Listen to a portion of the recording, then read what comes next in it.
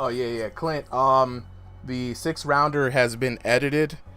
We won't have time to run it on the stream tonight, just because we got a full card and I got an early day tomorrow. But um, if I could get that intro that you made to put at the beginning of it, and that way you will have the intro, and then the tail of the tape, and then the whole fight. That'd be fire. Let's see. And Kobe, DM me because I already lost you. Lost the message that you were trying to send. My bad. Kobe, not Miss Kobe. My bad.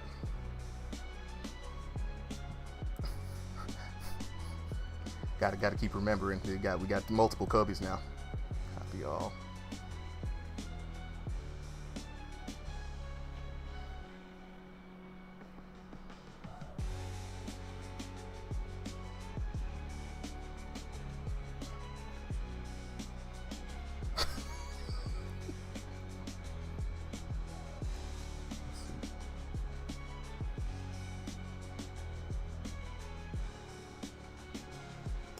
Just about those ring walks.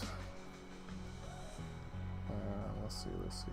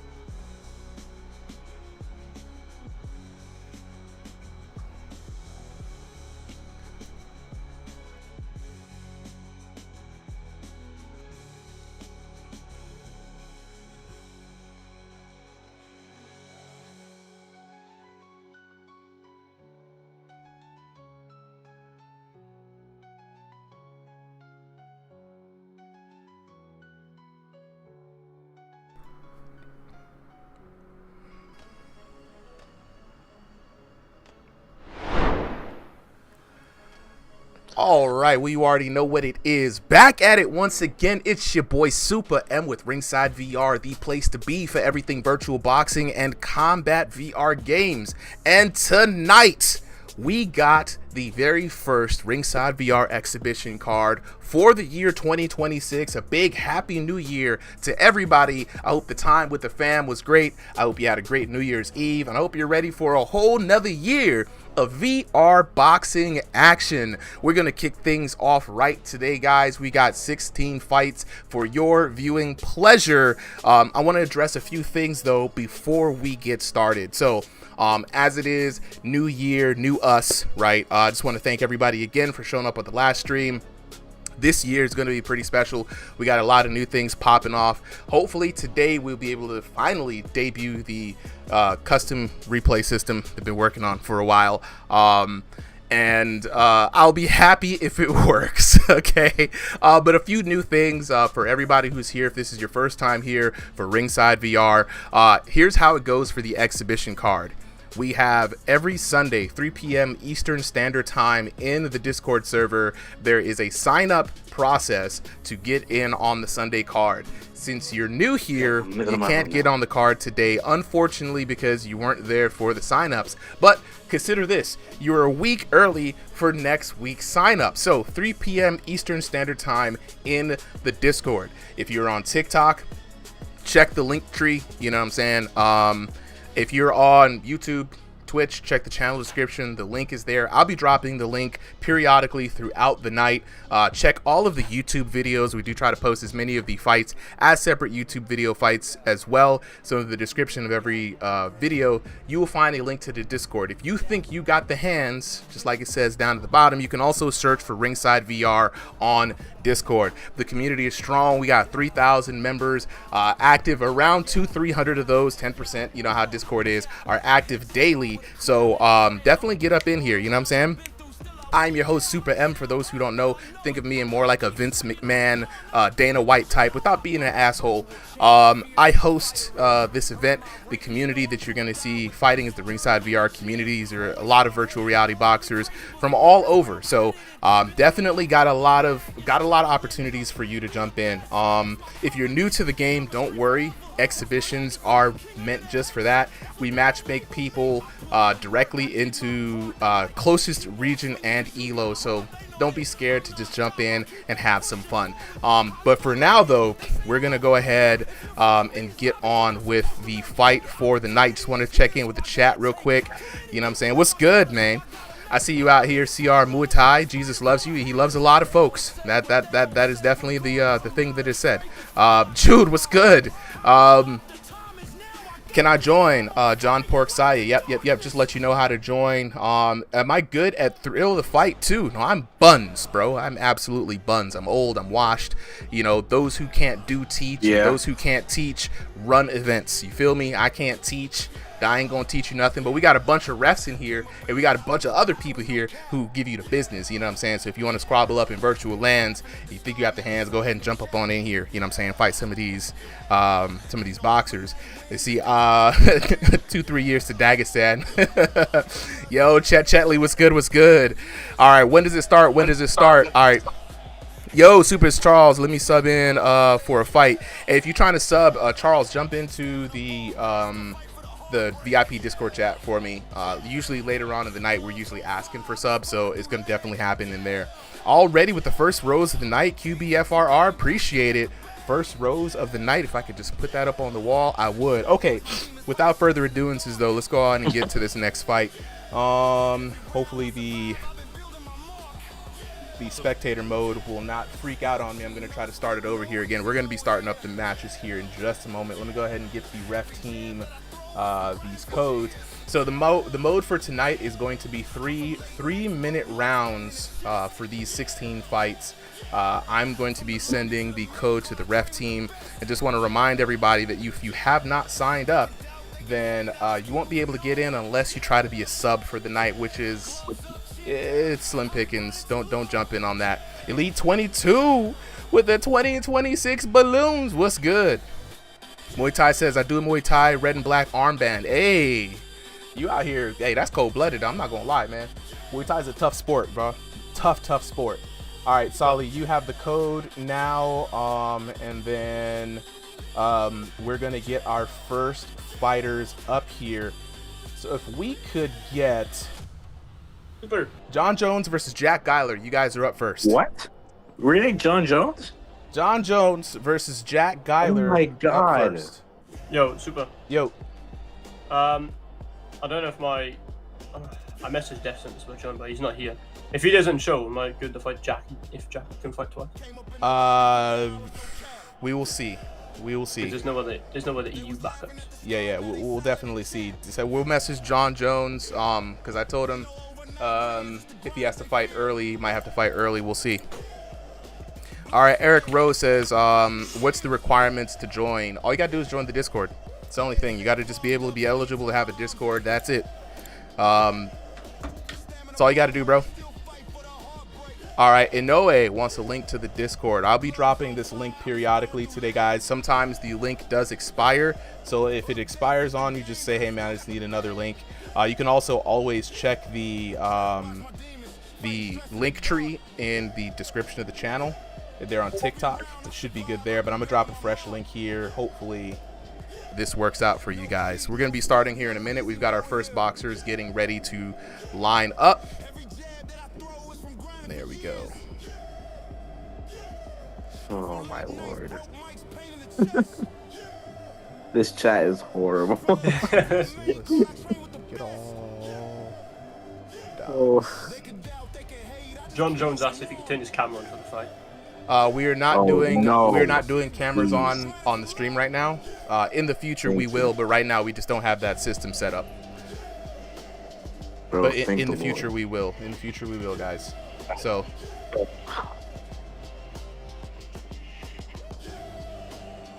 Some people just gotta get their like chat permissions removed, you know? That's that's a good idea. Clint, Okay, what the I don't hell know. do you even mean by that? Some people gotta get their chat permissions removed, bro. Like get a duct tape or something. all right. So here we go. Thanks. Here we go. All right, we got you. All right, fellas. So we are waiting for our first two boxers of the night. Let's go ahead and get them up here. Also, for today, guys, we're going to keep the post-fight conversations very quick, very brief. You have So, the code, by the way. I sent it to Solid. Okay. Okay. Yeah. So, In a bit. Yeah, I got the I'd code. like to- I'll pass it along. I'll also remind everybody, this is the last time I'm going to remind you guys this. Even if you post something and delete it, we can see it and you will get banned. So whoever posted that Nazi Yeah. flag, you're out of here immediately. Sucks for you, No. but I don't play that shit. So You just proved my point so well, whoever just said that. so Thank you. Oh my God. I'll remind you guys always that we can see everything and anything you post in this Discord, even if you delete it. So whoever did that is in clear violation. I'm just gonna let you know right now. This is gonna be the last time you're here. He's gone. You're out of here. So I don't care who that was. So yeah, Jack Geiler is up here right now. We don't fuck with that shit, bro. No, there's seriously we don't. And so Something you're out like of here. that. If you think that's funny, My then the God. system works. I only laughed because I didn't expect that. That's like I expected the uh, regular memes, like I show speed, but not that. like I just, oh my God, Yep. wow, holy, Yep. I don't care. This year I'm not playing around, guys. We've had too many incidences in this server over stuff like that. And you know, yeah. Everyone always feels sorry after they get punished for some stuff. Never when they think to do it. That's always the stupid stuff about it. Think before you act. Yep. Unless you're drunk. Then that I mean, goes out the window. I think everyone should know that you shouldn't send that, anywhere, or even So have the it on your code phone. because I'll send it John to you. Jones doesn't have it. I'll send it to you. him in a minute. Wait, is he? Missed Where's his? father. He's Oh, missed missed father. That's why I can't find him. Okay, Different there John we go. Jones. Gotcha. Right, it's the same John No. Jones. He's just changed his name on this. Yeah, he just changed his name. All right, Alfie. So these are exhibition matches, Alfie. So the ranked season has not started yet, so there are no ranks for these fighters. We are matchmaking based off of their in-game online elo. So we go from 0 to 1500, 1500 to 2000, 2000, 2500, and 2500 plus are kind of the ranks. You'll see it in the tail of the tapes here once we get everything started. All right, we got John Jones in the chat. Okay, nice.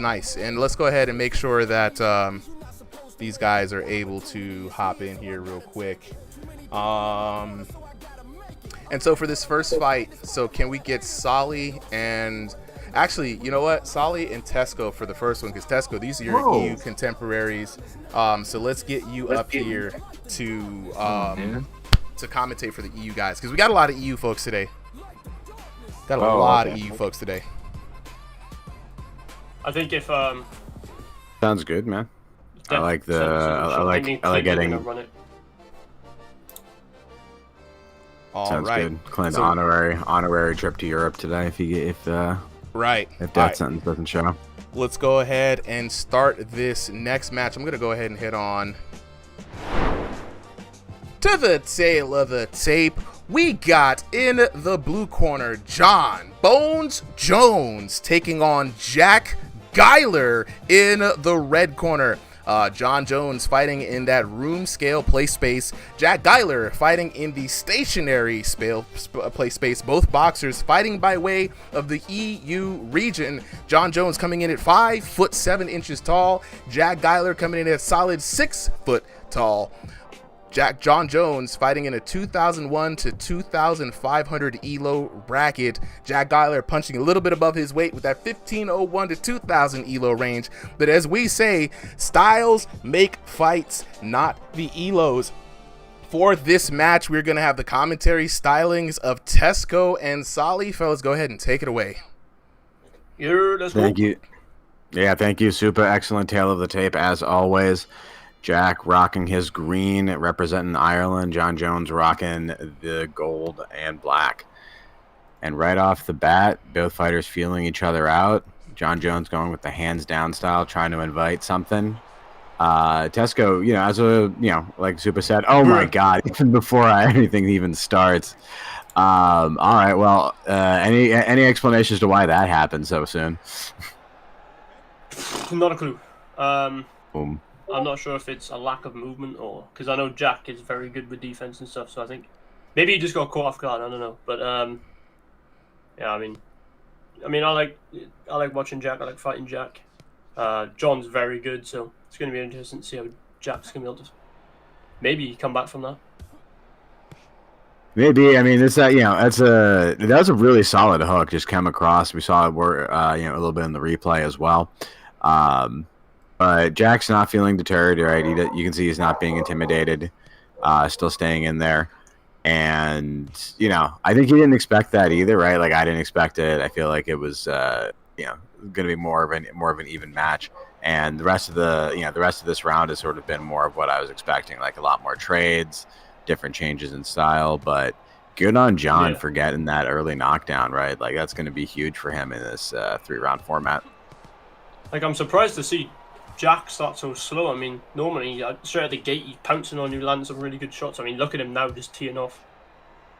I think that's where I think he's just started a little bit slower. So landing some good jabs and crosses there without even getting touched back. Oh, heavy jabs coming in. And he gets his kick back. It is. Let's go. You called it. Man just needed to heat up a little bit. Got to warm up in the winter. In commentating bias, but unfortunately, it's going to happen. And then this is, as we said, you've been fighting all these people. You got a lot of, relationships and connections with everyone here on Ringside, but especially the EU fighters. It's rivalry, it's camaraderie, it's all those things, man. That's what makes VR fighting great. It's what makes boxing great. Yeah, I mean, in my latest fights with Jack, I mean, he's been putting some really tough fights up against me. So, yeah, I mean, he's becoming a better fighter every time we fight, so. I haven't really fought John before, really, so. That makes sense. What would you say is, like, the key to, like, what Jack did to get back in that round? Because I really like what he was doing there. Volume. Jack has really high volume, good movement. He throws, he gets out the pocket straight away. He's very smart when it comes to boxing. He's got good IQ, so that's his weapon, really. No, that's a good thing you pointed it out, right? Like the people. Sometimes people think volume means like as many punches as you can throw as fast as you can, right? But it could just mean like an extra punch in your combo. Oh no! And speaking of an extra punch, right as the round ends too. That's devastating for Jack. That is going to be a 2-1 round. 2 knockdown to 1 round for John Jones, giving him at least a 10-8, if not more. What's surprising is how much damage John is doing with some of these punches, right? Like they're just landing with like a powerful thud, and Jack is just going to the canvas. What's he got to do in round 2?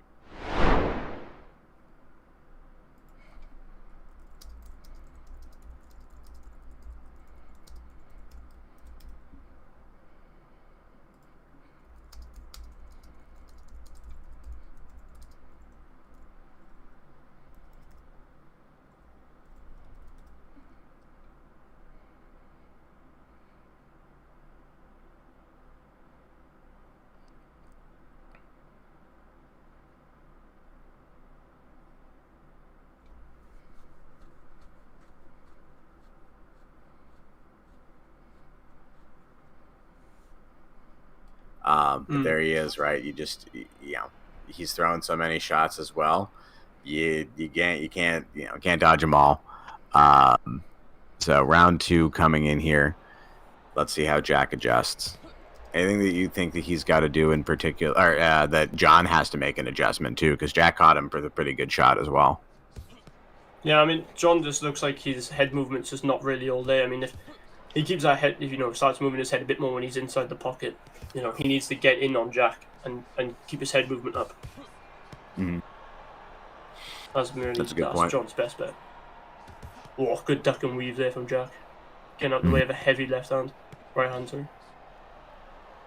I think it's honestly both of these fighters are starting to fight a little bit similarly in this round, right? Like they're standing behind the guard, they're throwing big combos, they're blocking it, then they're taking their turn. You can even see, right? Like it's like they're each trying the same move back at each other, for a few seconds there. But the offense and defense and the way that they're flowing between them is very impressive. Yeah, I mean they're both just right now for me they're just kind of just in the middle, just trading shots. I'd like to see one of them, or I'd like to see them back up, taking more of a boxing stance, throwing like more, not just hooks constantly. That's a good observation. This is hooks. Oh my god. And speaking of hooks, there it goes. Let's look at that in the replay, and I'm pretty sure we're gonna see hooks are what's gonna drop him. 1, 2, block, hook, bam.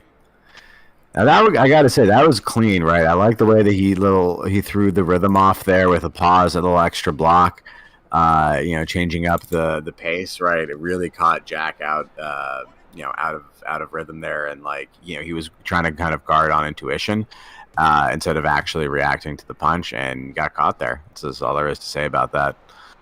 Yeah, not really sure what's going on with Jack. I feel like he's just, I don't know what's going on with him. He just looks off. I mean, when he was fighting. We fought the other day, and my God, he was on point. I don't know what's going on with him today.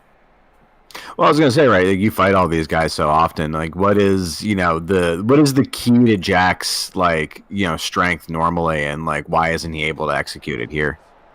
I mean, whenever I fight Jack, he just has insane jabs. He has really good counter lefts. His movement's good. He baits you in a lot, but I'm not sure what's going on with him today. Yeah, it could just be off, but it happens to the best of us. But he is not quitting, right? He's still got all the fight in him, and he's still throwing, powerful shots. He got the knockdown earlier. I think he just needs to maybe slow down a little bit, right? Like he's just trying a little too hard. He's forcing a little too hard. Sometimes you go a little bit slower, and that's actually reads your controller better. Everything works better. A lot of changes happen in the game too, right? It could be the new hardware update with the hand tracking. It could be, just being out of practice. But yeah, I think round 2 definitely going in John Jones's favor. Jack has to kind of pull it out now for the final stops. Tesco, as we're going through these replays, right? Tell me what you're seeing as to why John Jones is being able to, even with a simple strategy like throwing hooks like that, why it's becoming so effective. I'm not sure, to be honest, mate. It's this is what I've always said with V5, with V6. It doesn't matter how much volume you can throw. Obviously for V6 it's all about the body effort. And with John, from what I'm seeing, he's just doing the and I'm not obviously trying to dig into him, but he's doing how I've always said is exploiting the body effort instead of actually putting real body effort into it, moving your hips and actually rotating. He kind of just bobs up and down, which is not body effort, which when you bob up and down in the game always gives you body effort, and it's not, obviously that's not legit enough, but it's nothing really they can do, and that's what I'm seeing from John. When he throws, he kind of just bobs. Ooh, speaking of bobs, bobbed right down there. Yeah. Let's look at that again. No replay. Clipmaster went down. No. Classic. Don't worry, I got it. It was going smooth for a few of them. I was proud of it. It looked real sharp. But Jack doing exactly what he needs to do here in round 3 to come back and knock down in the first 30 seconds. Looks like he is locked in right now. I like his guards a little bit adjusted. He's snapping his punches a little bit sharper. He's really picking his targets well. Yeah, this is the Jack I'm used to seeing. High volume, good head movement, good guard. He's getting in and out of the pocket. He's just putting that pressure on John right now. Yeah, this is John's in the position here, right? He hasn't been behind in any of the rounds that he's in so far. At this point, he actually has to figure out if he wants to be defensive a little bit here, or if he wants to continue trying to stand and bang with Jack. Yeah, I mean, for John right now, his best bet is just to run, keep away from Jack, and just take the fight.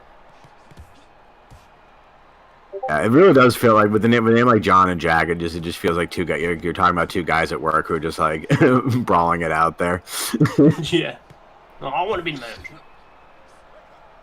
Jack's got it now. John's got it. Yeah. Oh, with the ugly face though. Oh, and there it is, beautiful series there. Puts him down on the canvas again. So much for Jack's lead. Replays are back. Let's see it. And he got him good there, right? Like they both exchanged some heavy punches, but that was just John Jones throwing more for that exchange. And 3 punches to 1, that'll put you down. Now, what's the key, Tesco? Oh, sorry, I was gonna say.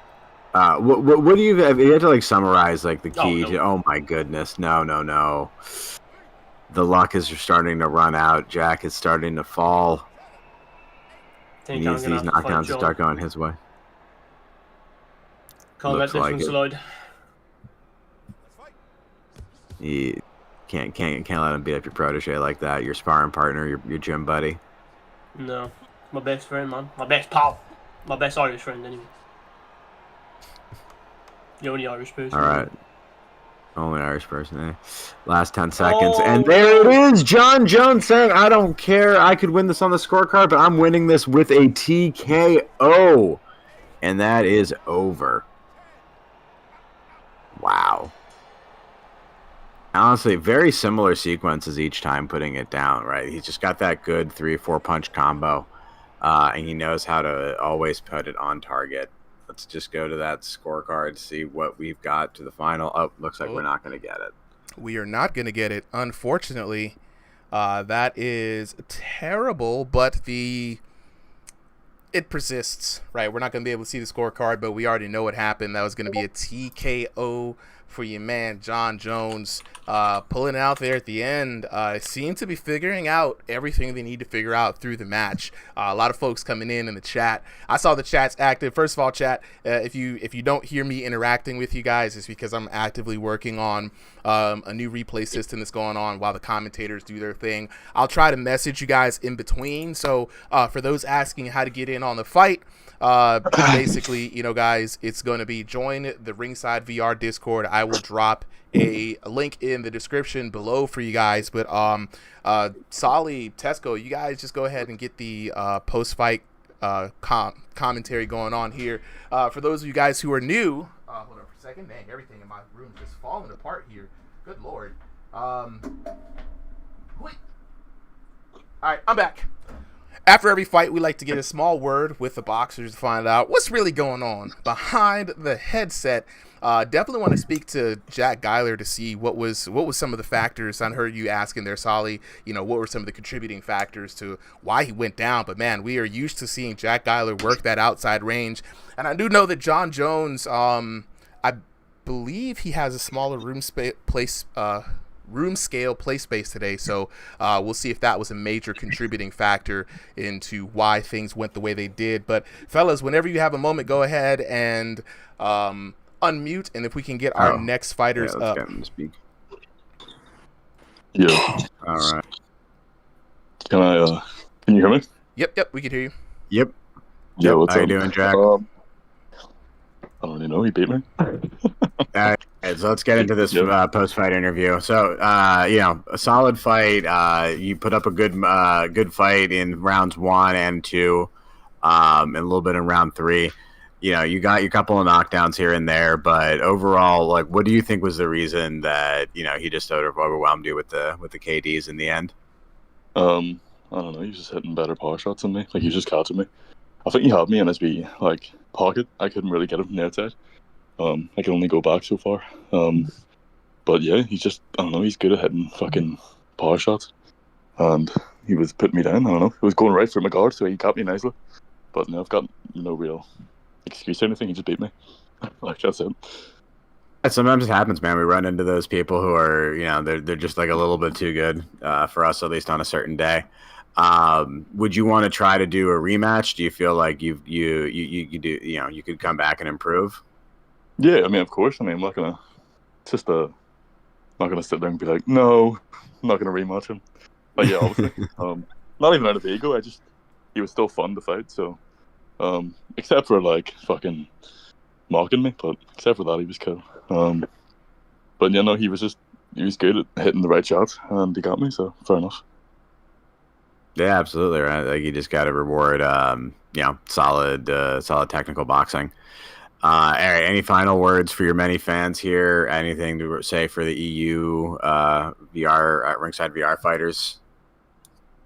I'm currently training for a fight in March, so I'm not going to be as active. So, hey, are you going to be able to record that fight, by the way? Me? Yeah. Oh no, I didn't. My bad. Dang. Well, the one coming up in March, the one that you're fighting IRL. Because if you do have the tapes, we'd love to watch my it. bad. Oh, Yeah. Oh yeah, I probably should. Yeah. Yeah, man. Yeah, of course. The server's gonna want to watch your IRL fight, man. Come on now. Yeah. If you can, drop that real quick. I appreciate you for coming through. Let's go ahead and talk to the winner, John Jones. John Jones, where you at, bro? I'm here, bro. Yo, all right, Solly, go ahead and take it away, man. No problem. Yo, John, that was an epic fight. Great knockdowns there. Tell us, what was going through your head for that match? Were you feeling confident all the way through, or were there some times there that Jack was giving you something to panic about? I was annoyed, bro. I was annoyed because Tesco told me he was going to be room scale, and this dude was joystick the entire fight. So it got a bit harder for me to catch him because he just went behind me. Gotcha. So expecting kind of a different fight going in there. I tried to change the room skill, and it said there's something about my space being way too small. You could have said it before the fight. No, bro, you're not understanding. I quite literally was trying to switch it with the headset on, and while trying to join the thing as well. It said my space is too small. That's why I could barely move. I'm right on a wall. I can't move. There's nothing really I can do about that. Yeah, it's all good, man. These things happen. It's all good, man. Like for next time, you know what I'm saying, we'll get it right. But no. It's just play space on the exhibition, bro. You know what I'm saying? Not too much. It's an easy fix for the future, guys. Don't worry about it. Yeah, no problem. So, John, what at the end there, you're going for the TKO outright, right? Was that out of the frustration? Did you feel like you had finally figured out his fighting style, or was that kind of by happenstance? I figured out his style. He's a counter puncher, and I just decided to just overpressure him, and he couldn't really respond to it. And that's how I'm on. Right. Nice. Well, excellent, man. Congratulations, John Jones. You know what I'm saying? This was a good, clean win. You got the TKO in the third round. Got to be happy about that, despite you know what I'm saying. It's in there. Yeah, 100%, man. Jeremy Clarkson, VRFS. We can't do boxing underdog. It has no observer mode. Therefore, I can't run a stream on it. When they get us in observer mode, we'll see some matches. Until then, there's no way for our system to record that game in a competitive manner. So, yeah, we've talked to the ref team over there. We already know the situation, the mod team. Whenever they get us some copies of those keys, you guys will see that on the channel. With that being said, though, let's go ahead and Dio, what's good? Let's go ahead and get to the next fight. We've got Tesco taking on a Death Sentence. Now, what's crazy is both Tesco and Death Sentence have been kings of the rings in previous weeks, so this is going to be a very interesting fight. But for commentary today, can we get Solly, and then can we get where is Kobe? Is Kobe still here? Is Kobe still here? I don't think Kobe's still here. No. Nope. All right. Yeah. Sorry, that's good. Let me send that to you. It's all good. Let's go. Oh, that was El Chip that sent that Nazi propaganda? Then yeah, he got banned. What the heck? Come on now. Just Come on now, guys. Hey, all right, cool. Junk Dog's here. Junk Dog's here. Okay, he can come up and commentate.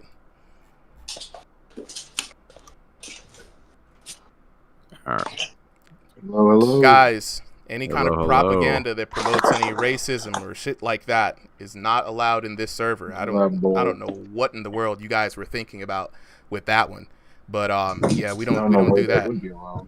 Don't know why you thought that'd be cool. Let this be a warning to the rest of you. If you're thinking about doing that stupid ass junk, you can get a heck on out here too. I'm tired of it. I really am.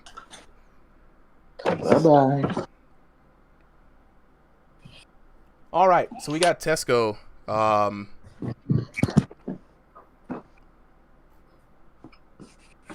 What's up, expert? Ryan, how do I fight? It's easy, Ryan. All you gotta do is join the Discord. You can sign up for the next card. All right, waiting for death sentence. We got Tesco up here right now. I'm gonna reload the call. The stream is showing for me, so I'm request to come back up in a second. All right. L Chip says DM me.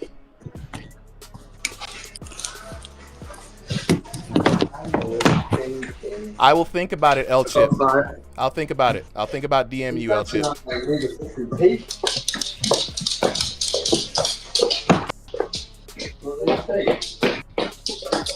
All right, I got you, Junk Dog. Who's got the last death sentence? So we're gonna go ahead and mute death sentence temporarily now. He's got a lot of stuff going on in the background. Okay. Let's see. All right, we got Tesco readied up. We're waiting for death sentence here. Just make sure to unmute him. I said he's putting on his shoes. Google Sounds were. He said he's having what? He said he's hopping in. He's just putting on his shoes. Gotcha. All right, I've got him muted for now.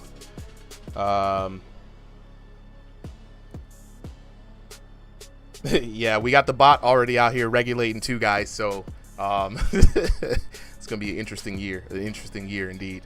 But yeah, so solid. We've got death sentence coming up here for the first time since the King of the Ring that we saw him. He had an amazing explosive performance there. This time he's taking on 2-Tap Tesco, one of our most prolific EU boxers, and the man with the master hands, man. What are you thinking about early predictions for this fight, bro? I mean, it's hard to go against Tesco, but if anyone's going to do it, right, someone like Death Sentence, who just kind of comes in here, runs like a good King of the Ring streak, is a solid, person to do it. Now, exhibition is a totally different, mode than King of the Ring, right? Usually we do 2 minutes, 2 rounds for King of the Ring, whereas exhibition's 3 minutes, 3 rounds. It seems like it's just an extra minute, but that really does add a lot. Like, it feels like a world of time in a boxing match. We've seen 2 or 3 knockdowns happen in that span of a minute, back and forth.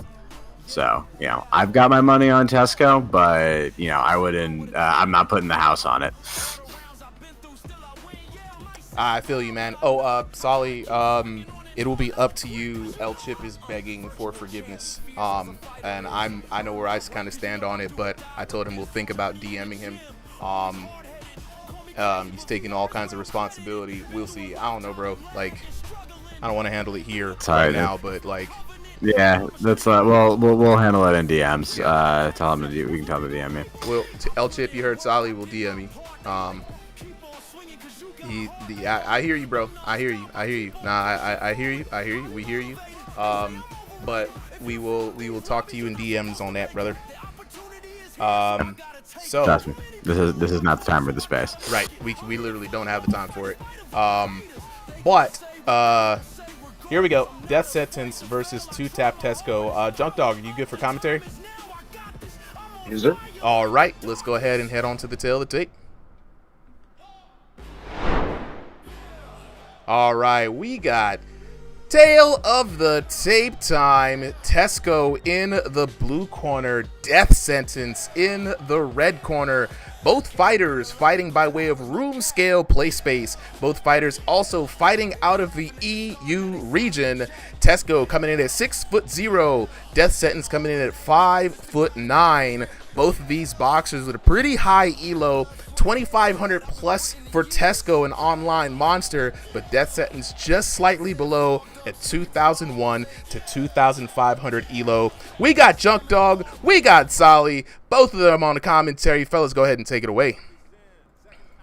All right. Thank you, Supa. Hey, Junk Dog, it is good to have you back with us on the mic. It was great to have you on Thursdays, and now, we're getting into this match. Tesco in the orange, death sentence in the half and half black-white. Any early thoughts? Have you ever seen either of these two fighters fight before? I haven't actually seen either. I think I've seen Tesco, but I was there for a moment. That's my things to attend to. But so far, seem rather technical. There's a lot of punches going out. They still seem like it's pretty thought out there. I'm not gonna lie. Yeah, absolutely right. Like, Tesco's been a regular here on the channel. He's been with Ringside for a while as a fighter, as a ref. Fights out of the EU division. Same thing with Death Sentence. Now, Death Sentence, wasn't on the channel for very long. It kind of came in here on a random Thursday night when we were doing our King of the Ring, which is, first two fighters in. One fighter, whoever wins stays. Every fighter who loses goes out. Someone else from the line tries to fight him. And I think he got some crazy streak. It was like 7 or 8 people, maybe even up to 10. But yeah, it's that kind of stuff, right? That like you don't go through that many different fighters in that in the row without having some like solid skills, both in terms of like being able to have good endurance and not wasting energy on your shots. But also being able to adjust to a lot of different types of fighters, right? And not like, trying to go overboard and kill everyone, the same way. Ooh, speaking of getting knocked down. I was just going to say, it seems like the Death Sentence is in the black and white, right? Yep, a lot more footwork from him. I see Tesco kind of relying more on guard. Death Sentence just kind of moving around that, getting angles on him. That's a good observation, Junk Dog, right? You saw in the replay, right? He stepped out to the side, definitely hit that angle beautifully. Anything else that you're seeing about what Death Sentence is doing in this match that's helping him take the edge right now? Like, even though he's outboxing, he's still applying that pressure pretty well, actually. Mm-hmm. This is a good point, right? Like, a lot of people think outboxing means that you got to be low volume, but like you can absolutely be a high volume outboxer. Mm-hmm. In fact, I would argue. Yep. Yeah, I would argue is very effective too. All right, going into the last 30 seconds here, Tesco trying to get back on the scorecard. Death Sentence just looking to close out this round. He's not looking for the knockdown again, right? He's not, he doesn't have that much time to get the TKO. He's playing really smart, giving Tesco the respect.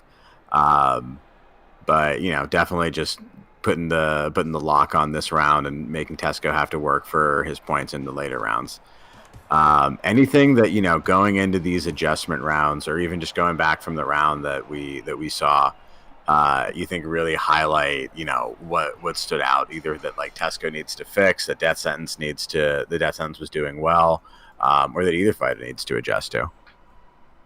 What's wrong with Tesco being that he's currently down?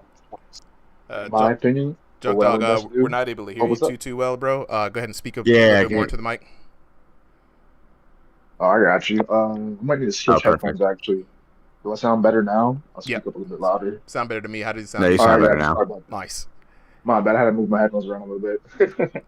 But Tesco definitely needs to pinpoint kind of where most of these shots are coming from. Everyone has a sweet spot they like. Destin's most likely has one that he's been giving Tesco on a bit. How to find out where that is, shut down his best weapon, and then trying to get you what you want to do. You want to make sure that you're comfortable versus the person you're fighting is uncomfortable. Take away their best weapon, allow your best weapon to shine. That's a great, just honestly great advice for anyone, anywhere, right? But especially in this round. All right, going into round 2, both fighters into the adjustment round. And I actually suspect that we're going to see adjustments from Death Sentence, even though he came out of that first round pretty on top. And we can kind of see it here, right? Like, you can see his guard's very mobile now. He's like kind of bobbing his hands up and down. There it is. Uppercut. Oh my God. It looked like it came just smoothly out of the guard. Let's look at that on the replay. Little shimmy. Boom. And just Amazing. It was amazing. Beautiful little 3-piece combo from short range. John, what is Tesco to do against something like that, right? Like whatever plans he had coming into round 2 of the adjustment round, like he's got to make a whole nother, improv plan, right? Like how do you fight against something like that? He needs to start moving around. He's choosing to stand still a bit more. He's standing more boxed up here versus Deschamps, who's using footwork. Like right there, head movement. He's only ducking down. We need to see some slips, maybe some pivots, rolls even, because he's throwing a lot of hooks, so you can roll those pretty easily. Not easily, but pretty often. No, I feel you're right. He's definitely he's moving around, but he's moving to chase. He's not moving for positioning or to create openings. Right, like he knows that he needs the knockdowns, and so he's just trying to hunt for them and engage in brawl.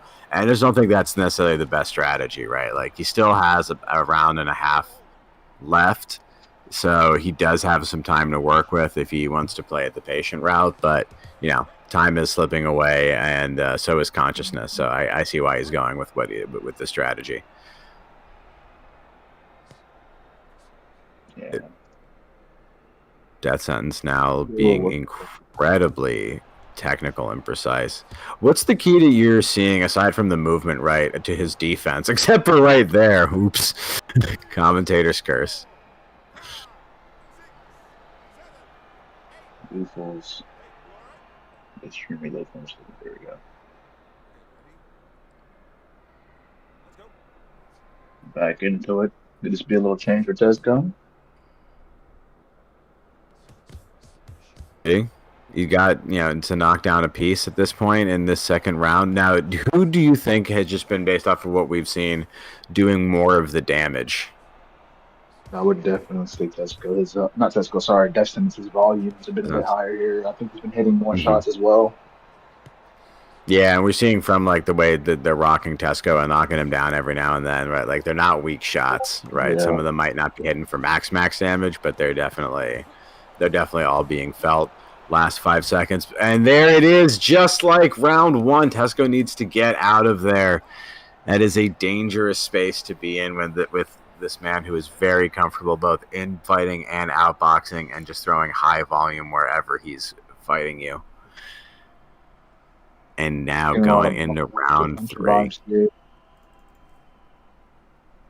Yeah, he's going into round 3 pretty much chasing the puncher's chance. Yeah.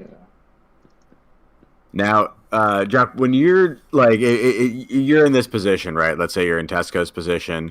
How do you what's your philosophy when you have to go for broke? And then, on the other side for Death Sentence, right? What's your philosophy when you've got the desperate wounded animal on the other side? All right. So we're gonna start off on the winning side here. I think honestly, it's risky, but I'm still fighting to finish it off. Wounded animal, I'll finish it off, end it there. As far as in a losing side, I'm probably let's say for this fight, this guy is good at both close, mid, and long range. I would have to, of course, first off start up the head movement, as I was saying before. That's been a big part of this. They're not applying enough head movement. They're not staying with the line, more specifically. They're kind of ducking every now and then, and that's it, but there's no slips, there's no rolls, no pulls. It's just either, hey, I'm leaning in or staying on the garden. He kind of needs to change that up a bit. He's also getting frustrated, of course, which is understandable because of the clinches. Just kind of calm yourself. Make sure you can think. Extreme frozen a bit. Oh, it's not that. Another knockdown. Look at this in the replay. Death Sentence, just beautiful work of the close range, right? Like he does high volume outboxing, and then the second he comes in, right, his hands are so fast. And you don't realize that they're even faster because that distance is gone, and so that same speed is even more effective. This is rough for Tesco. We might see a repeat of what happened last round. I think he needs to do everything in his power to avoid that. Right? You don't want to end up on the highlight reel. He's frustrated. He's just throwing out of frustration there. You got to kind of calm yourself emotionally. Yeah, definitely just playing with anger. Unfortunate. Tilt is real. And now this is the thing, right? This is the upside of IRL boxing is, when you are getting like beaten, you are also getting physically beaten down. So it tempers your, your aggression, right? Like usually after a couple of hits to the head, you're not that eager to take more. So that is a little bit of a tendency in VR, right? It's like once the knockdowns and the hits start raining, like start falling, like they just, it just starts an avalanche. Takes the foundation out of black there. I think at this point, right, just a battle of Tesco to stay upright, not get TKO'd, and just try to catch another knockdown for himself. He knows he's able to do it, and there it is. That's exactly how. Yo. Oh, no. Okay. And the gestures. The gestures. Hey, Valid, he did it first. Okay. That's when he did one first. They get him back. Yeah, we got a lot of heart everyone's fighting with today. Hey, there's always a little comeback. Come on. You just got to find it. You got to get a little technical here. Learn from your mistakes, Tesco. He's getting clipped with that left hook a lot. Whenever he goes for a hook, he kind of drops the hand. It's 30 seconds here. Tesco trying his hardest, going for it. I like this idea right now. The level switches. He's abandoned defense. He's in open goalie mode, right? But, at this point, who cares, right? You get knocked down, you're going to lose the fight anyway. Go out in a blaze of glory just like that. Everyone. The man known as Death Sentence has entered He's the nothing field. like the actual guy. Nah, he's playing quite seriously, and he's got some deadly skills. He actually flies an aim, bro. Oh, my goodness. All right, let's go. Hopefully we have the scorecard this time. No scorecard again. I'm not 100% sure why. I guess I have to do the whole manual. It's like on a TKO, it always seems to mess up there. That's my thing. That's really what it is. All right, well, the Thriller Fight 2 team still has a lot of work to do to fix the observer mode, but we have went ahead and put out a little message there, so we should be able to get it fixed. But we're going to give the homies a little bit of time to go ahead and unmute so we can find out what's really going on behind the headset. Go ahead, Solly, go ahead and take the post-fight little questionnaire there. I know Tesco's going to have a lot to say. You can see that Tesco was gesturing there that he felt like Death Sentence was running. And then there was a little bit of spirited exchanges back and forth. Chetley in the chat saying Tesco really tried to say he was spamming with those body motions. I don't know, man. Death Sentence looked really clean with those combinations. A lot of three pieces. You can see it in the replays. That's why it's really nice to have those mid-round replays. You can really get to slow down some of that action. But he looked clean to me, Chetley. What about you guys? What did you guys think, commentary team? Go ahead. Yeah, you go ahead, Junk Dog. Go ahead, take it away, Junk Dog. Gotcha. Yeah, no, I wouldn't say spam, but a lot of volume there. And in the end, that's if you're getting hit with it, you're getting hit with it. No offense to Tesco there. There's definitely ways around those type of players. 100%. Yeah, I agree. I think there's a difference, right, between frustrating styles and styles that aren't are outright not fair. I mean, we're taking a look at it in the replay right now. You can see that Death Sentence especially hit the right hook. It was like, lead jab came in, right hook to the body, right hook to the head. That was a combination that worked for him pretty much all night. But see, there it is right there. Right hook to the body, right hook to the head, follow it with the left hook.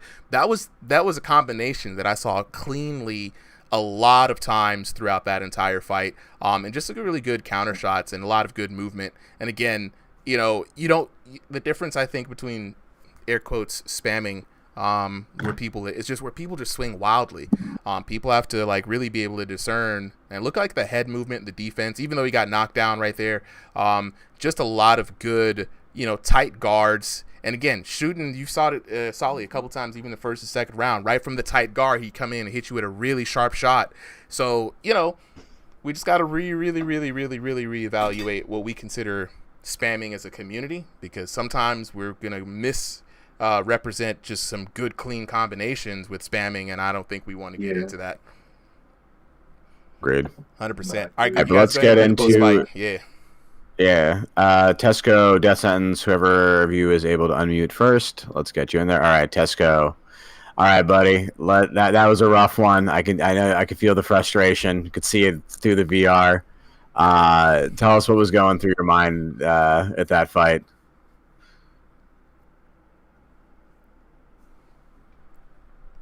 Is he unmuted there? Hold on, let me see. Do I have him muted? Is Tesco muted on my end?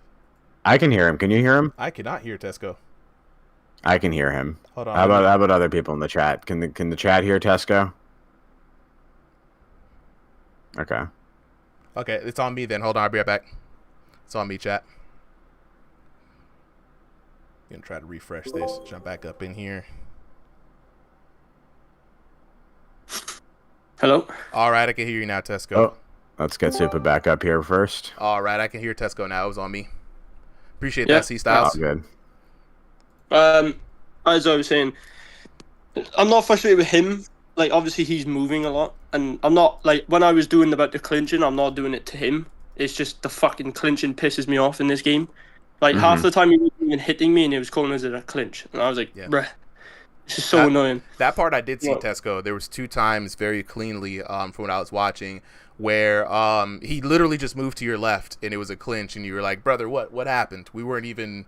He literally just circled around. He was nowhere near you, right? Like the clinching in this game is awful, man. It's so annoying.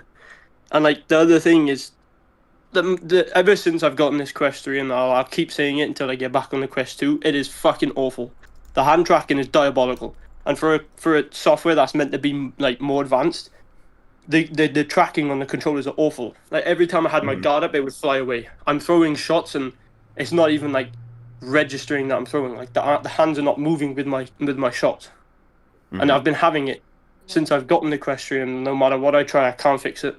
I've tried to get new controllers, but I can't, and it's just a pain in the That's arse. because of the camera placement of the headset. That's why it's like that. Yeah, you would think for a Quest 3S, which is more advanced, it would be better, but no, it's worse than the Quest 2.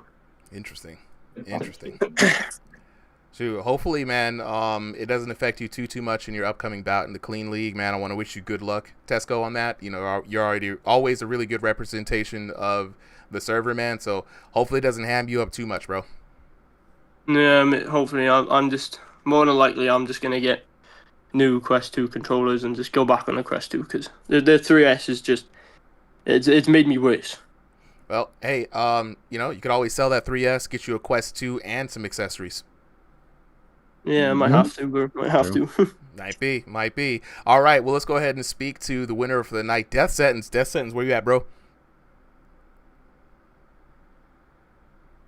You have to unmute him. There we go. There he is. All right, let me see if I can make sure he's unmuted on my side. Yo. Go ahead, Solid. All right, Death Sentence. Yeah, it was good. Death Sentence, great match, beautiful fight. You know, you came in here, you know, on our King of the Ring event, dominated. Came in here tonight against Tesco, one of the top fighters in the EU division and on the server overall.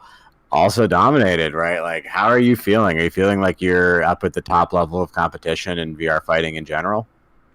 Yeah, of course. I do think I am. I mean, I think it was a great performance from me. I mean, massive respect to Tesco. He is a good guy. I like how he fights. And yeah, I'm just happy to be here. All right, so I got to ask you, for the name, right? The Death Sentence name, is that based off of the Street Beef's Death Sentence? Yeah. He's the GOAT. He's the GOAT, man. He's a GOAT. We need to show this fight to Mighty Mouse and be like, look, your boy's in here. Yeah. Nah, he's the GOAT. I like him. Yeah. Really good. Death Sense, I do have a question for you, man. One thing that I noticed is one of the combinations that you favored really heavy. You had a lead left, right hook to the body, right hook to the head, left hook to the body, right? That seemed to be like a go-to combination for you. Is that one of your more favorite sequences? Yeah, I mean, I've been practicing that one on the dummy. I mean, great power, great speed as well. I mean, yeah, it's really good. Yeah, it looked beautiful, man. And We got a couple of replays you. of it. It was great, man. And another shot that I think that was a really big key to your victory. You had a really good tight defense, right? Hands close to the face, a lot of head movement, very comfortable on the inside, right? So Solly noted that you were handling yourself well on the outside. When it came to getting it on the inside, you just seemed to be very comfortable. What is the secret to the knockouts that you got, the short shots, man? It'd come right out of the guard real tight, and he would just knock him out, man. I've never seen a lot of people really leverage something like that so often. Yeah, I mean, I think it's mostly the body effort in real life. I'm fully putting all my power into that on the inside. My tight hooks, I mean, loads of people. Some people don't like them. Some people do, like here. But yeah, I mean, them tight hooks, don't get me wrong, they're beautiful when they're actually like put in the right hands. Oh, absolutely. You know? They work out really well. And I just like to say, it's very hard to see techniques work in VR boxing.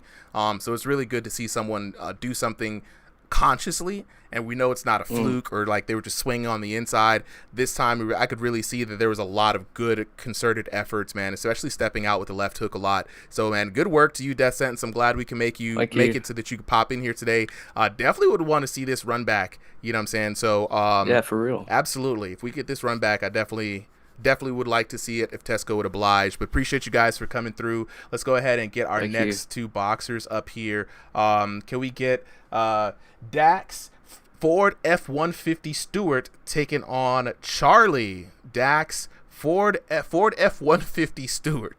What a name. Absolutely. And like the chat coming in here, definitely like saying, I do want to put it out there, the chat was really impressed with Death Sentence as well. You know what I'm saying? Saying he's got a lot of skill, you know what I mean? Not punch spamming at all, you know, looks clean. There goes Chet Chetley in the chat, you know, great job from Tony Fitzgerald, you know what I mean? So a lot of people, you know, they take note of when these fights happen.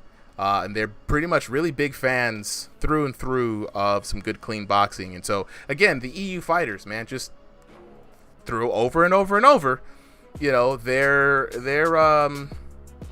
showing that they got some hands, man. I gotta say, there's not a lot of them, but for the ones that we do have, some good hands. All right, so we've got Dax up, and then we are looking. All right, we got Charlie up, looking good. So let's see, Dax in the blue corner, Charlie in the red corner. Let me just go ahead and put Charlie in the red corner there, and then we got Spooky up as well. I was interested in doing some commentary tonight. Again, everyone else who is interested in doing commentary, if you have tried out with us on Thursdays before, DM me or Supa to let us know, and then we can bring you up.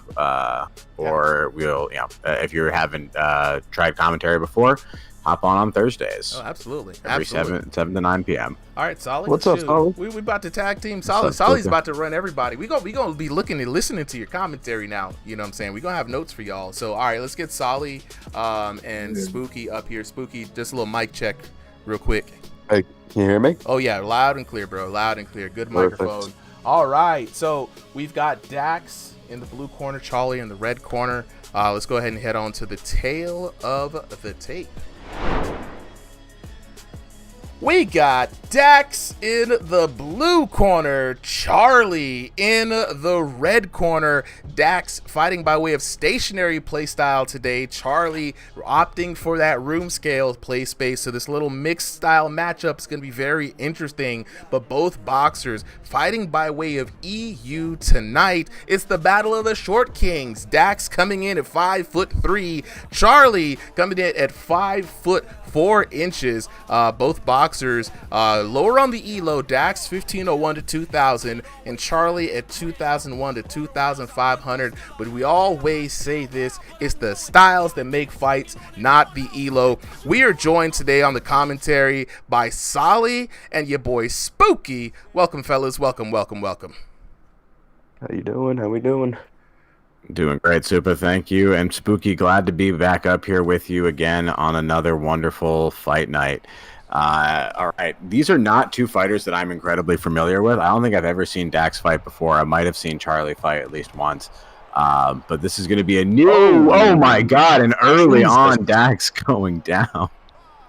Yeah, I was super spooky. I don't know what. We got to watch that instant replay to see what happened there. Looks like a left hook. Yeah, just hit him with a clean three-piece there, right in the face. Looks like the guard just went down for a second. Momentarily lapse of judgment ended in a momentary nap on the canvas. Let's see how Dax responds. It was a pretty nasty three-piece. That left hook was strong as hell, though. It snapped his head to the side really badly. Yeah, that was crazy. Yeah, yeah, Dax has leave himself very open for those left hooks. He's got to close that guard a little bit when coming in. And also when he throws, he just drops his hands completely. He's got to make a strong adjustment to that. Otherwise, he's just going to be a punching bag just like that. Wow. And Charlie looks like he knows what he's doing right now. But honestly, it's not that much more than just capitalizing on openings, right? Like, you said it perfectly. Dax likes to drop his hands when he's throwing. Like his guard is up now, but it doesn't matter if it's, if there's going to be a giant period of time, predictably, right, when there's just going to be a big open window. And Charlie is just waiting for it, right? Like, you can tell he's not even hunting down. Like, he just thinks, like, okay, next time he punches, I'm just going to catch him again. Yeah. Anything that you're seeing that Dax could do, that he needs to adjust immediately and, like, do differently before he, this round ends very early? If I was Dax, me personally, I'd be trying to work the jab. You haven't seen a whole lot of jabs coming from him really at all. It's just left hook, right hook. And honestly, when they're both on the inside, their bodies are very open, but Dax catching him with a nice right hook. But like I said, they're just not going for the body really a whole lot. And if they do that, I guarantee you whoever shoots the body first is going to do a knockdown.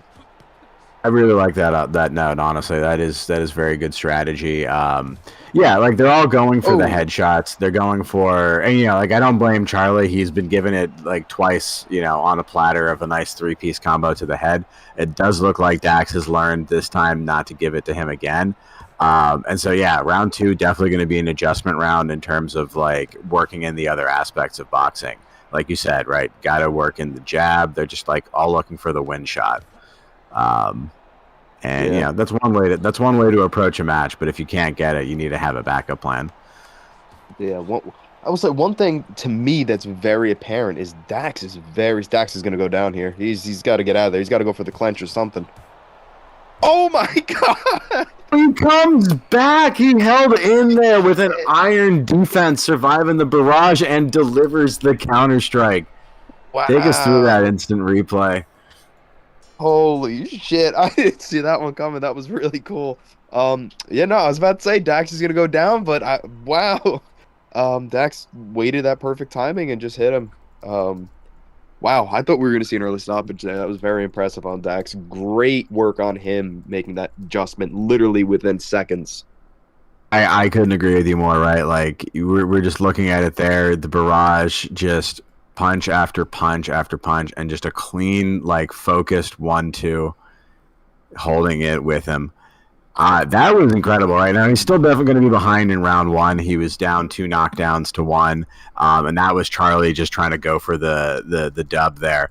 But, this gives him some confidence, right? Now, it's probably not a style that, he can guarantee, right, that Charlie's just going to stand with him on the letters, not move anywhere, and let him take headshots. So he's got to work through, an actual strategy, right? Like, what would you do in Dax's position here, Spooky, to, like, give a more reliable knockdown to get the comeback? Dax is, I was just about to say it before, Dax is very, very stiff, and you could just see he's very, very tense. He just needs to, that's the difference between Dax and Charlie. Charlie's very loose. You could see he's bouncing. He's kind of just, like, flowing into it, whereas Dax is just stiff. And if Dax just loosened up a little bit and focused a little bit more on that defense, there's so many openings for Dax to catch him with that he is catching Charlie with, that if he just relaxed a little bit and flowed a little better, the work land would be amazing. But he just gotta exhale and just flow with it if he's able to. Yeah, no, you're absolutely right. And like you're saying it, chat's saying it, entertainers saying, Dax needs to get his head off the center line, use his footwork more. The center line is a great like point of reference, right? Like people move a lot, but when you're not moving off that center line, all of that movement is meaningless.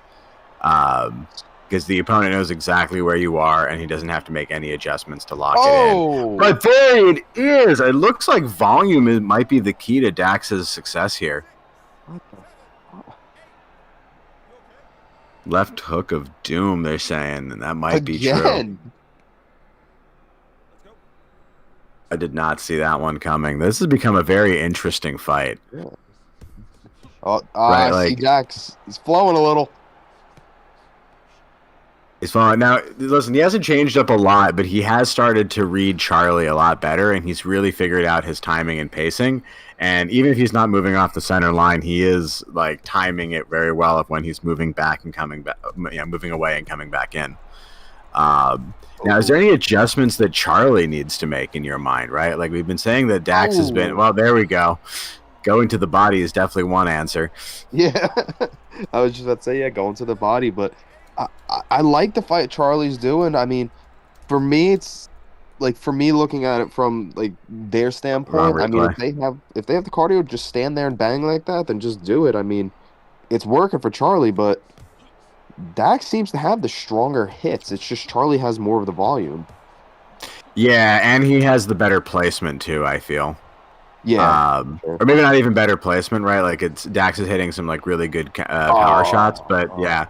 Charlie has just like a better shot selection. He's willing to take, the shots to the solar plexus, the abdomen, the ribs, the head, the temple, the jaw, and you can see it here is just working out different angles, different shots, and follows down to the TKO in round 2. Wow. Great fight between these two. Super entertaining. I mean, they both have nothing to hang their heads on. That was really entertaining and fun. Couldn't agree more. We got details this time. All right, finally a scorecard. Read it out, Supa. All right. Oh, my goodness. Okay. We have a great stoppage there by Charlie, man, in the very, very second round, 10-8, 10-7. It's very interesting, man, as I was hearing the back and forth between all of the commentators here. It's just something that reminded me that, with the difference in style, I saw power versus speed, right? Dax did not take as many hits to get his knockdowns, but then I could be wrong, right? Let's say taking a look at the knockdowns, 2-1, 3-1, right? It was Charlie, man, Mr. Golden Ticket out here. That's what we have to call him. I know we're going to have to give him a new name. We're going to have to call him Mr. Golden Ticket because he had the winning score there. And looking at this score, the damage here, 2197, 1454, 1529 to 1243 for a grand total of 3,726 to 2,697. Man, I can't even read today. It was crazy because I wish we could see the amount of punches that were thrown. Charlie had the combinations. We could see in the replays here in round number 3. He had the bigger reach. He was much more loose, and he threw the more volume, right? He threw more combinations, and Dax just did not throw as many shots. But when he did land, boy, did they hurt, So it's going to be very interesting to give the boxers a little bit of time to unmute and I got timed out. Raleigh got timed out. Ref, can we confirm Raleigh whited if he got timed out and why he did? But yeah, so it's gonna be very interesting, guys, to go ahead and see what's going on behind the headset, fellas. If you guys go ahead and take it away for the post-round conversation. And if anybody on the ref team is here, Raleigh whited said he got timed out. Can we confirm why Raleigh got timed out? And for those of you guys who are in the chat who are wondering, how can I get in on the action? Seems a lot of fun. Well, it's very simple. All you guys got to do is join the RIngsideVR Discord. We've got 2 events per week right now. We got the weekly exhibition. Sign-ups are every Sunday at 3 p.m. First 30 boxers get in on the card. And then we have Thursday nights, which is an open King of the Ring night. Thursday 7 to 9 p.m. Eastern Standard Time. Anyone can get in. Just jump into the room. The code will be there. So, yeah, let's just double check and make sure that we make sure that Raleigh's not timed out or why he was timed out, because he says he's not sure why he got timed out. All right, waiting for our boxers to go ahead and unmute. Right here. All right, we got. Yo, hello. All right, we got both of them. Sally, go ahead and take it away. Who wants to talk first? We got Dax. We got Charlie. Who's here? Well, winner takes all. So Yeah. Charlie, you can talk first. Yeah. All right. Well, Hey, Charlie, that was an epic win there, taking it cleanly in round 2. I actually want to go back to round 1, right? Like you'd kind of had a pretty dominant performance from the start. It looked like you were trying to go close out there for the TKO in round 1, but got caught. Did you feel like you were actually in any danger in that match? That Dax had some solid combos and some work, or did you feel like if you had been playing more carefully, you probably could have had a cleaner fight? Well, noticed right at the end of round 1, obviously from that knockdown, that all it takes is one punch from Dax because obviously he's got powerful punches. So round 2, I adjusted a little bit. Like I don't know if you saw it, but I kept on throwing the jab and then stepping back and then following up with like different combination just to bait him out a little bit. And yeah, that's eventually what led to that TKO. Yeah, no, it was a solid performance, very resounding victory. Is there any VR fighters on ringside or just in general that you want to fight next, either in exhibitions or in some other kind of event? This guy earlier was like rage baiting me. He's 4-2. I don't know his name, but I'd like to fight him next. Any kind of clue to what his name was? Any? Oh, Astral. Astral is in the chat. I see there. Astral. Astral. Oh my goodness. Hey, we can make it happen. We can try to make it happen. Usually how it goes is when we set up the cards, we try our best to match the EU folks with the EU folks. Mostly because the ping, right? You guys know the ping in this game is notorious. So at worst, we try to match EU versus NA East. If both connections are good, then it's a playable match, right? So Astral, are you in NA East? Can't remember. Yeah, it'll definitely determine. We'll try to figure it out. He's NA Central. That's gonna be rough. That might be rough. You guys try to do a sample fight, off the stream, just to see what the connection's like. If the connection's good, you guys let us know. Yeah, we'll see how it goes. Well, look, let's go ahead. I appreciate you guys. Go ahead into our next boxer, though. What a great performance there, Charlie, man. What a great way, man. Absolutely great performance. All right. You did your thing. Thank you, Charlie. All right, let's hear from Dax. Dax, are you up here? Yes, I'm here. How you doing, man? All right, that was a pretty good match. You honestly are doing pretty solid damage there. 1,400, 1,200 in round 2. Tell us what was going through your fight, through your mind during that fight, right? Like you'd suffered the first 2 knockdowns in round 1, and then you just, you gave it your grit. You hung in there, and you got a knockdown and survived to round 2. Was that just luck, or did you find something at the end there? I don't think. Well, it might have been a little bit luck, but I think it was mostly just second I see somebody drop their hands, even though I'm rocked, I just have this habit of taking openings. And he dropped his hands, and my left hand is beautiful, so I just hit him with it. And that is true, my friend. That was a clean shot. But yeah, so definitely after round 2, he started putting on the pressure again. You still got your knockdown back, but what was going through your head of what were some of the adjustments that you were trying to make, to his fighting style, or were you just, or did you feel like you were, just trying to do your best fight that you could? I was like, man, if I don't knock him down, then Raleigh's going to start talking shit about me. That's motivation right there. That's motivation. You gotta tug your load, Absolutely. That's Look, true. well, you fought your heart out, bro. I enjoyed the fight. This was a good one. I'm so glad the replay system's working now, because now we can get the fights back up on the YouTube channel. Looking forward to seeing your next fight here, man. And yeah, we're gonna go ahead and take it to the next match. Also, Oh yeah, go ahead, bro. Super, Yeah.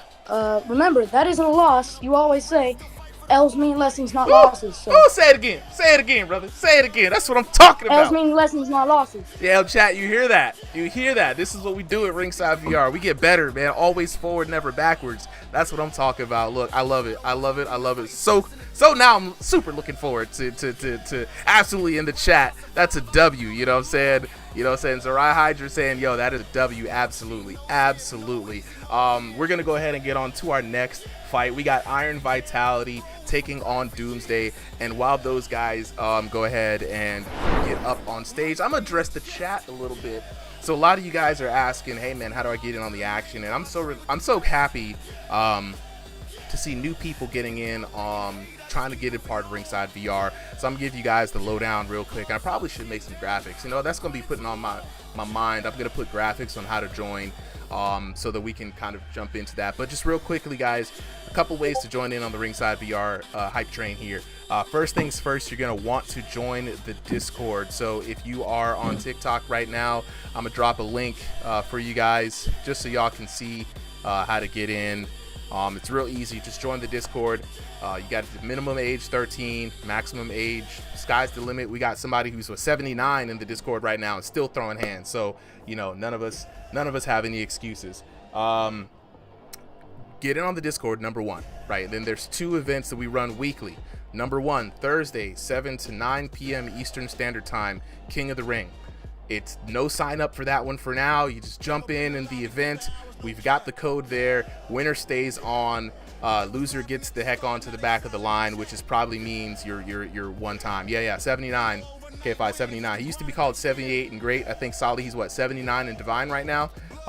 So yeah. 58. We just keep adding years to him. I just keep adding years to the legend, bro. It's my bad. He's 58, not 78. Sorry guys, I put too much time on him. He's still got more time with us. He's 58. Sorry, he's 59 in divine right now. And then the next event that you guys can get on is this event right now. Sorry guys, I put 20 years on this man's age. Let me chill out. He is 59 in divine. The second event is the event that you're watching right now, which is the weekly exhibition card. Every Sunday, 3 p.m. Eastern Standard Time, fighter registration begins, right? First 30 boxers to sign up, get in on the card. We will match make based off of who is available, prioritizing region, elo, and play space if possible, right? If you see the card happening, you haven't signed up, the only way you can get in is probably as a sub. Later on in the night, we usually have people drop out. We're looking for subs, but we all ask if people register so it's easy for you to get into the back end system. But that is, you know what I'm saying, that is what it is, you know what I mean? So can you check the lobby and kick anyone who's still in there? Gotcha. If they're from the last round. Yep. So we need to get we got Doomsday and Noah, I believe. Let me go ahead and get Noah out there. All right, Doom's in the red corner. Iron Vitality, you are good to go to jump in the blue corner. There he is. Okay, we're going to get our next fighters locked in here in a bit, chat.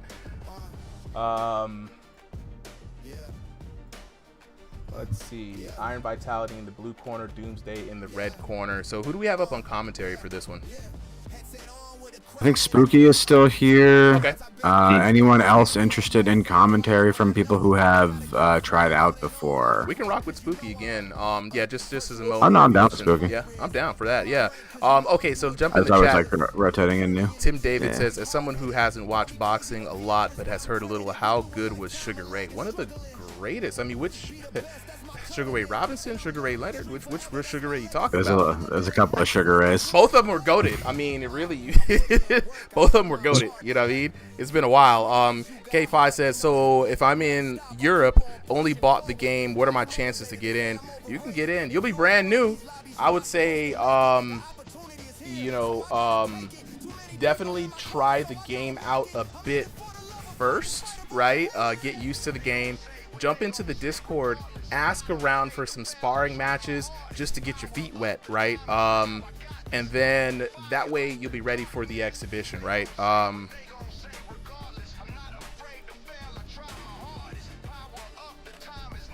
Right. Chael Sun, it says, when I try to join the Discord, it doesn't work. What error are you getting there, Chael?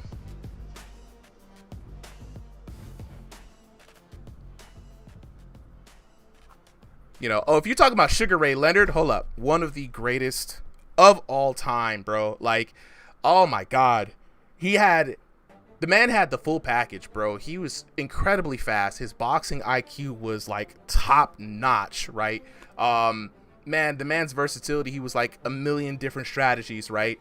Gold medalist, I believe he was back in the day, right? K5 says, I'm an amateur boxer, IRL. Should this benefit me on the game?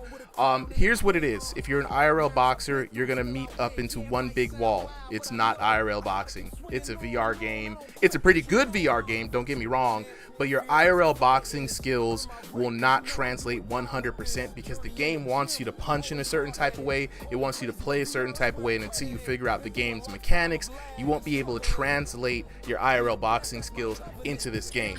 But what you will benefit from is your boxing IQ, your stamina, your shot selection, right? Those things are going to get you really well, right? So I would say DM either myself or Sally. We will put you on the lowdown on how the game itself works.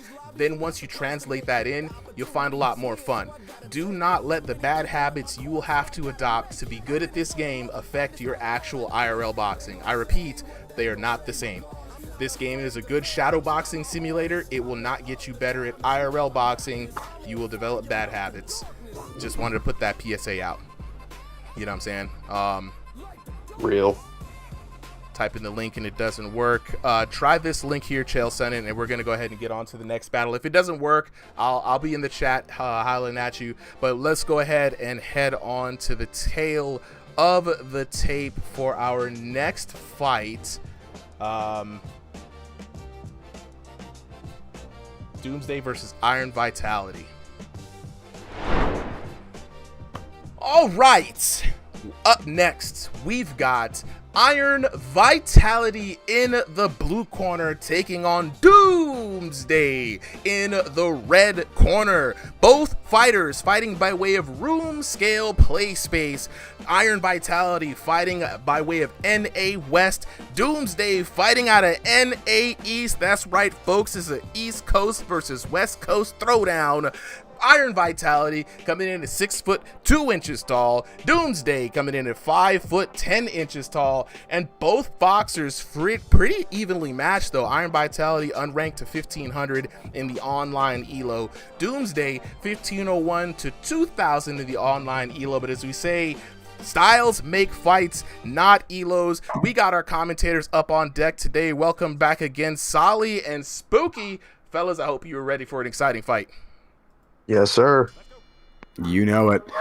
All right, Spooky, into this fight we go. Any early favorites for this one between Vitality or Doomsday?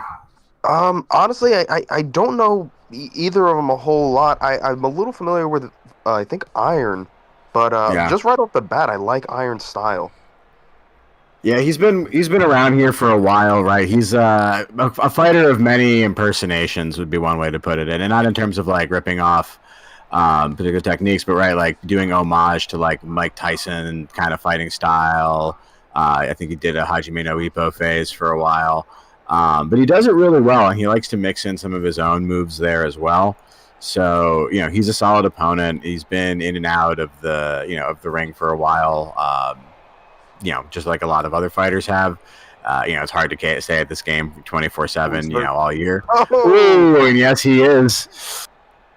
Oh, wow. Let's look at that replay. Spooky, what did you see Doomsday doing there in that replay? Me personally, I feel like even though I said I like Iron's style better, I feel like Dooms is, like I was saying earlier, he's just flowing a little better. He's a little bit more calm. Iron seems very stiff, and when you're able to flow and be a little bit more lucid and like easier with your shots and everything in shot selection, that normally that's the fighter that's going to take it. Yeah, getting a little poetical there, right? It's like Iron Vitality is swinging with like iron beams, and then Doomsday here, ironically, just moving like water, right? Just like letting Yeah. it splash against him, splash off of him. It's not taking any heavy damage, and he's just looking for the the opening that Vitality is creating with those power punches. Yeah, definitely. Well, Definitely a Strode. Which strategy, which type of fight do you find it most annoying to go against? Right, the aggressive, like powerful volume, like even if not even a little bit stiffer kind of punching, or just that person who's like you just can't pin him down. I don't mind fighting against like a strong, heavy hitting dude because it's easier to go against because they tire themselves out quick. Where Jesus, he just went down again. Whereas it's let's see what he hit him with. Dude, the left hook tonights are just finding their home. There's always like every patch, there's like a shot that is just money, and at least tonight it looks like it's the left hook. Yeah, but yeah, no, I'd rather go against somebody that's going to throw. I think the second option you said was volume. I'd rather go against that because I'd rather not go against that. I'm sorry because that's that's it's just annoying as hell to go against, and it's exhausting. Mm-hmm. So yeah, I know for me personally. Yeah, I'd rather go against the tricky fighter, right? Like volume, even if you know how to fight it, right? It's just like it's a lot of work to do to go against it. Of like if you have to always be blocking, always be moving, always be countering. Whereas an elusive fighter, if you're just patient and like you think tactically, you're gonna find yourself hitting them more often than not. So going into round 2, right, as we say, round 1 is the discovery round. These two fighters, as we can see from these replays, have discovered quite a lot. Vitality here discovering the canvas. Doomsday discovering Vitality's face with a couple of those shots. But, that's what the adjustment round is for, right? So what do you see, Spooky, that Vitality has to do better in round 2? And does Doomsday need to make any changes? I gotta say, man, I love what Doomsday is doing. He's just being very clean with what he's doing, and he's keeping his head off the center line. That's the first big thing I'm noticing, and he's rolling with incoming shots, which is something you don't see a lot of people do. And he's also parrying shots. But Iron, what I'm noticing, man, is when he gets hurt or when he's going in for a shot, just like the round before this or the fight before this, he lowers his hands. Right there, see right there, his hands are completely down. Yeah. You can't do that, especially against somebody like this. No, it's dangerous, right? Like for me, my personal rule is if anyone has knocked me down in a fight, the hands do not go down anymore, right? Like they've earned the respect. The only time I'm putting them down is if I'm like specifically trying to bait someone into something. But if your opponent has knockout power, you got to respect it. Because even if you feel like you've got everything in the bag, right? Like one unlucky moment knocks you down, and that can be 2 points on the scorecard, or the TKO that ends it all right there. Yeah, no chance to respond. Great way of putting it, man. You don't understand how many fights I've been in where I'm like, oh, I've got this, and then out of nowhere, I just get hit with an absolute bomb. It's as soon as you settle in too much, literally as soon as you dip your toe in the water, that's it. So you just can't get too comfortable in a fight. Yeah, no, there should always be a little part of you that's afraid. And it's hard for VR, right? Because it's like, you really are like, yeah, I'm not actually going to get hurt from this. I might get frustrated, but like, I'll be okay. But, you don't want to waste all of, the amazing effort that you put into a round fighting someone for 2 minutes and then just to have them tap you right down to the ground. And beautiful shot. If you notice, though, he moved into that shot. His head he was moving and he threw it into the movement pattern of Vitality, and that'll cause an insane amount of damage. Mm-hmm. I think we've been seeing it from almost every fight tonight, that the way to get the knockdowns has not just been through raw power and overwhelming someone, but just predicting them, right? Like understanding them, learning using that discovery round, using to figure them out, dialing it in with that adjustment round. And, at some point, right, where they're going to be. Just put the strong punch there, and it will lead to a knockdown more often than it won't. And Doomsday right now just running away with this match. Vitality, though, not giving up, right? How do you come back in this situation? Well, Vitality to me just showed a little bit of fatigue. He put his hands down and like to me it just looked like he was a little tired there. And to me it looks like Doomsday gained a lot of confidence within that few second gap.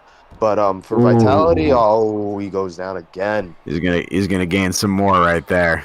Yeah, it's not good when you're able to build up a ton of confidence and the opposing side isn't giving you much to kind of fear. But Yeah.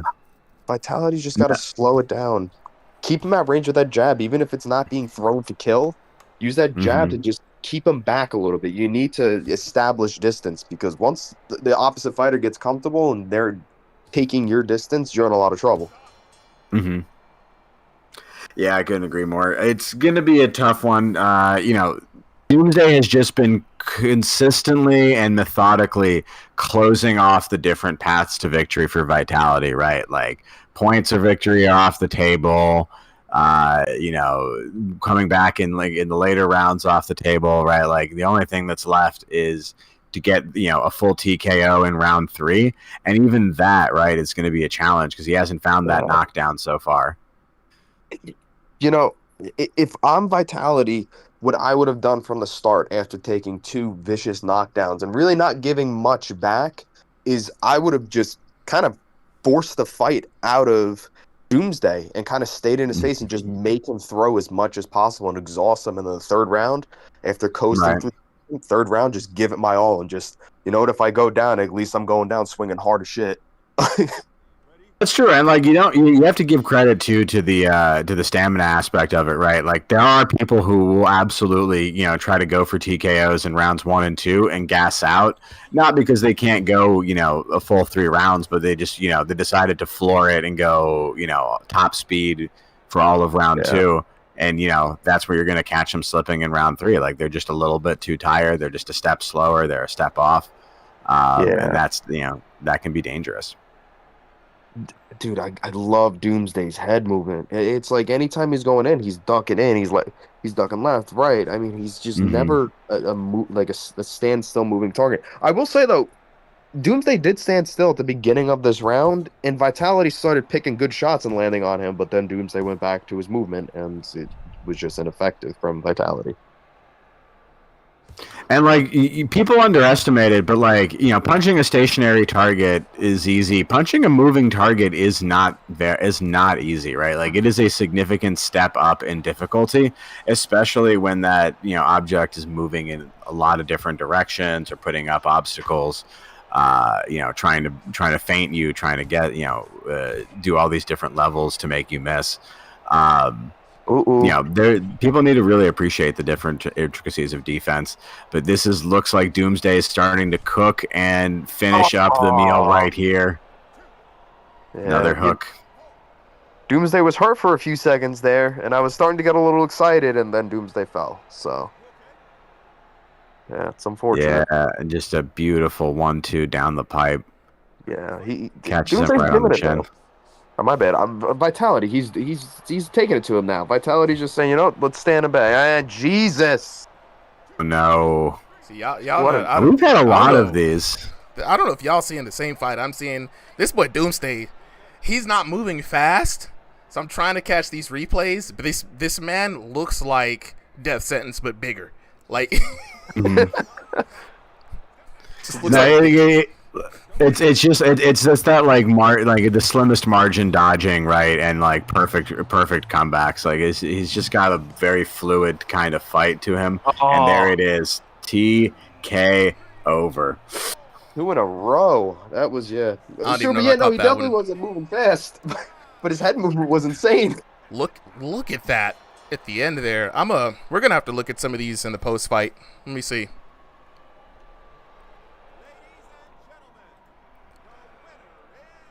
See if we can get those stats. I want to see some of those damage numbers. I'm on it now. Oh, my goodness. Fellas. When I tell you, I can't wait to take a look at some of these replays. 30-20 for Doomsday, right? 10-7, 10-7, 10-6. Taking a look at the knockdowns, 2 knockdowns in round number 1 and 2, the 3 KO, the TKO. Taking it in round number 3, looking at the damage. Look at the disparagement here. 1681 to 583, 1857 to 651, 1788 to 7554 for a grand total of 5,326 to 1943. When I tell you guys, I was on the edge of my seat. I'm like, oh my god, I'm gonna lock in and try to catch as many dope moments as I possibly can, because this man Doomsday, like you guys were saying, not only was getting his head off the center line, but the amount of subtle movements to catch check hooks with the right, the combinations, man, were incredible. They were slow, right? But there's something that I appreciated about this fight, because it really felt like a really good heavyweight fight. Boom, right here. This is one of the replays right here, right? Man, the 1-2, hit him with the right again and came back. Just the shot selection, the combinations were very good, man. So I honestly cannot wait to hear from both of these fighters as they unmute, so we can find out what's really going on behind the headset. Sally, you go ahead and take it away with the questions there, my man. I'm gonna go ahead and address the chat while we can. Man, that's crazy. A lot of people now asking, can I join? Can I join? For everybody who's asking how you can join, it's real simple. Step number 1, join the Ringside VR Discord. Step number 2, sign up for the next event, right? Tonight, we already have all of our boxers for this card signed up at 3 p.m. 3 p.m. Eastern Standard Time is when the signups start for Sunday's cards. And for Thursday night, 7 p.m. to Eastern Standard Time is when we're going to be able to get the next fighters in for the King of the Ring. But for right now, we're gonna let Sally take it away and get started with these boxers. Yeah, it looks like I don't know where Doomsday. Okay, Doomsday is not doing his post fight, so we're just gonna hear from Vitality. Hey, Doomsday, I just want to say before we go, Doomsday, I know you got to do another fight, bro, but big grats, man. You looked really good out there. I cannot wait to see you fight again, bro. That was absolutely clean. All right, Sally, go ahead and take it away. All right, no problem. All right, Vitality, if you could unmute, let's get you in there. How do you feel about that fight, man? That was a tough one, but I got to give you respect. You know, you fought hard through 3 rounds, never had any quit in you. What was the takeaway, right? What do you want to tell the people?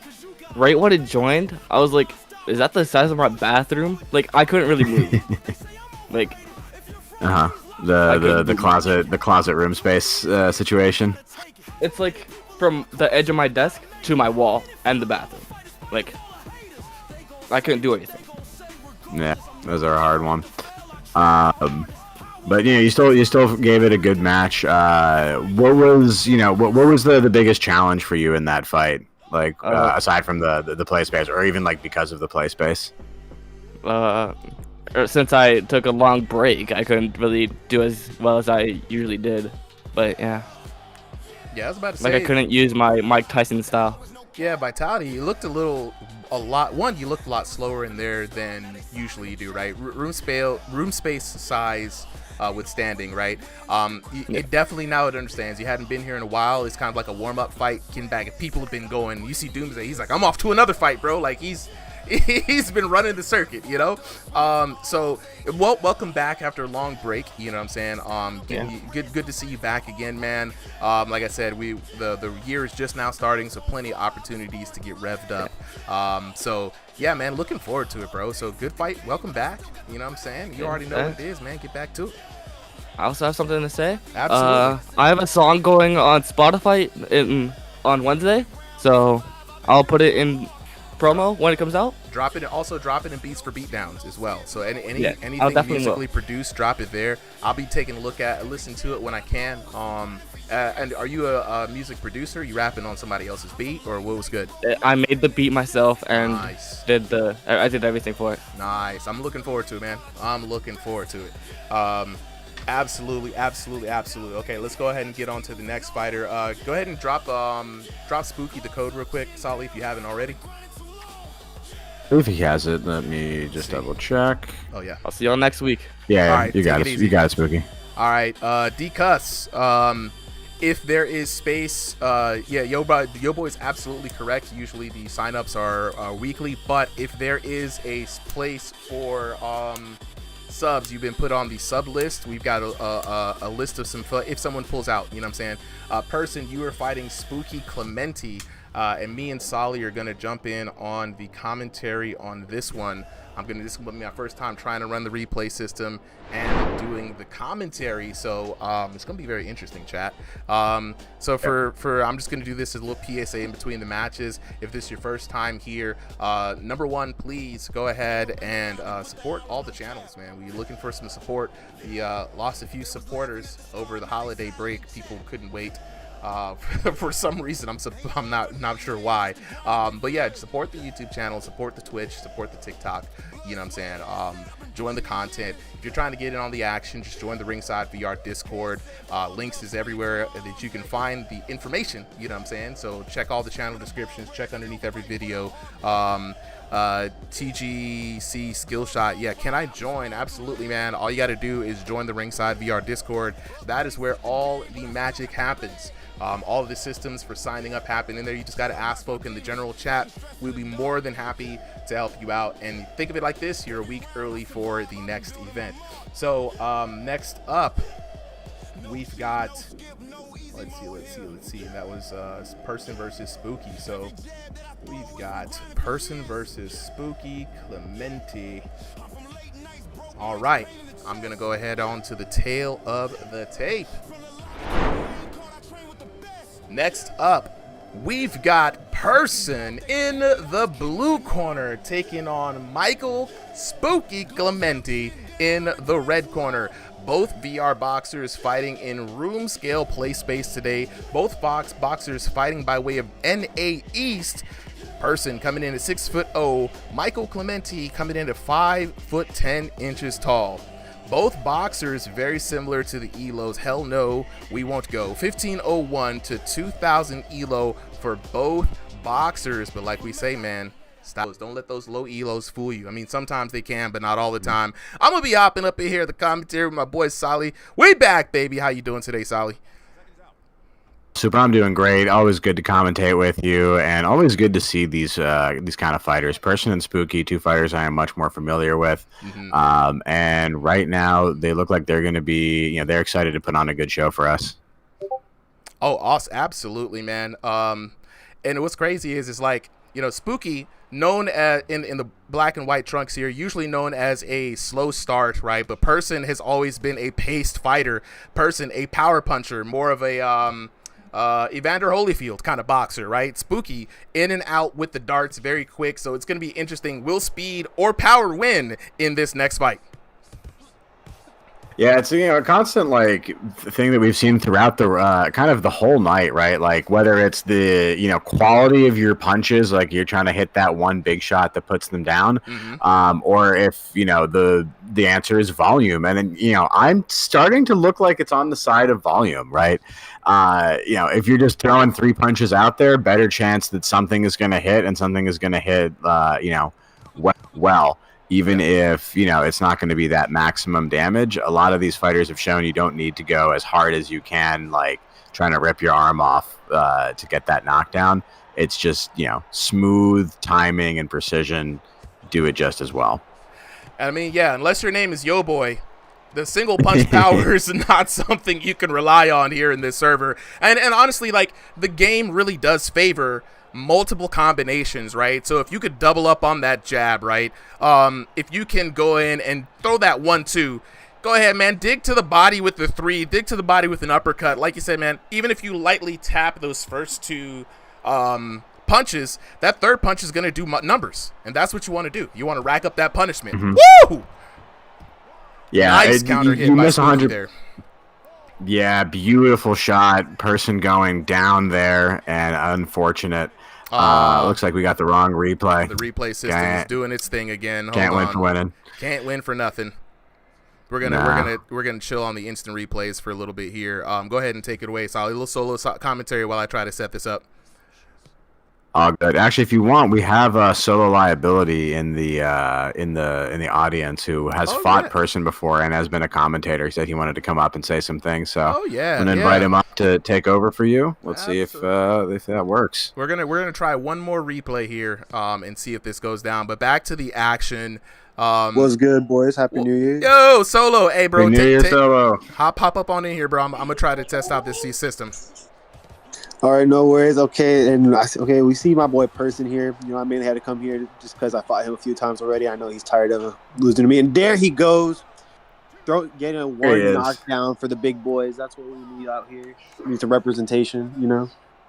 That's good, man. That's a knockdown apiece. This is exactly what he needed, and not too late at all. Right at the end of round 1. Catching it, and even Spooky trying his best to get one punch in there. On Spooky though, guys. That man literally ran across his room trying to get the get back. Holy, that was crazy. Oh, let's take a look at these replays. Okay. At least the mid-round replays hopefully should work. You know, I don't. Why is it that as soon as I jumped on the mic, the replays didn't want to work? Like, it doesn't like me. All right, fine. I'll stay in my lane. But you know, looking back at this match, we were talking earlier, Solo, about like how volume is the key here, man. And you could see Spooky piling on three shots at a time. The only time he ever went for a single shot is when he was digging to the body right there. And really, that's what really led to that first knockdown. Beautiful counter hit there, but it was the second knockdown from Person. And as you can see, Person clobber. Now he's starting to throw damage. It is really, as much as people hate spamming, it is really the way to play this game. I'm not gonna lie. Nah, it really is, man. And honestly, you know, for Person he fights two different ways. He's either gonna fight on a defensive mode or he's gonna fight in an offensive mode. Today, I feel like we're getting offensive Person over than defensive Person.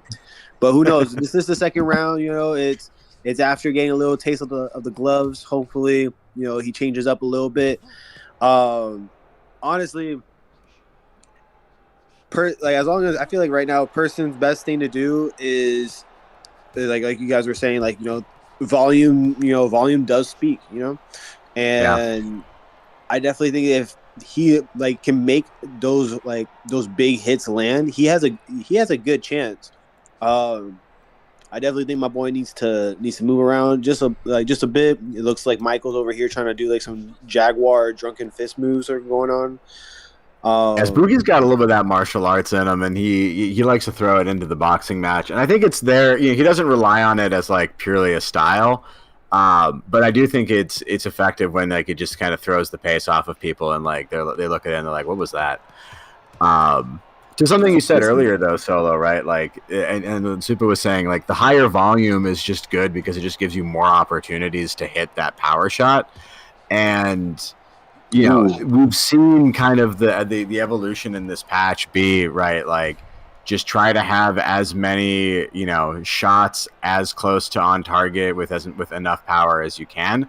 But, like, you know, minimize, like, try to balance out every aspect of that, right? Like, there's different little levers and like sliders you can play with, right? If you want to do more number of punches, if you want to do a little bit more precision, if you want to do a little bit more like oomph in each of the punches, right? Putting more body effort.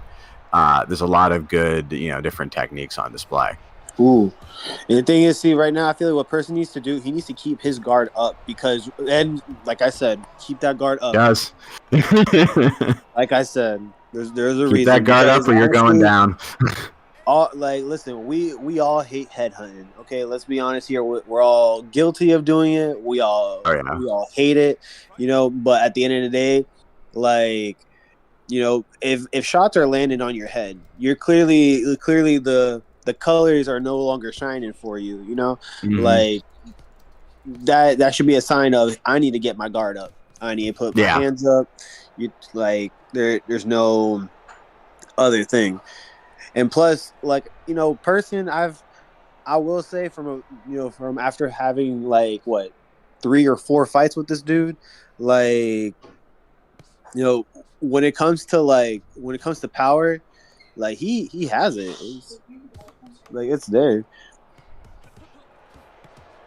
And there's a difference too, right? When you're talking about like you're taking all those hits to your head. So many people right? Just go with that mentality of like, nah, but I don't need to block and get defensive. Like, I just need to throw a couple more punches and I'll hit him, and like I'll hit the knockdown first. And it's such a dangerous like little mentality to get into. It's kind of like gambling, but all happens in like the span of a couple of seconds. You're in there, and then you're past that point where like your low damage threshold and everything is just knocking you down to the ground. Spooky doing a good job starting to take this match away, but Person is still in it. There is an opportunity here, and a path to victory, although it is getting narrower and harder to follow. No, Is there anything absolutely. Solo, that you're seeing that either like Spooky is doing really well that Person just can't overcome, or like an obvious thing the Person's not doing? Yo, this boy I hits feel hard. honestly, it's a little bit of both because you got Spooky. That Spooky is throwing hands left and right, and he's making. And from what I'm seeing right now, like Person is not having the hand-eye coordination that I know that he can do. Mhm. So that's why I said like he's on the offensive side today, not on the defensive side. But like Smokey's throwing hands, like for fights that I've had, like when people are throwing hands at me, I can at least try to block as many hits as possible. It's like by matching like punching my gloves with theirs. But if Person's like guard is not up enough, if it's not I'm not saying he got to turtle himself, but come on, Person, come on, let's go. Yes, let's do it. Let's make this a match, everybody. Person finding that knockdown on Spooky. Let's look at that replay. Following him up, chasing him down, and kind of hitting him off screen a little bit, right? He really, the highlight of that is he chased him down. That rundown game is real.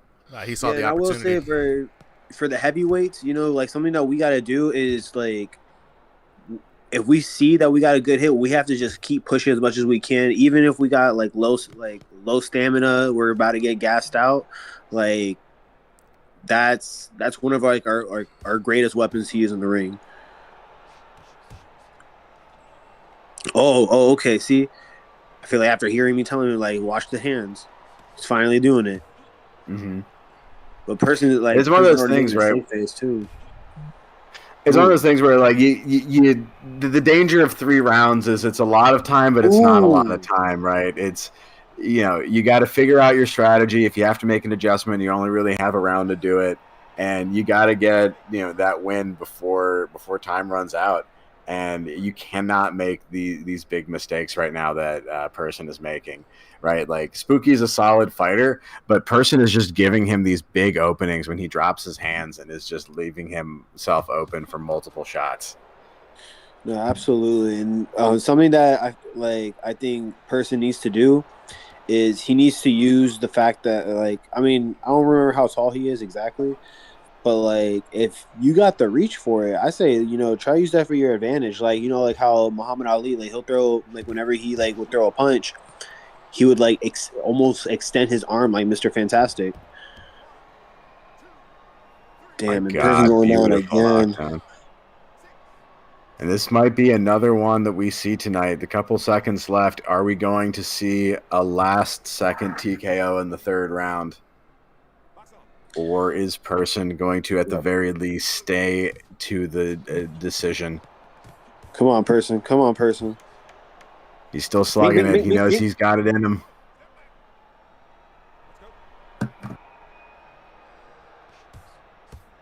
Ooh.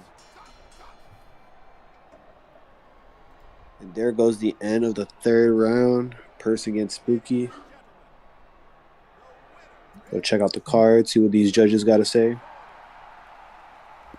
Spooky looking confident. Yeah, got a 30 snapshot. to 25. I'm on it today, guys. I'm on it today. All right, take a look at the scorecard. We got Spooky Clemente with the dub here. Perfect scores on the SAT, 10-9, 10-8, 10-8 for a grand total of 30-25. Taking a look at the knockdowns, one knock apiece in the first round, but it was Spooky with the runaway second round, 1-0, and then 2-1 there in the third round for a grand total of 4 knockdowns to 2. Taking a look at the damage, and it was a big damage disparagement again, 1844 to 830, 1824 to 953, and then 1792 to 870. Very consistent damage rounds for both players, and I mean it tells the tale, man. It's how the fight went on throughout the whole night. 5,460 to 2,653 for your winner. Out of the red corner, Michael Spooky Clemente. Let's go. Hey, we gotta get a moment to let these boxers go ahead and unmute so we can find out what was really going on behind the headset. Solly, go ahead and take it away with the questions. All right, happy to do so. Let's see. It looks like Spooky is unmuted first, so we're gonna go with him. Winner of the match, Spooky. How are you feeling after that dub? Really good. That one actually, I warmed up right. I wasn't half asleep, so very happy with that one. Yeah, honestly, I think someone said it one of the previous weeks is like one of your biggest issues tends to be a bit of a slow start, but a strong finish. Definitely, I mean, honestly, round 1, we're looking at the damage was your highest damage round, so no problems there. I gotta say, as someone who has been commentating and watching your matches for a while, it's incredible to see how much improvement you've done over this game since when you started. Tell us a little bit, like in some quick words or some quick advice to other people, right, about the journey that you've been on here. It was frustrating in the beginning, man, because the constant changes, the updates, which is this, that, and the other thing, having to relearn the game 100 times. But now that we're in more of a settled mode, it's a lot easier now to kind of get settled in and kind of just find your rhythm. I think my biggest problem was trying to fight in a style that I'm not good at. Like, I can't cleanly box, but I could more kickbox. I mean, that's the way I stand. I stand very upright. So, needed to abandon the boxing heavy style and go more into the kickbox style. You were saying that earlier. Been definitely working for you. You noted the martial arts tendencies there. So kickboxing, we finally know the style behind it. Definitely very interesting, bro. Spooky, man, congratulations on the dub today. You did your thing out there. Looked real good. Let's go ahead and take it on to Person. Person, where you at, bro? Oh, super. Hey, there he is. I can hear him. All right, Solly, go ahead. Take it away. Hey, Person, great match. Respect to the hustle that you put out there. Spooky is a tough opponent. But you had some good moments in that fight. Tell us how what did you feel about that? Do you feel it was a good match? Do you feel like, overwhelmed, or do you feel like you almost had it? I felt a little overwhelmed, a little bit. Huh? I didn't believe I was going to win after, first knockout, second round. Okay. I'm a little sick, so I'm not going to put the blame on that. I'm just the worst boxer, 100%. Person, I'm gonna tell you right now, as someone who's fought you multiple times, you're not the worst boxer. Okay. Facts. You gotta believe in yourself, brother. Like, I've definitely fought people who are worse than you for sure. Okay, you're definitely not the worst boxer. Like, it's just a day, man. It's just another day on a game. Sometimes we win, sometimes we lose, sometimes we want to crash out on Tesco, but it's okay, it's fine. So, but you got this. To make you feel better, next week I'll fight you. Don't worry, okay? I got you. No. I'm good. Well, look, bro, we're always glad that you show up and show out, man. I hope you feel a lot better, man. It's the first of the year. People got the 2026 crud starting off. I don't know what's going on. There's a couple of people that got sick today, but like I said, you went up against a tough opponent in Spooky. Spooky's fast, he's sharp, he's very quick. Blinking, you'll get hit, so you did well, especially with that chase down knockdown there. I believe it was in the third round, and you hawked that man down for the knockdown. It knocked him off camera too, so you got to give credit where credit is due and just continue having fun with the game, bro. Yeah, I will. Absolutely, absolutely. Okay, we're gonna go on to the next fight. What's good, bro? You just gotta ask. You see me run across the ring right? Bro, we were talking about how much room space do you have? You sprinted. The bell was stopping you. Dude, I ran into my bar. Like, I booked it so fast across, I couldn't stop. Ran right into my bar. And I was like, holy Jesus. Wow. They literally did look like a run, I'm not going to lie. So, again, sometimes these fights look realer than they're supposed to, chat. But before we get on to the next fight, let me talk to the chat specifically. So, a couple of you guys have been asking in the chat, how do I get in on the action, man? You know what I'm saying? GOD Production says, let me get in on this. You know what I mean? How do I get into a fight, says Runaway? Well, we got you. It's very simple, guys. Just go ahead and join the Ringside VR Discord. Number one, join the Discord, right? Once you get in on the Discord, then all you got to do is ask, hey, how do I sign up for the next event? Check the channel announcements. We announce the 2 events that we have running concurrently so far right now, which is Thursday night, 7 to 9 p.m. Eastern Standard Time. It is the Crossing the Void featuring a King of the Ring playlist, 2-minute rounds. Winner stays on, loser gets to the back of the line. That line is super long, so that means you ain't probably not going to fight for the rest of the night, right? We are taking track of the longest King of the Ring streakers. That way we can put them in on a special tournament. Then we're coming back here every Sunday, 3 p.m. Eastern Standard Time in the Discord. Once you're in the Discord, you can sign up for the event using our Discord commands, /sign up for the event. First 30 boxers get in on the card. Everybody after that is subs. So if you guys have any other questions or have problems with the Discord link, let me know. But we're about to get on to the next fight of the night. We got, fan favorite here, Mr. Kobenomics, taking on Astral. We're waiting on Astral to pop in. So Astral, if you can hear me, go ahead and jump on in. You know what I'm saying?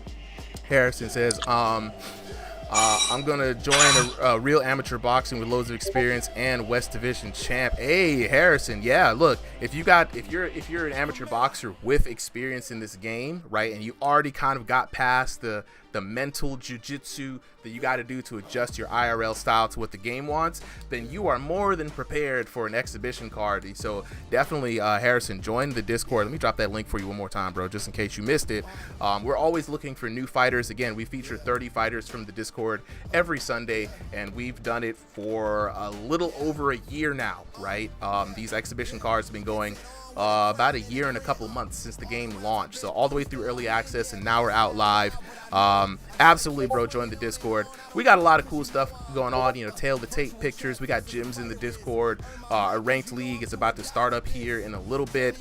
Tournaments are about to pop off. We're gonna be featuring some specific individual tournaments. We have 2 being planned right now, so a lot of action popping off for 2026. Looking for Astral, guys. Astral, does he have the code? Where's Astral? Right, we haven't been. I'm trying to figure it out. We haven't. Are we the wrong Astral? Hold on. The one that's Astral. Yeah, 4-2. Send it on this account. Okay, there's some issue there. One of his accounts got out. All right, so I see.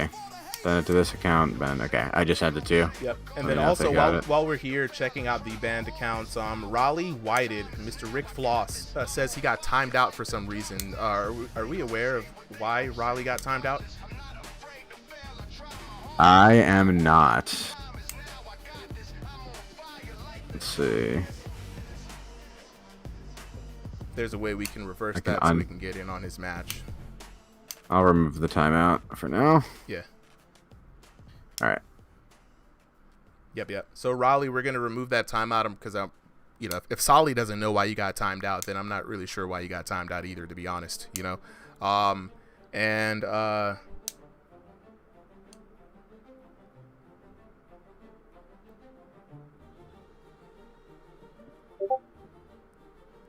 Darksy says, I can send it to you if I may. Send it to Solly, please, Darksy, so we can take a look at this.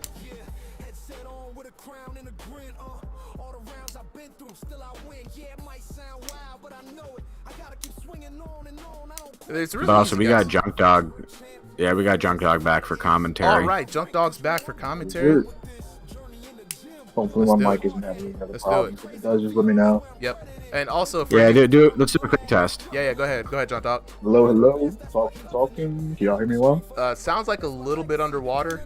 I don't know. How does it sound to you, Sally? A little bit low. Yeah, a little bit low. Give me 2 minutes. I'll just switch the headset then. Give me a second. Yep. It's good. Yeah, Astral. I haven't heard anything about your name coming up in any kind of infractions, bro. So I think for now you're good.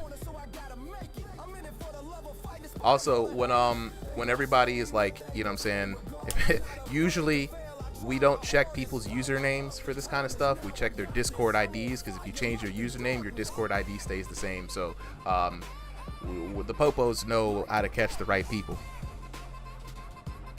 You know what I'm saying? All right, let me lock it with the chat while we wait for Junk Dog to get his mic fixed up. Riley, Riley, what's good?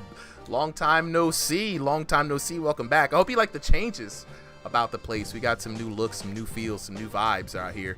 You know what I'm saying? Pablo was good. All right, iBad Spice, did the fights already start? Yes, we are well into the fights right now. We are up next is Kobenomics versus Astral. Both boxers are readying up right now, and we're almost halfway through the fights for the night. All right, how's this? Yeah, Pablo, your fight. Oh yeah, much better.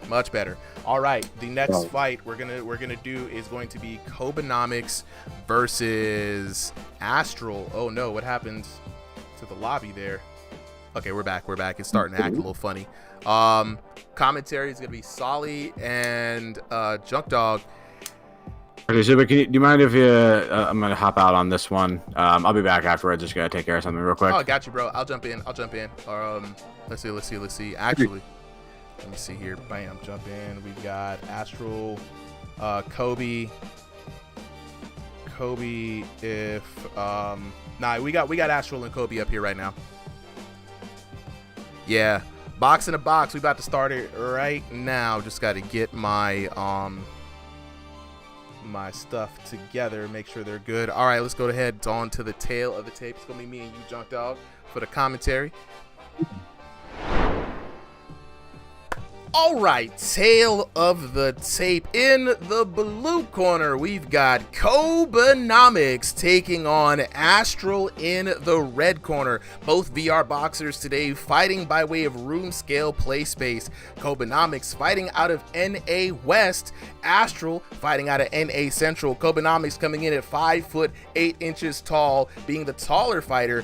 Astral coming in at 5'5" tall. Both boxers though 1501 to 2000 elo, but please, I've seen Kobenomics fight.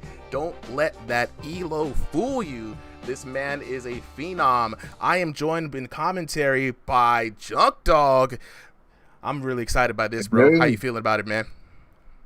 Definitely seeming excited. I've seen a couple of Kobe's fights here, so I definitely want to see what's going on here tonight. Oh yeah, man. Kobe's got a really nice style. A very long boxer indeed, likes to work the foot movement. If you've seen his Instagram account, you will know this man has room scale for days. But he's fighting Astral, man, and Astral has been here in the ring, fighting here for Ringside VR for a while. So another much experienced boxer. Kobenomics though, in the black trunks, Astral in the gold trunks. This is going to be an interesting fight. Definitely, I'm already seeing a lot of range finding here from Kobe, keeping him at bay. Don't let the shorter guy in. You already know that's the method for a taller boxer. Most definitely. Oh, absolutely. But you know, Astral is doing a really good job right now. A lot of people fail against Kobenomics. They let him run around as much as he wants, right? They don't cut him off. He has to eventually circle around you and backpedal the other way, and that's where he's most weak. He's been working on the inside, man. He's got a really tricky uppercut, especially from the right hand. I'm sorry. You got to be careful with that. But you know, Astral doing his thing though, keeping that defense up. Yeah. Started off a bit rough, kind of just tried to rush him, but he realized it's not going to work here. So yeah, he's been changing it up there. I like that. I respect that. Astral keeping them feet moving. Got to move that head around too, though. Oh yeah, man. And Kobenomics is a bit of a sniper, man. He's like the Steph Curry. Ooh, Astral putting together 3 good shots there.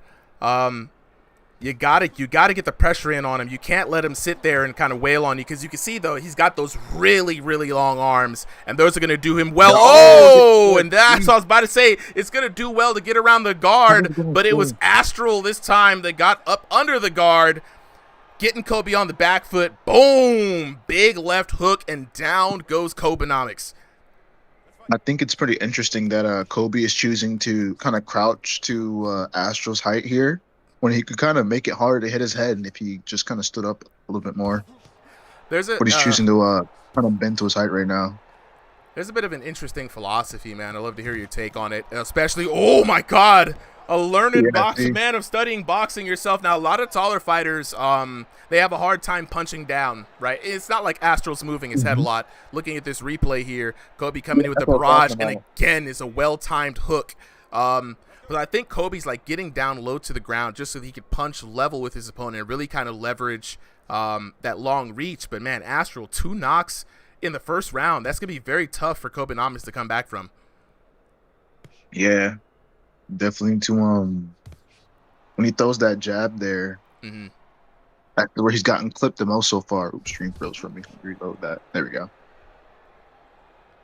Yeah, he's definitely got to be careful stepping in now. Yeah, he's stepping into a lot. He's stepping into a lot of those overhands from Astral here. Yep. Oh, it's a lot of shots. Astral going in for the kill. This could be TKO territory if he's not careful. 2 seconds left in the round. Oh, Kobe's flashed. And the messy face. Kobe survives. Oof.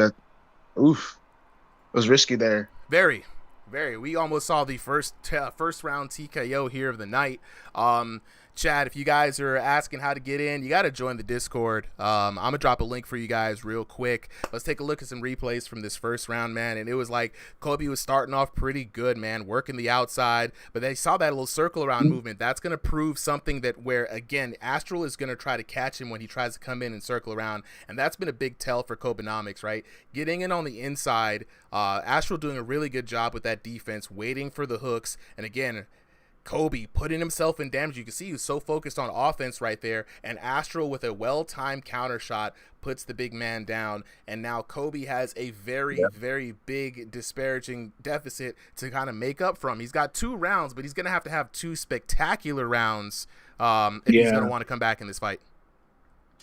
I'm seeing, I think best scenario, Kobe starts using the frame. You can frame him a bit more, add some feints into that to kind of make it harder for Astral here to approach him. He has those really long arms, definitely can make use of those. He's kind of already doing it with the longer range shots, but as you see there, Astral's kind of finding his motion. He's able to counter off that. Keep your range, frame him, and get counters when he tries to come in there. Counter his counter, you know? Yeah, Astral is just sticking on him, man. Like, Kobe not able to shake him with the lateral movement there to the left or the right, and Astral not going to overextend himself. That's a dangerous position to be in. Now he's down again in this round. Kobe's got to switch up the strategy. Astral, however, in this adjustment round, bro, ain't got to do much. No. Oh, big overhand. I think he wants to do a lot here. Yeah, look, he ain't got to, but that don't mean he won't. Yeah, tell me about it. Ooh, body barrage. I mean, a hook barrage. My bad. Okay. Is he stunned there? I can't fully see that. Kobe's hurt. Kobe's got to be careful. And the power behind Astral has to be something to respect, right? You got to fight this man from the distance, just like Kobe's doing right now. Astral hurt. Ooh, good duck there. Very scary. There you go. Oh! There you go. There you go. Man. All right. Is this takeover for Kobe here, or is Astral going to lay it down? I mean, look, Kobe has just kind of put himself on even footing with Astral in this round. He really needs, it's only 1 minute and 20 seconds. He really needs an outstanding performance for 2 rounds to make up that deficit. So that means he's going to need either explosive damage to out-damage Astral, which is hard, man. Astral's coming with the bombos. Yeah, Astral is just slamming him, bro. And I see it, bro. There you go. There's that framing. He's finding him. He's got to be I think careful. Astral, is that stunned? Is that a stun? Nah, not a stun. But I just don't like to see when Kobe is getting stuck. You see him getting turned around on the inside. That's going to put him in a nice position for Astral's overhand. He's got to be careful. Not many body shots from Astro either. Also, oof, there you go. Oh, and that's what he needed. Honestly, not a lot of body shots from either boxer. He's pivoting to be with his hook there, slamming right in the chin. Let's take a look at that replay. Mm-hmm. Yeah. He got stunned there too, though. They traded. See the stun? They're perfectly fine with just standing and banging and trading. But like, look at the weapons that we have on display. Like, Kobenomics could take a lot of pot shots to the body here, right? Even if he's just feinting the jab and digging to the body and racking up on damage, and then waiting for Astro for the big swing. You know he's gonna come with the big overhand. Duck under that mug. Hit him again. Exactly. Roll that body shot. You got a little hook to the chin. You got the hook. Got options. Tighten up that guard. Is it 2-2 or 2-1 right now? Round's over, so it's fine. So but right now it was 2-1 in favor of Kobe there in that second round. That second knockdown was exactly what he needed. He needs this third round to go this way. There. Yeah, he needs a big round 3 if he's going to get back. He's coming back from a 2-point deficit in round number 1. It's not impossible, but it is tough. Taking a look at this replay here in round number 2, we got our man's Kobenomics keeping the guard up, right? And again, you can see he's kind of being more wary, but Astral, power and patience. Power and patience, man. That's what it is. But now, I think if Kobe waits out those combinations a bit more, yeah, I genuinely think that's all we need. Yeah, man, taking a look at it, you see how Kobe's now sitting there. He throws some shots, steps back, leans back, waits for the return fire, comes back with a counter shot. You got to use your long arms in that way, brother. You see what I'm saying? That's your God-given talent right here, to be able to attack from a range where your opponent can't fire back from, right? I want to see more of that in the third round, but, hey, I'm not the one in the ring. You know what I mean? It's whoever applies what they've learned so far. Are they going to keep doing the same thing and just bang it out, or are you guys going to apply it? Let's see. Yeah. Ooh, stiff jab there from Kobenomics. And you can see Astro very content with just headhunting, right? It's a strength and a weakness. Ooh, big 2. Oh!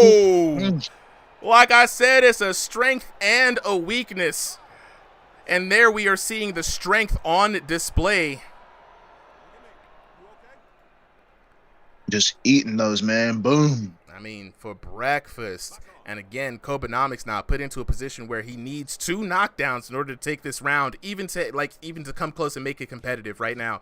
But Astral up in the third round. Ooh, Astral now. First one going to the body, though. Okay. Good post up.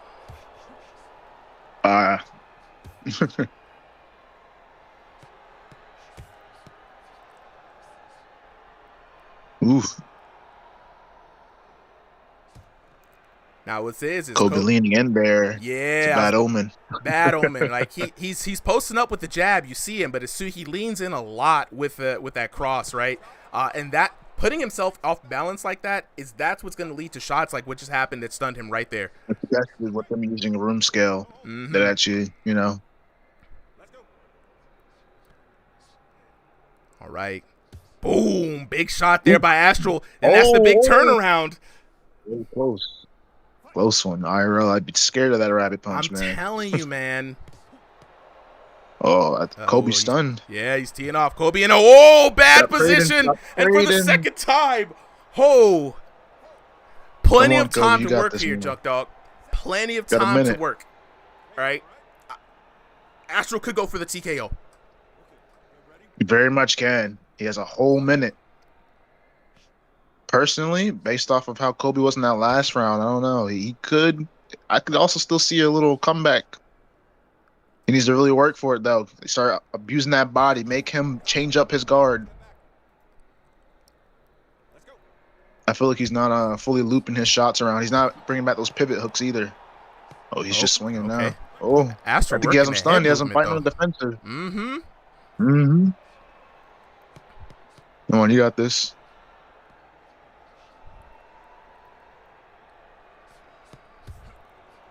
Astro keeping up a good game here. This has been a lot of I want to see this run back. I got to see this.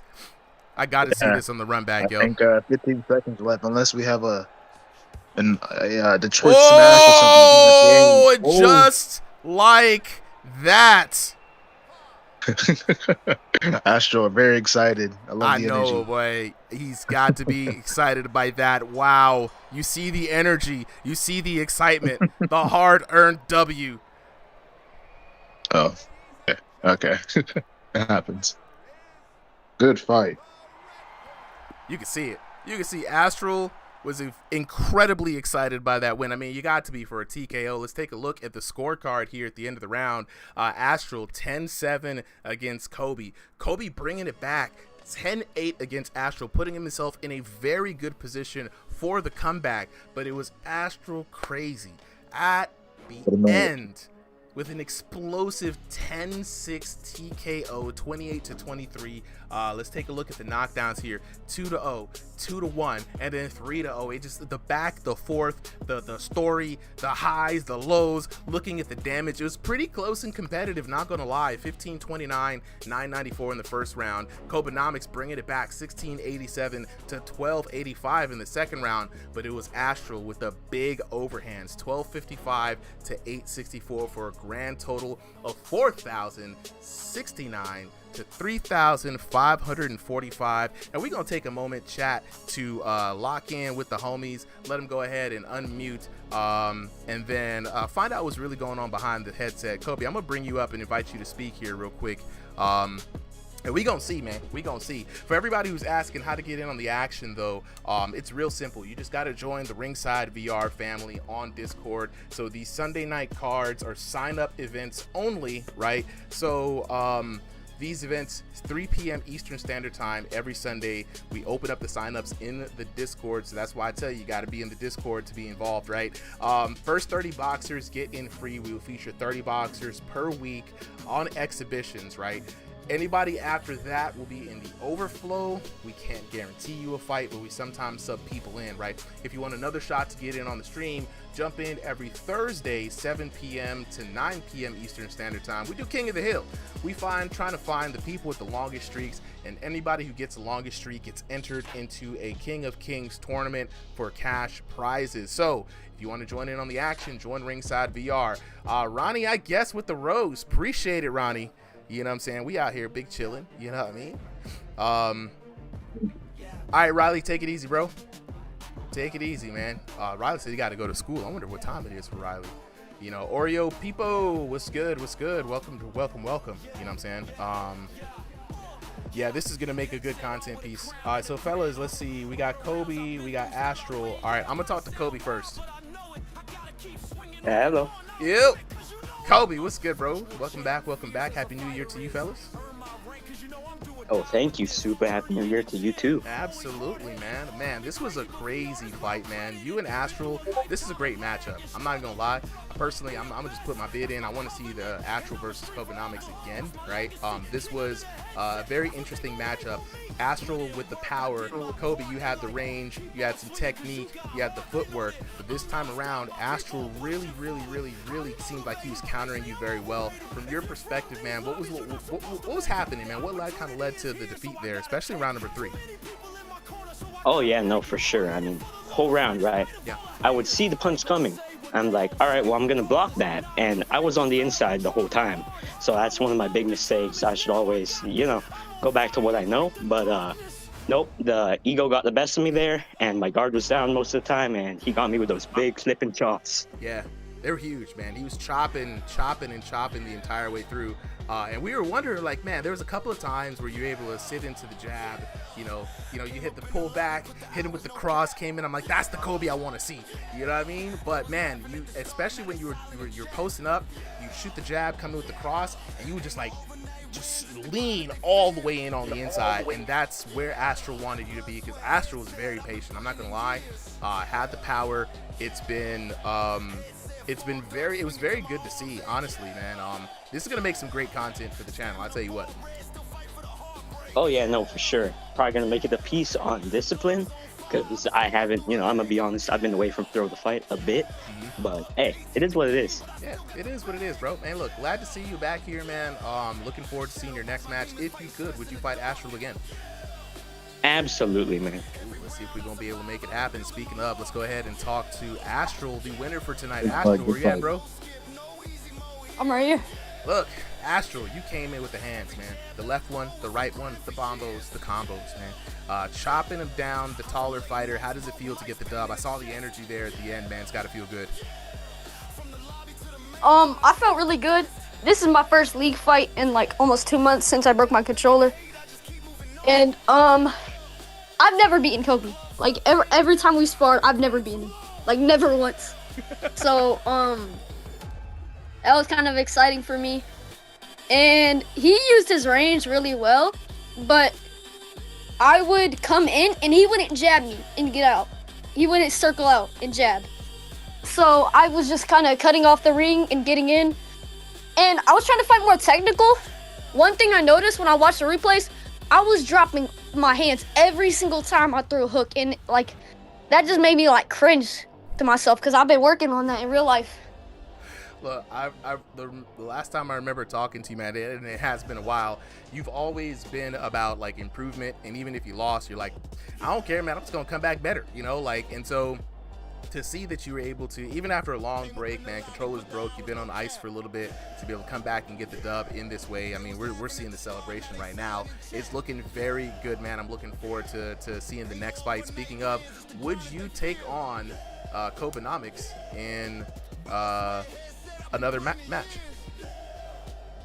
Absolutely. He's like my favorite person to fight, to be honest, because he's very technical.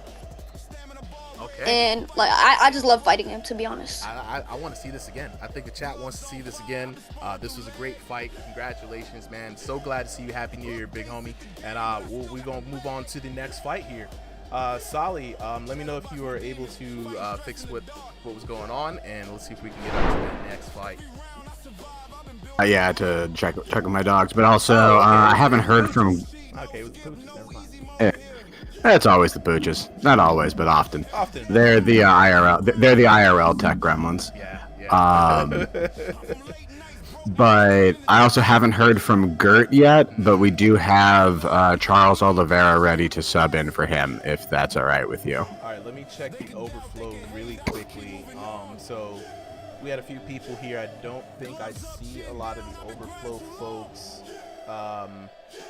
with us. So we're looking for somebody, ideally, right? Because if we can, somebody ideally who is stationary and around 1750 elo.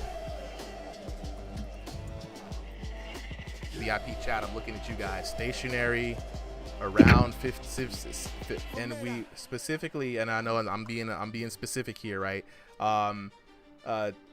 Lazy Gamer is in North America East. So let's take a look.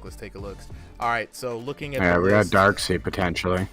JM, who's JM? KO's number 1. Jackmon. Oh, that's Jackmon. Okay. Okay, all right, Bebe. Okay, so Darksea, your priority next up on subs. Jackmon did sign up for Overflow today, and he did say, I saw him just before you saying that he wanted to get in. But if we need to, Oliveira says he can play stationary, and he's around 1900. So if we have options. Yep. Okay, so we'll keep 3 subs on deck, right? Keep Darksea and Oliveira in mind, because I think we might have to find somebody for Chip as well. But yeah, Jackmon did sign up today, guys. Okay. Let's see. So yeah, so right now we're looking for an opponent for Lazy Gamer. Gert is AFK. Yeah, we're gonna move on from Gert. Jackmon says he needs more charge. All right, Darksea, you're up. Darksea, let me see if I can jump in, make sure that Darksea was. I thought I saw you in the overflow. Okay, Darksea also was in the overflow. Excellent. Darksea, you are up. I'm gonna go ahead and move you into this next match here. All right, actually, 1 second. I gotta step away for another second. Yeah, you got it, bro. You got it. I'm gonna swap you guys out. Substitute fighters. Let's get Darksea up on here.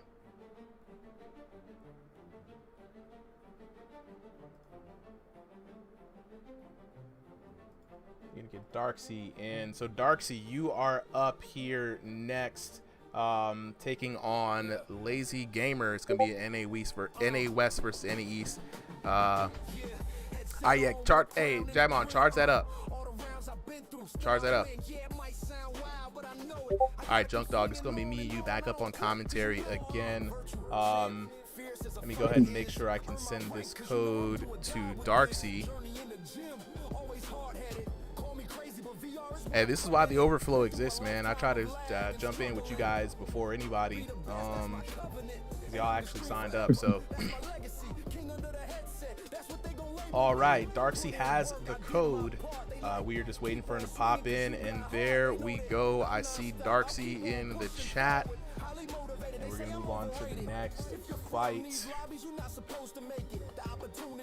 We got Lazy Gamer versus Darksy. This is going to be a good one, guys.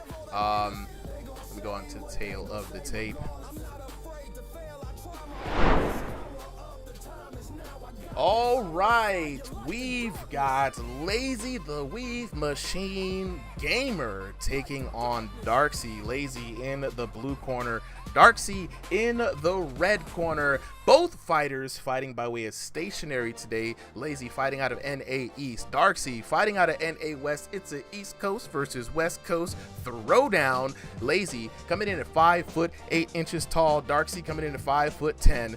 Lazy with the 1501 to 2000 elo. Darksy with the 2001 to 2500. So Lazy punching a little bit above his weight for this fight, but you know what I'm saying? Don't let the elos fool you now. You know what I'm saying? I am joined by co-commentator Junk Dog. Junk, how you feeling today, man? It's gonna be a good one. Yeah, me having a slight bias here towards Lazy because of I know a little bit of their background, not knowing them personally, but knowing that we have a same hobby, which is pretty cool. Oh, what's that? Definitely rooting for them. Furry, actually, you know, the kind of art there, culture there, that stuff. You said, what is it? Weaves. Just what's it called? Anthropomorphic, like animals and all that stuff. Oh yeah. For the I didn't know he was afraid. Furry, yeah. Okay. PFP. They have a protogen for their PFP. It's really cool. Interesting. Oh, what? Oh my. Okay, we're back into this first round though. Lazy definitely sticking to that weave machine name. He's been dodging a good amount of these. Yeah, he's got the weave machine name. Oh my goodness. Darksy with a lot of backhands here. That's crazy. Is I used to always say Lazy Gamer never fights like how his username is, but he definitely lives up to the weave machine moniker. Honestly, one of the few boxers in the server who can kind of get away with this kind of action, right? A lot of the times I tell people, I warn them all the time. Yeah, I'm saying, one, it's tiring, but honestly, bro, you're not moving your head faster than someone can move their hands most of the time. Oh, he's stunned. Come on. He's stunned. Oh no. The aggression. Right. The aggression. Yeah. Some, but not all. Look at the knockdown from Darksy. Over him. Still throwing. And then fight like Ivan Drago over here, bro. Oh my god, the spinning back fist. Oh my goodness. Is that a stun? I think he was for a second there. That is crazy. Lazy sticking to the no hand, to no guard. Interesting. Ooh. Hey, look. Scaring me, man. It is scary, ain't it? He's living life on the edge out here. I know, right? Dark back. Oh, big shot. He's getting that no guarded punishment that they have added. Sometimes everything's it works amplified out. on you. Sometimes it does work out for him, you know, but he's fighting Darksy. When you got the full knowledge. Yeah. Yeah. 50 seconds. He's sticking to it. Did you see the no-look turnaround hook? Was this man looking in the mirror in VR? Like, what is going on? I don't know. He's a part of it. Okay. Darksy guarding a bit too. Okay. Lazy on the attack. Okay. Weave machine Darksy over here. Still the nickname from him. Let's see it.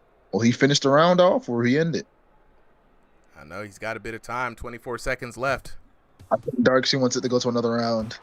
He's having too much fun. Yeah, it's just free eat there. Oh, Darksy stunned for a bit there. Final seconds in the round. Darksy wants to stand on business. Getting Mr. Weave Machine to kind of put up more of a guard now. An interesting one. Now, see, that's On the back foot. honestly, Junk, that's level 2 Weave Machine right there. He always starts off the Level 2 rounds Weave. just to see what he can get away with, I feel like, right? So he's like a regular here. Yeah. Oh, yeah. Oh, yeah. That's really Weave's cool. been That's doing really this for a cool. while, you know what I mean? He usually starts off the round to see what he can get away with. And I always say a couple of times, right? Oh, my God. Yo, the screenshots in the chat. Yo, I do good deals. My boy is back. Okay, you gotta know this. You gotta know this about the community, Junk. Looking at this, these amazing knockdowns here, man. Is Weave trying to weave. He was doing good for a couple of times, right? And then it was the preemptive weave, and then boom, the big knockdown follows right afterwards. I mean, Darksy has laser focus accuracy in his punches, man. I do good deals. When you're in the chat, please DM me all these pictures, please. Yeah, I love that, dog. It's amazing. You got to understand. I do good deals. Is low key the unofficial Discord photographer. This man has been goated for the best screenshots ever. I don't know how he does this so fast, but I love it. I'm glad that he's back. We're here, round number 2 on this action. We got Darksy taking on Lazy, the Weave Machine Gamer, and this is going to be a very, very interesting match. Can Lazy Gamer survive the onslaught from Darksy? You can dodge the 1-2, but after that third or fourth punch comes in there is where he gets a little bit risky. Seems like Lazy kind of put all his points into the I don't even know what to put. That wouldn't be defense. Yeah, he put all his points into evasion. Evasion, there you go, yeah. Agility. Oh, landing that beautiful spinning back fist. I was so amazed by the first one, I didn't even catch it on a clip. I got to lock in, chat. Oh, chat, I'm gonna give you guys a rundown on how to get in on the action after this fight. Oh yeah, Junk Dog, what an exciting fight indeed, man. I mean, this is Darksy, a very interesting fight, man. This is so fun to watch, right? Because Darksy has great offense, but this man out here, Lazy Gamer, striking back, but he's getting clipped. He's hurt. Oh! Oh, that one hurt me a little bit, bro. My temple is burning, dog. Right on that right temple. Left temple, actually. That was beautiful. That was beautiful indeed. And Darksy's hyping in chat that he got him good for a second there. He's talking about it in game now, too. Ooh. Stiff armor him.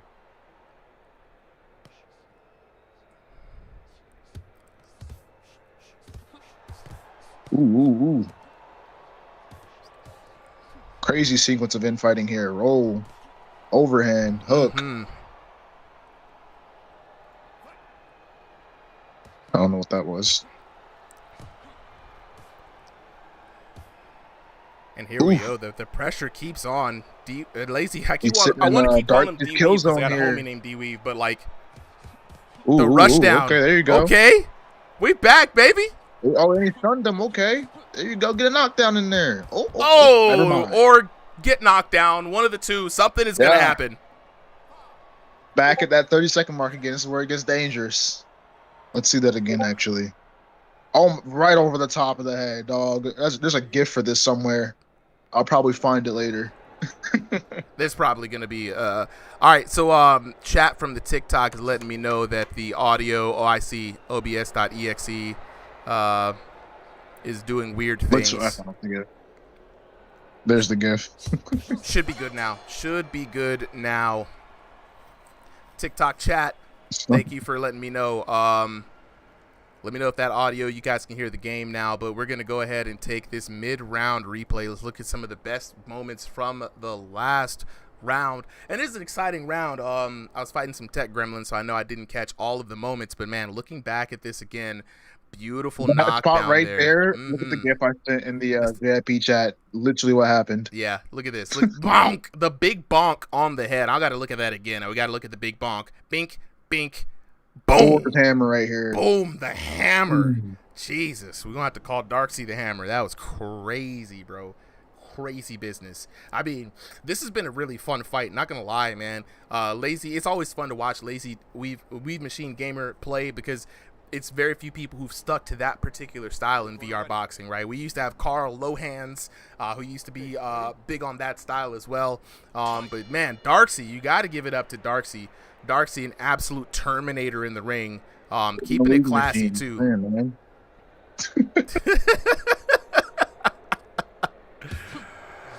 All right, we're gonna try to. I'm gonna try to fix the output here for you, TikTok. For some reason, it's it really is TikTok's what you call it, whatever this TikTok live studio is. TikTok nonsense as usual. Yeah, no, it's always the worst. Is he getting around? There's a point a bit here more now. Okay. Hi. Okay. All right, Weave. But they're both doing the hands low. Okay. All right, Weave.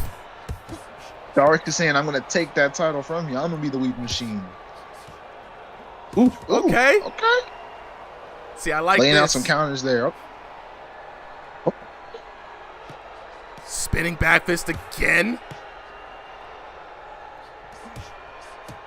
Ooh, he throwing one of his own. Okay. Okay, turnaround punch that time.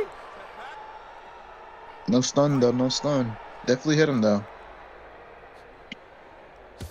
1:45 left here in the last round. Okay. Bam, bam. Weaving them singles. Throw a different shot, Darksy.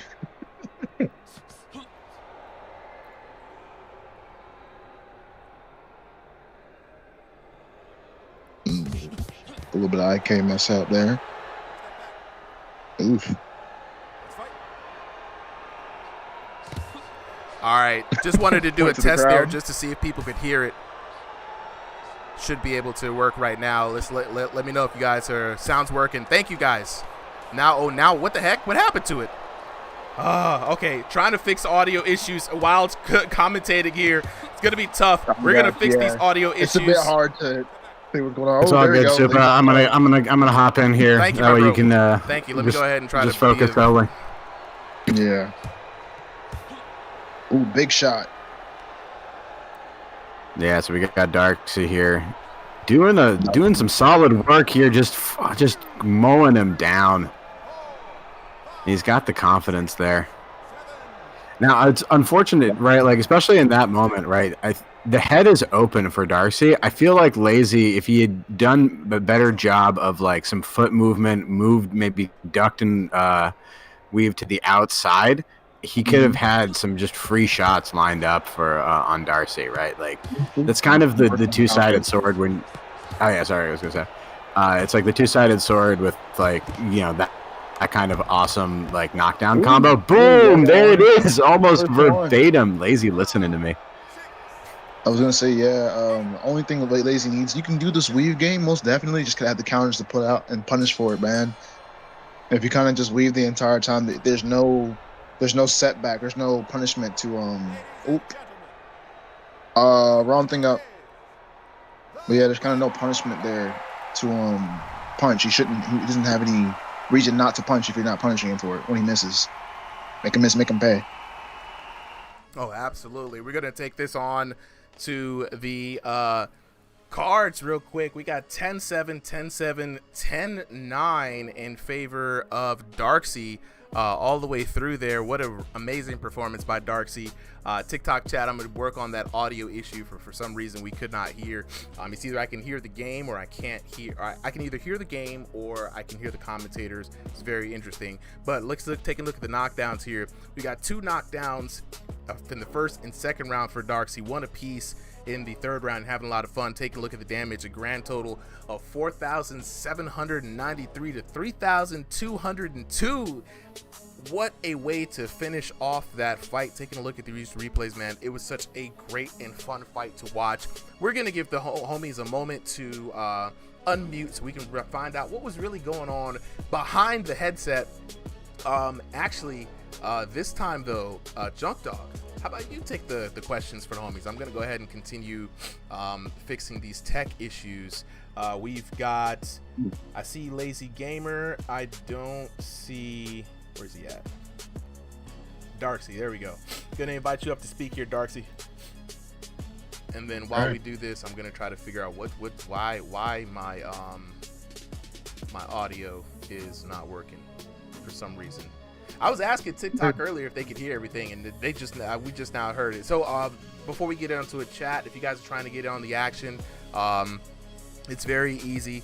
All you got to do is join the RIngsideVR Discord. I'm gonna drop a link here for you guys. First things first, man. Drop the Discord. Jump in the Discord, and then all you gotta do is ask in the general chat. Ask any one of our reps, how do I get in on an event? We have footage, we've got video, we've got posts, we make announcements. Once you're in the Discord, it's pretty easy to find out how to get in on the action and when the next fight is gonna happen. With that being said, though, Darksy, go ahead and take it away for the post-fight conversation. Yeah, I got you. All right. Let's see. Either of you can unmute. That'd be awesome. Lazy, Mr. Weave Machine, man, that was a really interesting fight to watch. Really entertaining. Anything you got to say so far? I don't think we can hear him. Can you guys hear Weave Machine? I can hear him. The same problem as earlier, maybe. Yeah. Let me go ahead. I'm gonna restart real quick so I can capture the audio. Dun, dun, dun. Dun, dun, dun. All right, I'm back. Hold on, wait. Lazy, give me some audio real quick. Lazy, go ahead and say something. There we go. We're back. All right, cool. So yeah, go ahead. What were you saying? Continue. Pretty much, it was a good fight. Very good power I saw from Darksy. I think I might have been fucking around a little bit too much during the fight, but honestly, I could not care less. It was a very entertaining fight to watch. Gotcha, just having fun, definitely. A lot of weaves there. You definitely got some good dodges in there. I was just saying, just maybe find some counters in there, but you said you were just having fun, so I don't see it being a big deal. I mean, look, good stuff overall. I tell you, bro, this man, Lazy Gamer, this is the Lazy Gamer way, right? It's all fun, it's all live, it's all action. I think you have the right idea though, Junk Dog, that with that level of head movement creates a lot of really good opportunities for counter shots. And I really feel like if Lazy wanted to lock in, he creates these moments a lot, right? It's just about taking it even further beyond with the Ultra Instinct style, right? And just being able to counter off of those angles that you create. Oh man, it'll be poetic. But like Lazy said, you like to have fun in the ring, man. It's all amazing. Yeah, it's all about just having a good time during the fight, putting on a show. Who cares? Honestly, I'm gonna say that right now. I do good deals. That was probably one of the best photos I think I've ever seen in my life. Let me see if I can go back to that photo, dog. Cause that, I'm telling you, I do good deals. Here it is right here. My goodness, I got it up on the chat right now. Hopefully you guys can see it. What a shot. What a shot. Like, how do you even get the I do good deals? It's not just the photos. It's not also even the blurry references. either. So perfect, bro. The reference. I gotta I can't even pull that up. Man. So good. Also, Lazy, I wanted to ask you, I saw you in the UBG server. Do you play White Ash by chance? Okay, so I'm more of, it makes sense. I'm more of like a hands down main. I'm a Chronos main. I'm working on getting real style, shiny. Gotcha. But that's taking up a lot of my time. But I'm using the new Supernova style. I'm really liking it. It's really funny. It's really fun. I mean, all right. I do good deals with all these. Yeah, DM me all of these, bro. DM me all of these. Look, we appreciate you for coming through. I didn't know you was a furry, so I gotta make this I'm not, okay? You're not?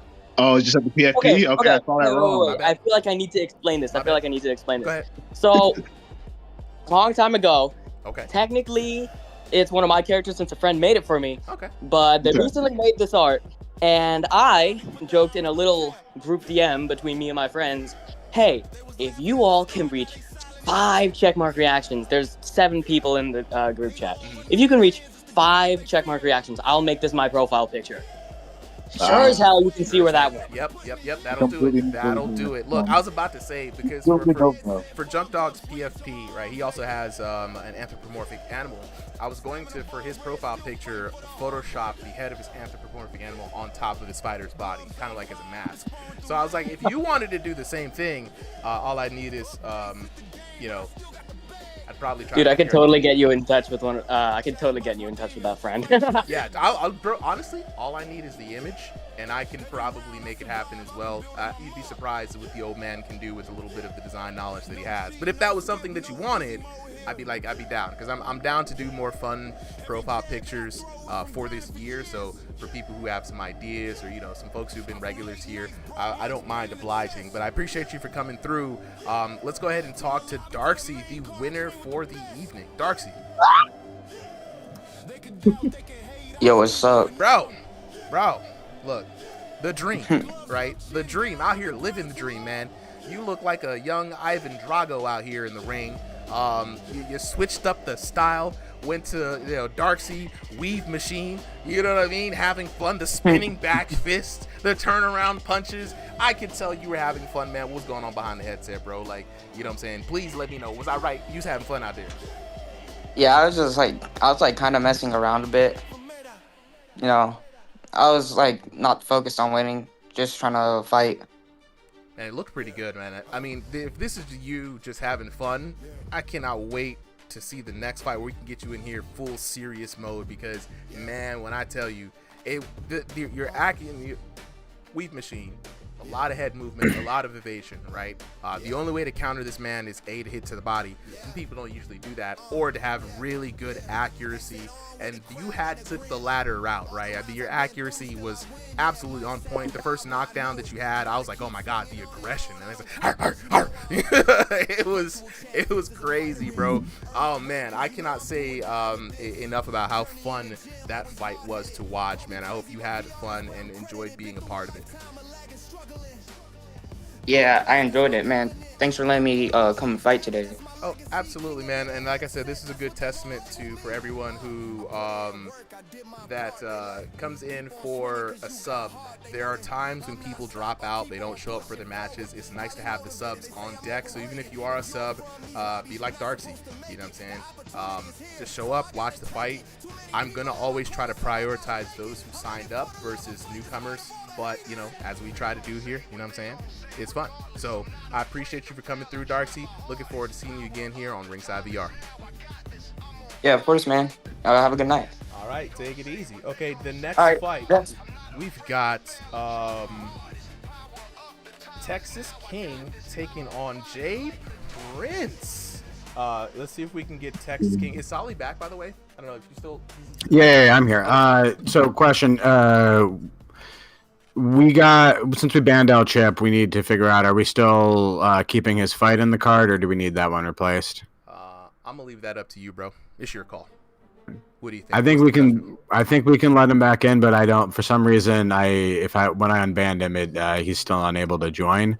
So we might need a backup sub for that, just in case. Okay. All right. Yeah. I'll totally leave that up to you on that particular type of infraction. Yeah. So, let's see. Well, for the infraction part, I think I'm okay with letting him come back in. He said it was an accident. And whether we believe him or not, I'll put him on 0 tolerance for future infractions. I got it. But it looks like we might have a technical glitch. So I'll try to. I might just be able to send him the code directly and he'll fight, or we'll get a sub. So, but I got that. I think I got that covered. All right. All right. So we got Texas King Dub. We got him up in here.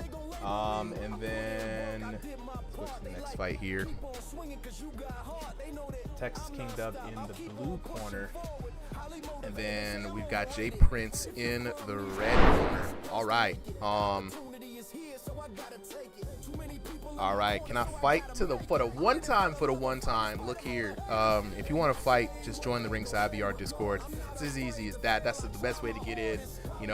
When you see a stream, if it's an exhibition card, chances are you're not going to be able to get in right now, but think of it like this. You're a week early for the next week's cards. Every Sunday, unless something happens. Things do happen from time to time, but we dang near went a whole year without pause last year, so it's all good. Solly, are you still handling stuff? Me and Junk Dog can take commentary again if you'd like. Yeah, do this one just in case. I'm gonna do a quick check with some of our later fighters just to see if people are still here. Alrighty, all right. We're gonna go on to the tail of the tape. We got Texas King Dub taking on Jay Prince. Both of these VR boxers fighting by way of stationary, and both boxers fighting out of North America. Central Texas King Dub in the blue corner, fighting at a height of 5'7" tall. Jay Prince fighting at a height of 5'10" tall. Both of these VR boxers fighting in that 1501 to 2000 ELO range. Seems to be very popular today, might I add. I have seen both of these fighters fight. This is going to be a very interesting fight. Should be a good matchup for both of them. Jay Prince, I expect to make use of that long frame and land some big shots. So it's going to be very interesting to see. Texas King Dub in the Kill Bill colors. Jay Prince out here in the teal trunks. I am joined by Junk Dog on commentary. It's going to be a good fight, man. I'm looking forward to it. If I remember correctly, Texas King here is Mr. Fast Hands, right? Mm-hmm. I remember. Ooh, hands low there. I think someone's inspired by Weave Machine. Right. You know, hey, look, we've seen out here inspiring us all. Interesting, though, stance, though, from Texas King Dub as he trying to size up his opponent. I like his approach. This is what we like to call the discovery round, right? So there's really no need to jump into this first round guns a-blazing unless you're super confident. Okay. Got to be careful of that, Texas King. All right. Both fighters being very careful here. Texas on the back foot. Junior Prince easing up, pushing him against those ropes. Ooh. And it's a very interesting style. Very elusive here. Yeah. It's like one trying can say to hold he a looks snake, like he's fighting scared. Maybe trying to tire out Mr. Prince here. Now, I think he's just going for a little bit of an unorthodox approach. Texas King Dub is the shorter fighter, so instead of like making that a disadvantage, he's going to try to get low and stay low a little bit, but that opens him up for uppercuts. He's got to be really careful, right? And Jay Prince has been known to adapt, so see if something shakes in this first round. I see it. Do we I don't really know what Junior Prince as well as you guys might know. Is he an outboxer or an fighter? You know, it's crazy that for as much as he has a tall frame, Jay Prince has not been afraid to scrap it up on the inside, right? He not necessarily stays on the outside and works the jab or anything like that, but he definitely, with his fights against like Clint Steele, he's definitely fought in on the inside, and you can see right here, he's going to get in close and he's going to pummel you, and that might spell big trouble here for Texas King Dub. Then a little high guard from him there.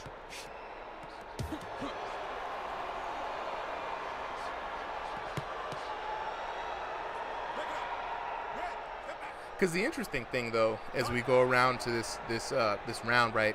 Jay Prince, he's very patient as he comes in, stalking his opponent, right? Not overextending, trying to cut off the ring, which is what I like to see. I like to see when someone tries to cut off the ring and at least make somebody change their direction. Profit a bit. Yes.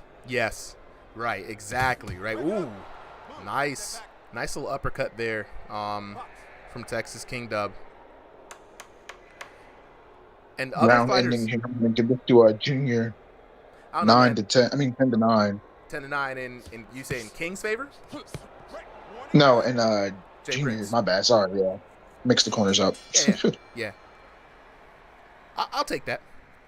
A slow round, but those rounds happen. Now, this is what is very interesting. This is going to be a quintessential textbook 3-round format here, right?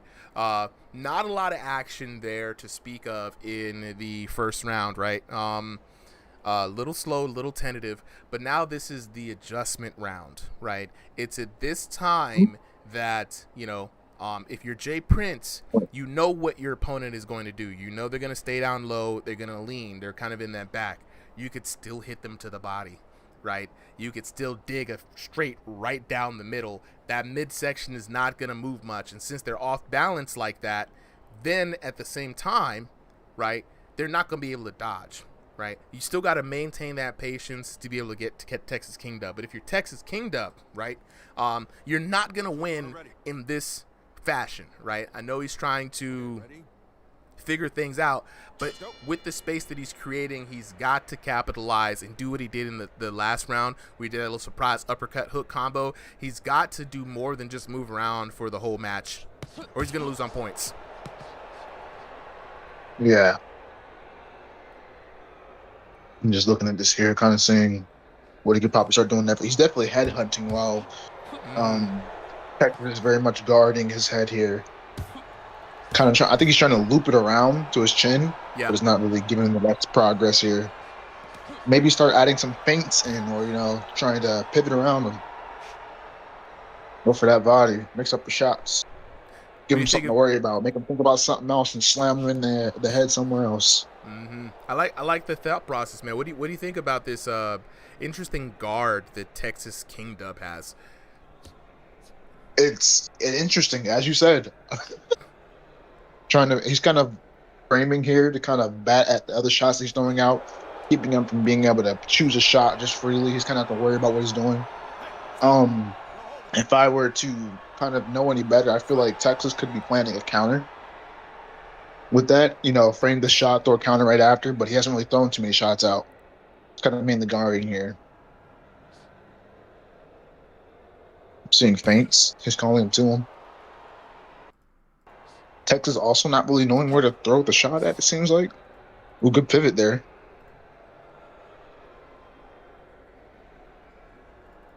There we go. Tries to land an overhand to the head. Referee separates him. Box on.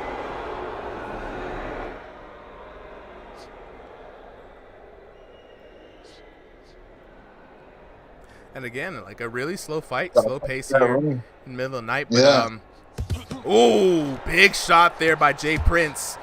Ripping to the body. There you go. Exactly what he's needed to do all game. Look at that. He found a shot to the head because now he has to think more spots to guard. Something I usually teach my guys over at my gym.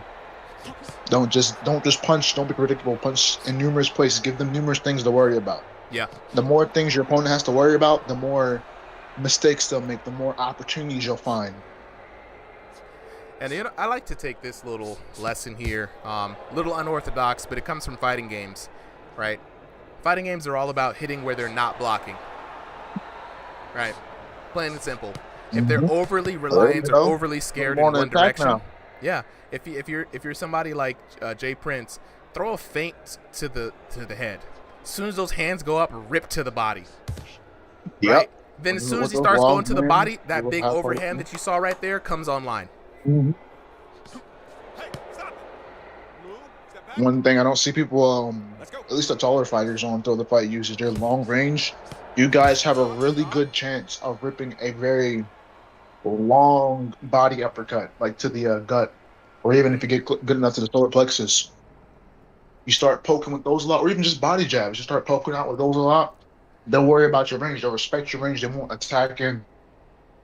And when someone's escaping, you can just step in, track, like following the body hook, cut off the ring. There's a lot of options that he has. He's just not really using them yet. And it's fine. I don't know if he's fought too many evasive fighters before.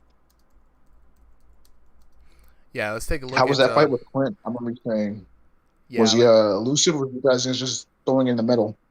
No, I mean, like Clint's one that will throw that body uppercut out there for sure. Looking at like someone like Spooky Clementi definitely would throw some slick jabs, and it's like it's not favored. But looking at these replays here, man, like there are few shots that were actually landed there by Jay Prince, and again, Jay Prince literally the only person throwing shots here in this round. So at this point right now, we're looking at Texas King Dub. Looking like he's just going to lose straight up on inactivity. I see.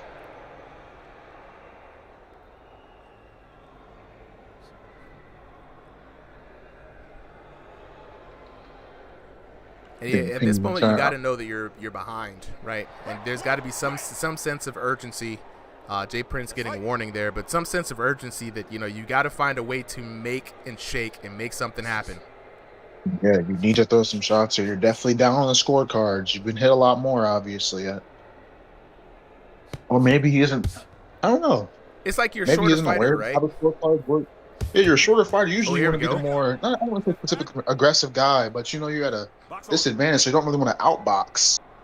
I'm kind of being a hypocrite here because I am a shorter guy who usually stays at mid range. Yeah. I'll even outbox sometimes, but the reason I do it is because I have longer arms for my height, which I kind of get away with it.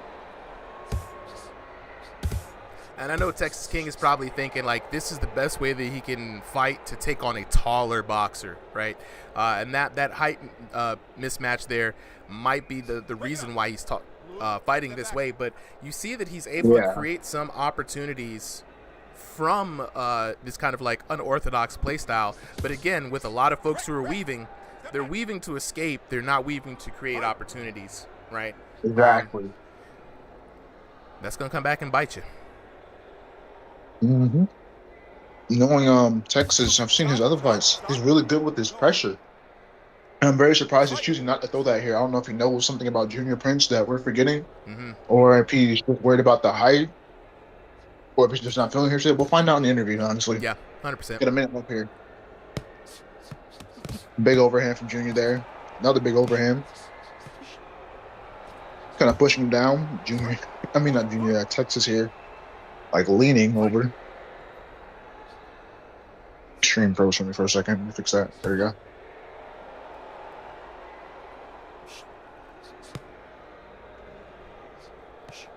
Well, it's going to be very interesting to see what the damage looks like at the end of this fight. 37 seconds left on the clock.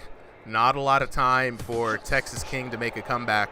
But I think it's just going to be a good, clean sparring fight for him. Tries to work a few shots, trying to figure out an equation maybe for a future bout. Junior is still continue unorthodox, you know. You know, when you're a shorter fighter, man, you're gonna run into taller fighters. You got to be prepared for them. You got to at least work on some kind of plan of attack or strategy. This would have been a very good fight for him to kind of execute on that, but it's a learning experience. At least it's in the condition. You know, we got the ranked fights coming up. Hopefully, next time he fights a taller opponent, he'll have an answer. That'll end there. See the scorecard. Texas raising his hand. Texas surprised at the outcome. Wow. Texas won that? Wow. Look, see that damage. Oh, you know what it was? Oh, my goodness. It was the clinches. He lost points from the clinches, I think. No way. I've only heard warnings. That's crazy. Usually you hear the ref getting... let's take a look at the damage. First of all, let's take a look at the damage. Yeah, maybe that's... It was the damage. It was damage. Wow. Oh, he couldn't get around that guard. Okay, I thought it was... I didn't even see him hit him that many times. I didn't see but the shots he did. That many times. We saw a lot of shots coming in from Jay Prince. Jay Prince only winning that first round. Look at King Dub's damage in the second round, 917 to 416. What in the world were we watching? Holy To be hell. fair, a lot of them were probably like clips. He probably clipped him a lot. Nah, but here's the thing, because he was holding his Jay guard Prince was hitting him flush, right? The overhands, and even when we were seeing Texas, it might have been lag. You know what it is? It might have been lag. Because we were seeing a lot of swings, like we're looking at the replay right now, just a few of the shots here. I mean, Jay Prince was ripping to the body.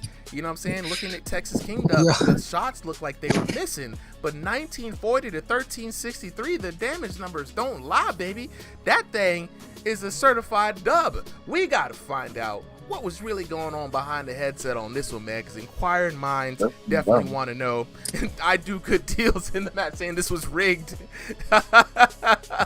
That's crazy. That is crazy. All right. The fellas are here. Texas King Dub, Jay Prince. First of all, I got to talk to Jay Prince first. Jay Prince, right? You came out, you look like you were doing good, man. You were on the offensive the entire time. It looked like you were landing some shots, but it shows up the damage numbers just wasn't there for you. Are you surprised by the outcome of this fight? I'm not even surprised. I don't So know tell what us the what's issue going on. is. I don't know what the issue is. I'm never up here making excuses, but I'm still on the Oculus Quest 2, and it's very slow. So there's that. But yeah, it's the same issue as always, man. I can never get shit done damage wise. It feels and it looks as I'm landing, but can never get it done. So Very interesting, man. I was surprised because honestly, did you see a lot from your perspective where a lot of the punches from Texas King Dub landing on our observer, we weren't able to see a lot of the shots landing, right? They were either hooks going around the back of your head, so you can see in the replay here, or they were just barely missing. But from your perspective, man, we've probably seen something different. What was going on from you? what I seen from him is him just like ducking his head and trying to get away from you. And like I said, I thought I did enough to win, but when you check the damage, it's just not there. It's not there, man. We got to figure it out. Definitely, if you could talk to Yo Boy has figured out the damage system, right? From a gameplay perspective, he showed us that he was hitting for 60, 50 on average on some just like everyday average lazy hits. So definitely get with Yo Boy and try to see if we can unlock some damage for you, man, because that fight didn't look like, the damage didn't reflect what the fight looked like. But then again, it's always something with VR boxing. We just might not have seen what was really going on there. So definitely, like I said, Yo Boy, if you can hear me, bro, holla at my man's Jay Prince, man. Get him right on the damage because we need to figure this out. And when you do figure it out, let us know what it was that you changed, and hopefully we can make this happen. Yeah, man, I haven't really even been playing lately, but I always find myself on ringside on a Sunday, bored, nothing else to do. So I feel you, man. Hey, look, we right here, bro. Every Sunday, bro. Appreciate you for coming through. You know what I'm saying? Let's go ahead and talk to that boy Texas King Dub with the dub. There you go. Let's hear it, Mr. Fast Hands. Where's he at? Do we have him? There he is. There he is. Back now. There he is. What's up, guys? Yo, all right, look. All right, now, I got a couple of questions for you. Number one, you're fighting a taller fighter, right? You decided, all right, you got a different style. What was the strategy behind your stance and defensive style, number one, before we get to the damage? Just definitely play the range game as best as I can, even though he had the range. Mm-hmm. I definitely knew he had power hooks. I mean, I seen him fight, and he does a lot of damage when his opponents are inside. I just try to pick a shot while I go inside, just make it count, and then just get out of there. Now, what's interesting is with the shots, right, you definitely did a good job of creating space, getting low, especially at the down back angle, making it hard for it to hit, right, circling out. But what's surprising was how much damage you were able to land, even though, like, I was like, maybe it's lag, maybe it's something. I wasn't able to see a lot of clean shots from you. Oh, damn, that's crazy. Surprised by the outcome, because maybe you were seeing something that we weren't. No, it was just, I wasn't surprised because I know I got a left hook that will throw over 50 plus for sure. Okay. And if I land that, I could follow usually whatever. Try to so you got not that, really you got get that. Sleeper build. Okay. Yeah, something like that. I'm just picking my shots. Interesting, man. Jackson Fowler says, tell Jay Prince I love him. Hey, Jay Prince, Jackson Fowler loves you. Well, look, man, I got to go back and watch that fight again, man, because I was seeing the defensive work, but I was like, why is no one landing real good, clean shots? And I look at the damage. I'm like, no, this is significant damage. Even, you know what I'm saying? I've seen people throwing hands like a lot and sometimes can't get close to 2K. So, look, all congratulations to you, Texas King Dub. You did it for the boys in Texas. You see your homie out here, Big Boo, saying Big Texas in the house. You know what I'm saying? Yeah. So, definitely congratulations to you on the dub today. Looking forward to seeing more fights from you, homie. Appreciate it, man. Thank y'all. All right, thank you. Hey, GG's Jay Prince. Let's go ahead on to the next battle on the card. Taking a look to see who we got up next. That's fight number 15. We got fight number 16. We got Iron Michael Chandler taking on Mr. Man.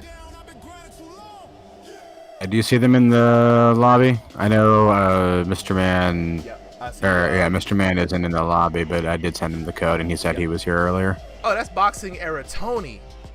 Iron Michael Chandler. Boxing Era Tony. I got him. Okay, I see him in here. All right, Boxing Era Tony. I got you in here, bro. And then Raleigh. I'll message him, let him know that we're in here.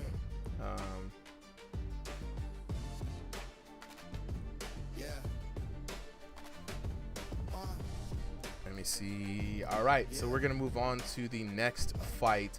We've got Iron Michael Chandler, aka Boxing Era Tony. I do love that name. Taking on Mr. Man. It's a good one. Right. Solly, are you up for this one? You still taking care of stuff on the back end? Let me set out one more, but you guys got a good flow. I'm also just enjoying it. Let's run it, man. All right. Duck Dog, let's run it back. We're going to go to the tail of the tape here. We got Iron Michael Chandler in the blue corner, taking on Mr. Man in the red corner. Both of these virtual boxers fighting by way of room scale play space. Iron Michael coming in here from North America Central, Mr. Man by North America West. Both boxers coming in at about 5'7" tall, and both boxers fighting in that sweet elo spot of 2,001 to 2,500. I'm joined by my co-commentator, Junk Dog. Homie, how you feeling, man? I'm feeling good. It's been a bunch of good matches tonight, man. I want to see the same thing going on. Oh, yeah, man. It's a lot of good vibes. And this one's going to be interesting. So, Iron Michael Chandler is another old school boxer here named Boxing Era Tony. This one's going to be an action-packed one here. He's going to get up against Mr. Man. Two very explosive boxers, in my opinion.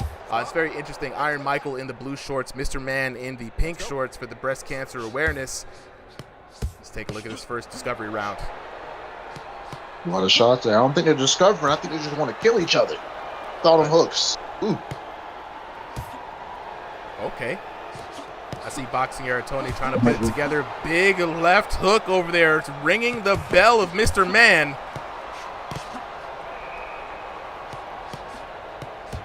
Okay. Nice defense. Oh, but he got caught. Loving it. Man, Mr. Man out here swinging for the fences, though. Who you got? Who you think will get the first knockdown? I'm liking Blue Shorts' defense, but Mr. Man here definitely has the offense. Again, it's a matter of who catches who. I'm seeing I mean, there's a lot of good combinations. I think Iron Michael gets the first knockdown. You think Iron Michael's got the first knockdown? That's what I think. That's my little bet.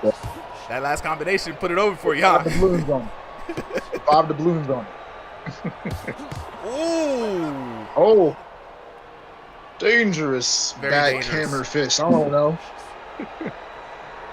It's crazy how, like, the back fist does not work in this game, but people still go for it. Yet people just love throwing it, man.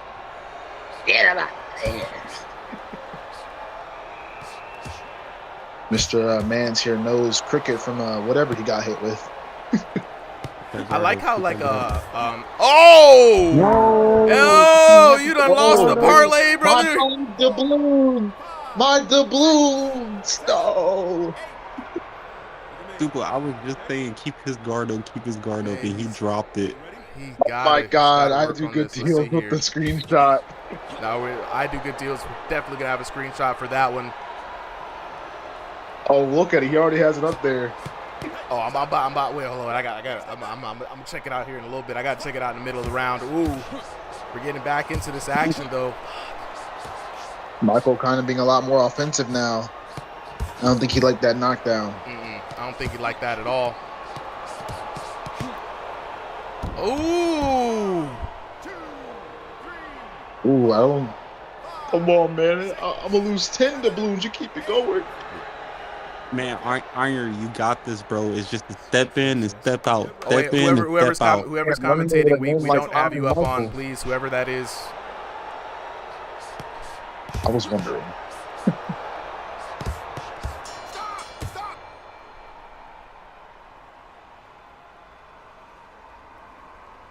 like our ghost in the commentary said, definitely step in, step out. Get your punches, get out. For whoever that was, we have specific commentators up, just so I can keep track of who's up. I think that's Ali from or Kitai from like forever ago. Go ahead and put Ali back into the crowd for me. Appreciate it. It's been a while since you've been here, Ali, but yeah, we can't have people jumping up on commentary. Some of the older ones got in. Unfortunately, these were some replay. We're gonna have to put that back in post. Sorry, lost my rhythm there for a second. Round 3, round 4. Oh my goodness. Gonna go back to the exhibitions here. All right, round number 2 underway. We're gonna fix that one in post. Oh. A little brotherly The love. little friendly hug here. Yep. Where they kill each other. Ooh, boxing era Tony. I'm gonna call him boxing era Tony because that's how I know him is. Iron Michael Chandler putting the hands on him, and we got a real barn burner here in the second round. We now know where the power lies, right? We've seen the explosiveness of the punches here in round number 2. Here. Yes. You want to switch up that bet? Mr. Man with those really strong crosses. As there it is right there, man. Holy. You can see that. He's just prepping that right hand. Oof. Big damage. Mr. Man has always had big damage, though. Yeah. Ooh, look at him charging that right hand up. Might want to slip that, man. Don't rely on that guard. He's throwing right into the punch him. I do like the combinations. There we go. Finally making pay dirt. There you go. It is nice to see when the combinations do land and the payoff is there, because Iron Michael Chandler was digging into the body, racking up some damage, and we've been talking about going to the body all night, and here we have a boxer who's actually putting in the combinations, but he's got to be careful, man. He's fighting Mr. Man, who has that dynamite left. He's got to be careful. So I think it's that right hand for me, man. That's what I've been seeing, just laying that. Oof. Pixel the Plunger. Yeah, we're also live on Discord right now. That's where all the boxers are waiting for their fights. Ooh, the firefight continues. Oh, he's done, though. Mr. Man hurt. Ooh. Michael going to mix up the shots here. Oh, man, stun is over, but hey, he can bring it right back. Ooh, those hands. Chin, temple, all that exposed. Careful. not the chin, temple, all that exposed. Ooh. Man, it was scaring me. He was guarding the body. He was getting hit in the head all game. Yo, Iron Michael Chandler is literally fighting on death's door right now. One good shot from Mr. Man can send him right to the canvas. It's a daredevil, this guy. No, commentator's curse coming up. Careful. Look, I ain't trying to curse him. I'm trying to bless on the mic. It's a Sunday. I'm trying to be Mr. Pastor Blessings right here. Super pastor. Right. Ooh, man. I think, I don't want to say it yet, but I think he'll get out of this ring safely here. I mean, this round. Don't say it. It's the end of the round. Don't say it. Nah, see, I countered your curse with the opposing curse. Oh, the curse! You didn't say it, but you cursed him nonetheless. At the last second. I guess it was late. Literally the last second. I apologize. That boy, man. Low key, I want my refund. That boy, man. Never count him out. Never count him out. No, it's okay. He's gonna have like a Deku kind of like comeback here. Trust. Oh, okay. All right. It's all part of the script, bro. You know what I'm saying? It's all part of the script. It's all part of the script. About to go plus ultra on this mug. You know what I'm saying? I see you. He's about to go against Shigaraki here. This is his fight, man. This really is a fight, man. Looking back at the replays here, man, you could see how Mr. Man throws with like such deadly intentions. And he's putting, you could tell he's putting everything into there. Even like short hammer fists. This man is straight up Falcon MMA punches, here, bro. Straight Falcon punches. You got to be careful, man. And honestly, you know what I'm saying, Iron Michael Chandler putting in together a lot of good combinations, but you're always on death's door when you're fighting a power puncher there. Good slip right up under that straight, and he's making the right moves, right? But there we go. You just need to make that one mistake, and it's curtains for you. Me, personally, bait that big right hand that he loves throwing and just left hook a doom right on the jaw. As soon as he throws that. Superman punch there by Iron Michael Chandler. That is one of his famous punches, and it goes down. Mr. Man falls to the Superman punch. You definitely can't count out a man with a special punch. Take a look at this again. Slips under there. Big combination. Lovely. This is Deku's comeback. He's gotten beat up enough. He's going to channel all that. TKO right here this round. Mr. Man winding it up. Oof. Big thing. And Iron Michael Chandler doing a very good job here in round number 3. He's got to have a clean round. He really needs a clean round if he's going to win against Mr. Man. Nice counter shots coming in. And it's Iron Michael Chandler outboxing there Mr. You go. Man. It's that left hook I told you about. Oh! Ooh, careful. Don't go all the way in defense. Come on. Throw a few back. Throw one and shot out. Ah! I think what we saw was he was a little dazed and stunned there. And the only thing he could do is try to cover up. He looking at right now. He got clipped. Went for the defense. Mink right around the guard. On the other side. Yeah. And you look at Mr. Man's reach. Throw a warning shot out. Oh yeah. Oh my goodness. Oh, chopping right. Keep it going. Oh. Everything's on the line for you. Iron Michael Chandler hurt, trying to find some breathing room. Ooh, keep them hands up. What you doing? The head movements. There we go. I can't wait to see what I Do Good Deals comes out here. Right, look. That's a good deal right there, I'm telling you. Ooh. Nice shots coming in from Iron Michael Chandler. He still has to be careful. He's got him hurt. Oh, he's stunned. He's got him hurt. Come on. Oh, it is Iron Michael Chandler. One more, man. One more. 50 seconds. You can do it. He's got time, bro. Now is Mr. Man going to go on defensive? That's the real question. How good is his defense? Look, Mr. Man only knows one thing, hands. Okay? Defense is offense. That's the defense.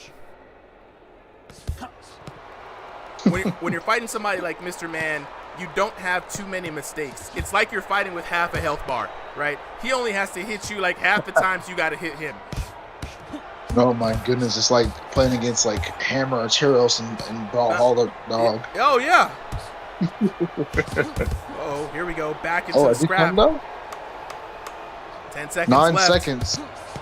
Ooh. Oh, and that's what I told you. Mr. Man with the hands, man. Hands, man. He was close. What a match, man. What a match. Mr. Death's Door. Mr. The Mat is closer than you think. That's a good game. It was a close comeback, dog. It was a good game. It was a good game. Whoever I gave that money to on that bet, you're not getting anything. You know what I'm saying? Well, he lost the whole parlay. Look at this, man. Look, 10-7, 10-8, 10-9. Things were getting better for our guy, Iron Michael Chandler here, ending the match with 30 to 24. He was steadily improving, right? But the improvements, man, they was not where it was at when you're fighting against someone who does not allow you to make a lot of mistakes. And that's the one thing that we don't get to see a lot of here in the discussions, that when somebody does master the damage system and can get that power, you're just not allowed to make as many mistakes, right? They're allowed to make a ton of mistakes, right? Because they feel like I tell you, your life bar is cut in half. 2 knocks in the first round, 2 knocks in the second round to 1, and then 2-2 in the third round. Looking at the damage, I mean, both boxers landing a high degree of damage there. To be honest, I don't understand how Mr. Man was able to stand up like that, right? 1899 to 1754, 1858 to 1666, 2329 to to 1754 for a grand total. The highest damaging fight in this card tonight, 6,086 to 5,174. We're going to let both of these boxers go ahead and unmute so we can find out what was really going on behind the headsets. I see Mr. Fast Hands Man still here. We got Old Boy coming in, Pablo. Where is Iron Michael Chandler? Here we go. Let me bring you up, bro. Right here. There he is. Okay. Mr. Man. Where's Mr. Man? Right here. All right, I got you. Got both of y'all. Okay. All right. Iron Michael Chandler, we're going to talk to you first, bro. Dude, you were putting together combinations. You did 5K damage, right? You was working in on the inside. You was slipping dangerous punches left and right. The dub just was elusive for you today, man. Tell us what was going on behind the headset. I mean, like, it was fair. I mean, he kept catching me whenever I dropped my hand. It's fair, but I'll never fight in room scale again after that. I mean, I'll stay in my room scale, but I'm gonna have to fight joysticks after that because I'm not one to complain, but like it gets to a point to where I'm playing in a sync. Like I can't move. There's no technicality in play. Like it's just straight haymaker after a haymaker. That's not how I want to play no more. Like that's just that I don't want to play like that no more. Like there's just no room for any technicality. I want to play where I can throw my jabs without having the risk of getting caught by a hook because there's no distance. That's fair. That is fair. And so what's interesting about that is once we move on to the ranked league, it's gonna be a whole different kind of rule set, right? If you're fighting in room scale, you have to have a bare minimum. I think we have like 7 by 7 feet, right? The idea is that both boxers should be able to extend their hands and not touch gloves, right? So that's kind of like what we're operating on in the exhibitions. It's Wild Wild West. You gotta take it how you can get it. You know what I mean? And so yeah, a lot of people prefer if you fight in room scale, you have a bigger play space, or fight people stationary, and it's totally fine. You can go ahead and do that. You know what I'm saying? So definitely the next time when you sign up for an exhibition, just make sure to say, hey man, even though I'm room scale, I would prefer to fight somebody stationary or someone with a large room scale, so that we can kind of try to get that dialed in for you. But overall, man. All right. You know what I'm saying? Like, I was like, who the heck is Iron Michael Chandler? Then I saw Boxing Eric Tony and said, oh, okay, all right, I know this guy. But yeah, man, look, despite all the challenges, you made the fight interesting. It looked good. It was a great fight to watch overall, man. And so, my hat's off to you, always putting up a good fight. Yeah. GG's to Mr. Man, just that room scale mess it up, but you got power, you got speed, you got everything you need, buddy. Yeah. Absolutely. Speaking of great transition there, let's go ahead and talk to our winner for the night, Mr. Man, Mr. Fast Hands, man, Mr. Just Hands. Okay, Mr. Hands, man. Mr. Hands, what's up? What's up, man? Well, I'm telling you, the power. We were talking about this with Jay Prince the other day, man. Some people just got the power in this game, and some people have figured it out. Pixel the Plunger says, I don't really see any lives. Pixel the Plunger, if you're in the Discord, jump into the Showtime stage.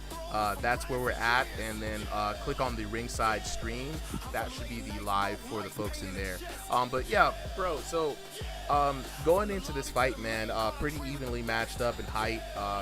Iron Michael Chandler, Boxing Air Tony, he's a tough opponent, right? He had a lot of good combinations on you, but you were able to make it through with just hellish damage. What is the secret to the damage, man? Because folks like Jay Prince got to know. So it's not really a curving your hand. I heard people say that kind of helps, but it's more of countering and moving into your punches. Like you saw me when I was throwing my jab or cross, I stepped into it. That's how I get the power with that, and then left hook, move into it and kind of curl it down. That's why I throw my power. So run that back one more time for all those who need to know. So, like, just move into your punches. Use your whole entire body. That's the main thing. Like, if you're throwing a lead left hook, kind of twist your front foot with it and follow it with your shoulder. Like, turn with it. That's how I get power. Okay. Okay, all right. So Jay Prince, hopefully you hear that, man. Move in with the body. I guess that's the body effort system at play. Because when you have power, again, it's just like your opponent cannot make that many mistakes, right? They are literally on a timer every time. And I was saying, like, Iron Michael Chandler was literally dancing on death's door the entire match. Even when there wasn't a hit landed, I just knew that one good shot from you would send him to the canvas. And the results show, man. So an excellent fight all the way through, man. Glad to have you here. Again, congratulations on the dub. Yep. Good game, Michael. Hope to fight you again. Absolutely. Thank you, guys. All right, we're going to take a small break here because I got to fix an audio concern. There's always audio concerns. I'm going to have a moderation squad on the stream. So for those of you on TikTok, are you hearing an echo? For those of you on YouTube, are you hearing an echo? And if you are, where's the echo coming from? Because at least from my end, I do not see or hear an echo. Oh, I see. Why is that happening? I'm gonna step out for a moment here, by the way. Absolutely. Ping me. By like 2-3 matches, I'll be back. Okay. Alrighty. All right. So Sounds good. All right. Echo I'm back, Super. Let's see. The Dragon Fist tournament is up on the channel, guys. Check the VODs. Let's see. For some reason, I'm seeing double my mic now, which is nope. Never mind. I'm tripping. It wasn't double my mic. I'm just an idiot somehow. Trying to see. Somebody had said there was an echo. And I'm just gonna have to. All right, Jesse says he doesn't hear an echo, so I'm not really sure where the echo is potentially coming from. Okay, we're just gonna move on to the next fight then, Solly. Up next, we've got Void taking on Pablo Zablo. Texas King Dub taking on Jay Prince there. We're getting on to about the halfway point of the night. Let's see if we can go ahead and make some stuff shake here. I'm going to go ahead and head on to the tail of the tape.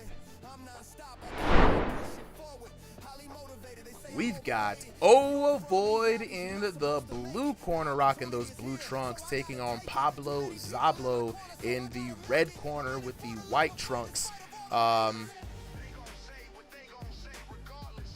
Check the live streams there, Conquest Invincible. Yep, Void in the blue trunks, Pablo Zablo in the white trunks. Void and Pablo both fighting by way of room scale play space, and both of them fighting out of North America East. Void coming in at 5'7" tall. Pablo Zablo 5'6" tall, and both of them with that over 2,500 elo. Now this is going to be interesting, right? It's very rare that we have such an even matchup with such a high elo with this table stakes match here in the Ringside VR exhibition. We also have oh, here we go. The Observer has frozen. God love it. About halfway through the night. Yep. Oh, absolutely. Absolutely. We're going to take a quick break here. Hold up. Go back around. Both boxes are ready. The Observer is waiting for deployment. We're going to give it a second here just to make sure that I don't have to start this whole thing over. Let's see.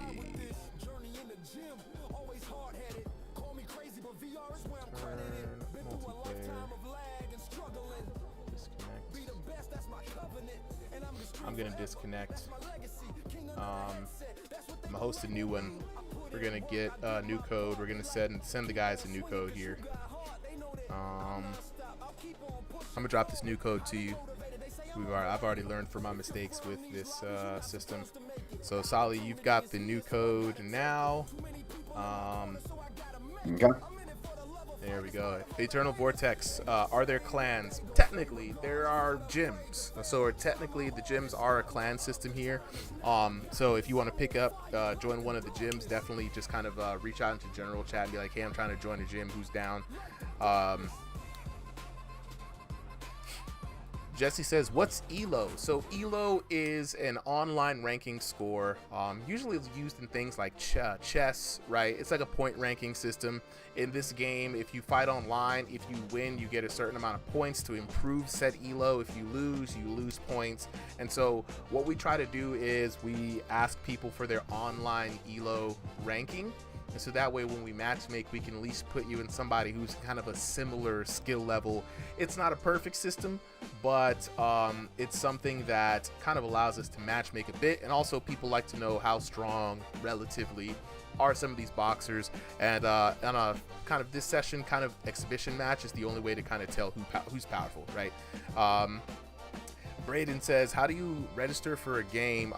Braden, all you got to do is join the Ringside VR Discord.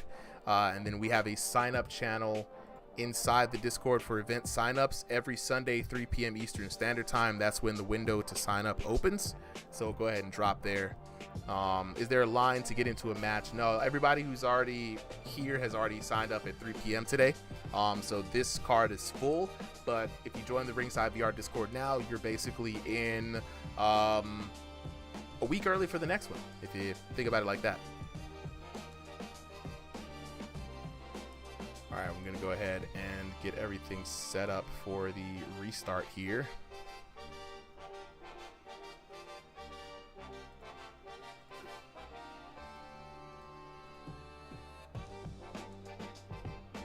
Give me a second, chat.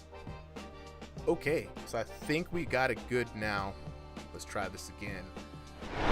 Going back to the tail of the tape, we've got Ovoid in the blue corner, Pablo in the red corner, both boxers fighting by way of room scale play space.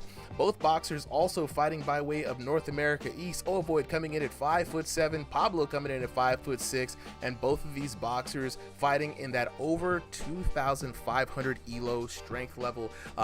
We do not usually have this evenly matched up of a fight when we have this high ELO.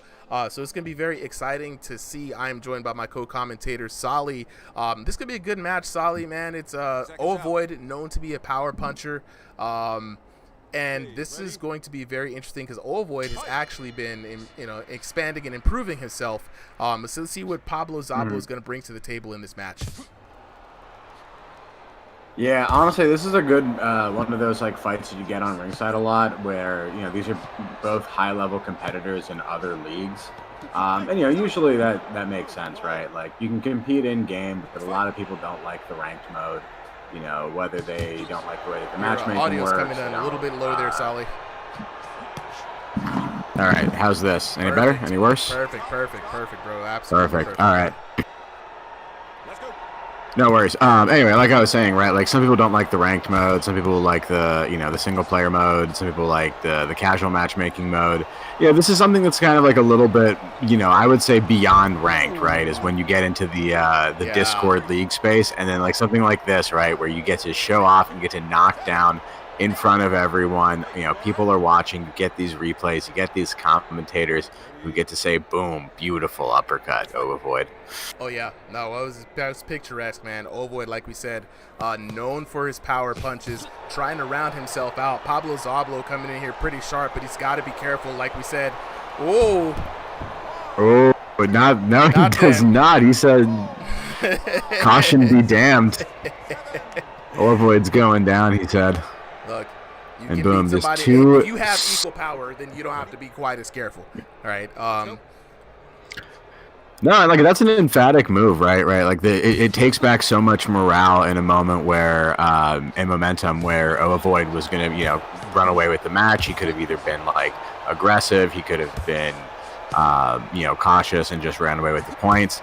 And Pablo said, like, absolutely not. Like, stepped up in there, immediately responded with aggression, and now this match is just as though those two knockdowns never happened, right? Yeah, we're back in there, man, and that looked like it hurt. And this is just round one, man. I feel like we're already in round number 3 with how these two boxers are going at it.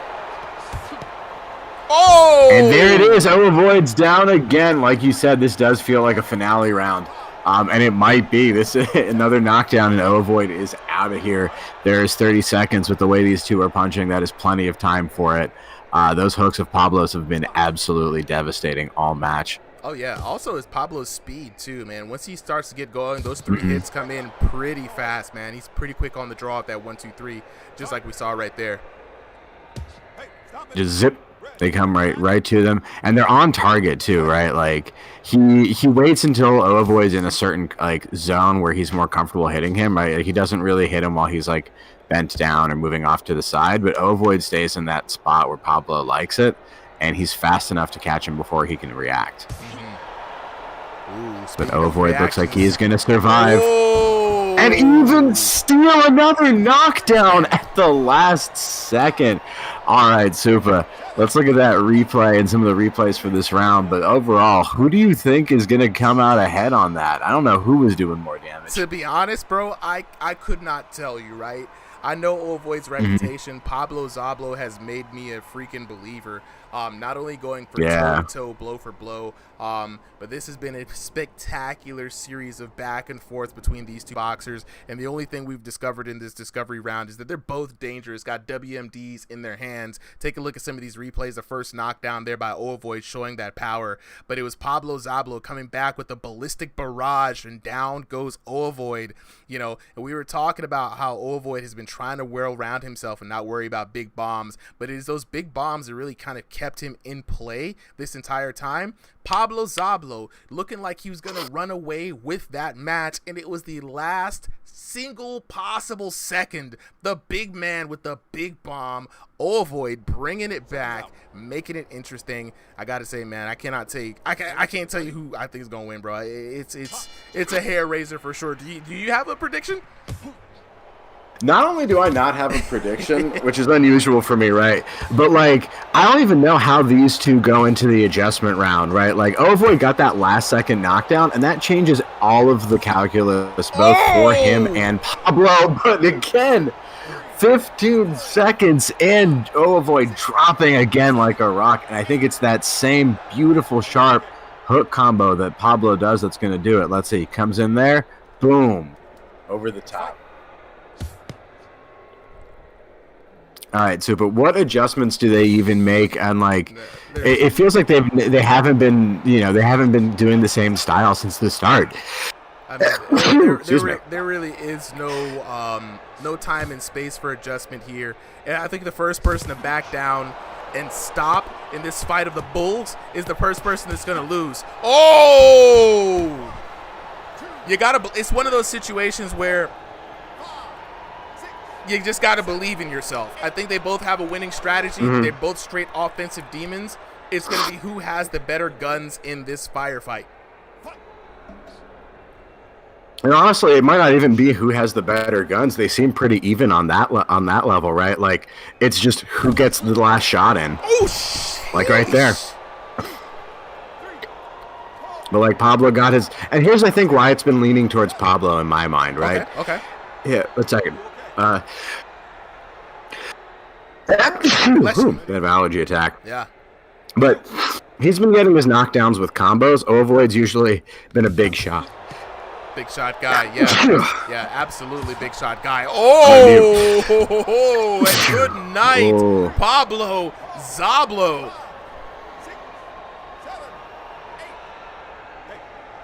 Man, we're still well into this second round, right? We've got about a minute left. Plenty of time for both of these knockout artists to work.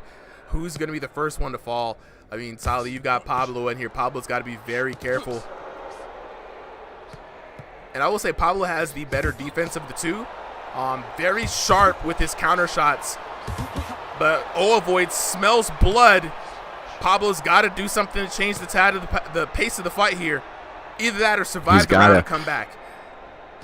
Yeah. Sorry, I'm just a bit of an allergy attack. Trying to stay on mute. You're good, bro. I'm waiting with bated breath. I don't know who's going to go down next. Ooh. Big uppercut, swing and a miss. Ovoid getting a little hurt. Goes in for the clinch. Very smart.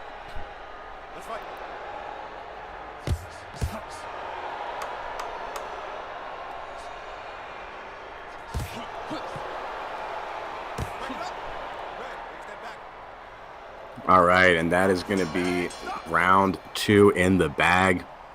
So this is what I was saying, right?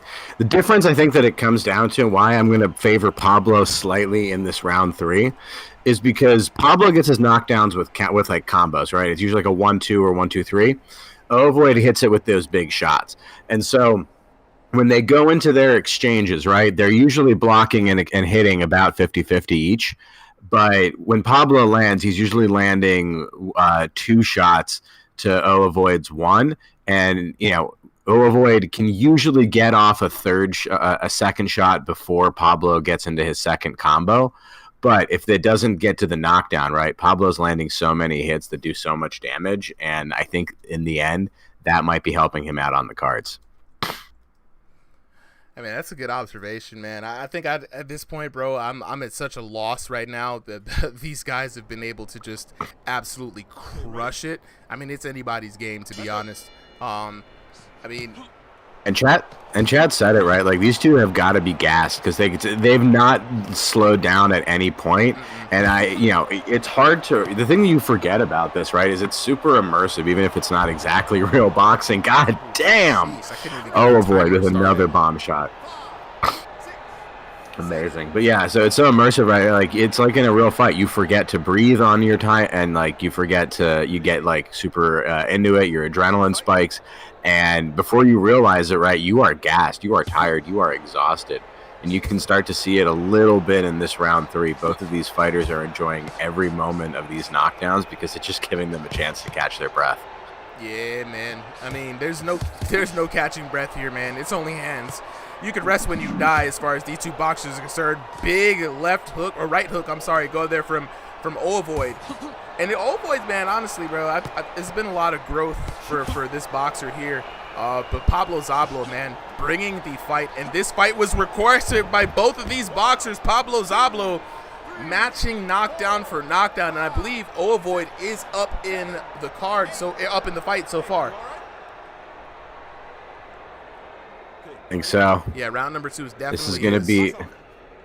Yeah. I think this one's going to the Bitcoin judge. Despite all of the knockdowns, no one has been able to firmly close out. These two are so evenly matched. I definitely think that that Ovoid is up, man. Pablo Zablo, if I was Pablo, I'd be the one. I think he's up, but yeah. But I don't see Pablo getting TKO'd here, right? Like, he's just got the moxie. He's doing the adjustments, and I like his defense, right? Yeah, he's constantly moving off of the line. He's popping his hands up, always at great times, and he's throwing just enough aggression to keep Ovoid honest.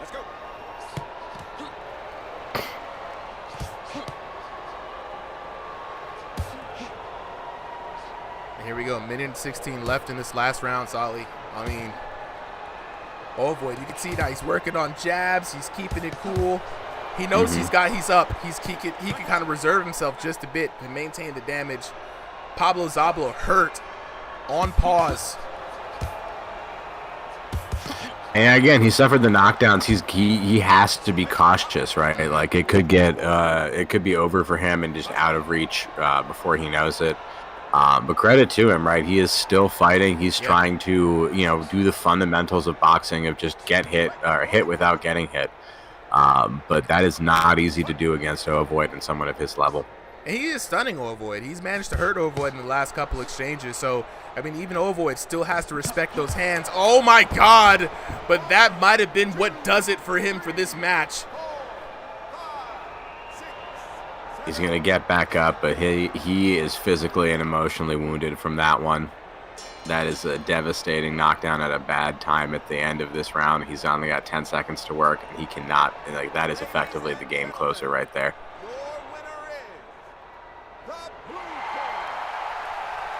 All right, let's see if I can capture the score, and I do. 27-29 for Ovoid. Pablo Zablo taking the first round, 10-9. Ovoid taking the second round, but it was Ovoid in the battle of the attrition, 10-8 8 in that last round, and that was all she wrote. 2 knockdowns apiece, and it was just the gas, man. Pablo Zablo could not. They were dead even. And again, it was going to go to the Bitcoin judges, but man, it was Void there clutching it out at the end. Look at this damage. It could not have been more even. 4,764 to 4,748 for Pablo Zablo, right? Let's give it up. That's for crazy. These absolutely crazy numbers, man. I gotta hear from the boxers here after this, man. We're gonna give them a moment to go ahead and unmute real quick so we can really find out what the heck was going on behind that headset. An absolute firefight, the best barn burner we've had all card. Big shout outs to them. I do good deals with another I do good deal said he only got one good screenshot. He was just too invested. I feel you, bro. It was hard to commentate. I really just wanted to just go in there and just be like, man, just to be a fan real quick. But holy hell, that was crazy. And still, it's still an amazing shot. My goodness. All right, so Void, do I have him muted? Nope. All right, Void's still getting here. Pablo's still getting here. We're gonna move on to getting the next 2 fighters up on stage. Can we go ahead and get it's Void coming out with the dub on that one. We need Boiled, and I think if we can get El Chip up on here, we get El Chip up on here. Locking in Katai with the GGs. Appreciate it, bro. Sorry, I had to remove you from the stage real quick, but yeah, we switched things up a long time ago. If you're gonna get up on the stage, you gotta already have some kind of pre-stage pass. So I was like, whose voice is that, bro? Oh, I had to get up on stage. It's all good, bro. Looking in at the YouTube here. Void, Pablo, you guys can unmute whenever you're ready. Boiled one is here. I sent him and Chip the code. So I think they should be logging in. Chip is having, for some reason, some issue joining the Discord. Okay. I unbanned him, but so he said he should be able to join the game, but okay. I'm not sure if he'll be able to join the stage after. So we'll just try to see what we can do. Yeah, I messaged him too and just told him that he needs to get with you on that. Braden Nash says their age limit to join a match 13 because you need to have a Discord account to be able to join a match here. And 13 is the age to have a Discord. You could be younger, and I'm not going to sit here and police whether or not you had somebody sign up for you and you're 12 or something.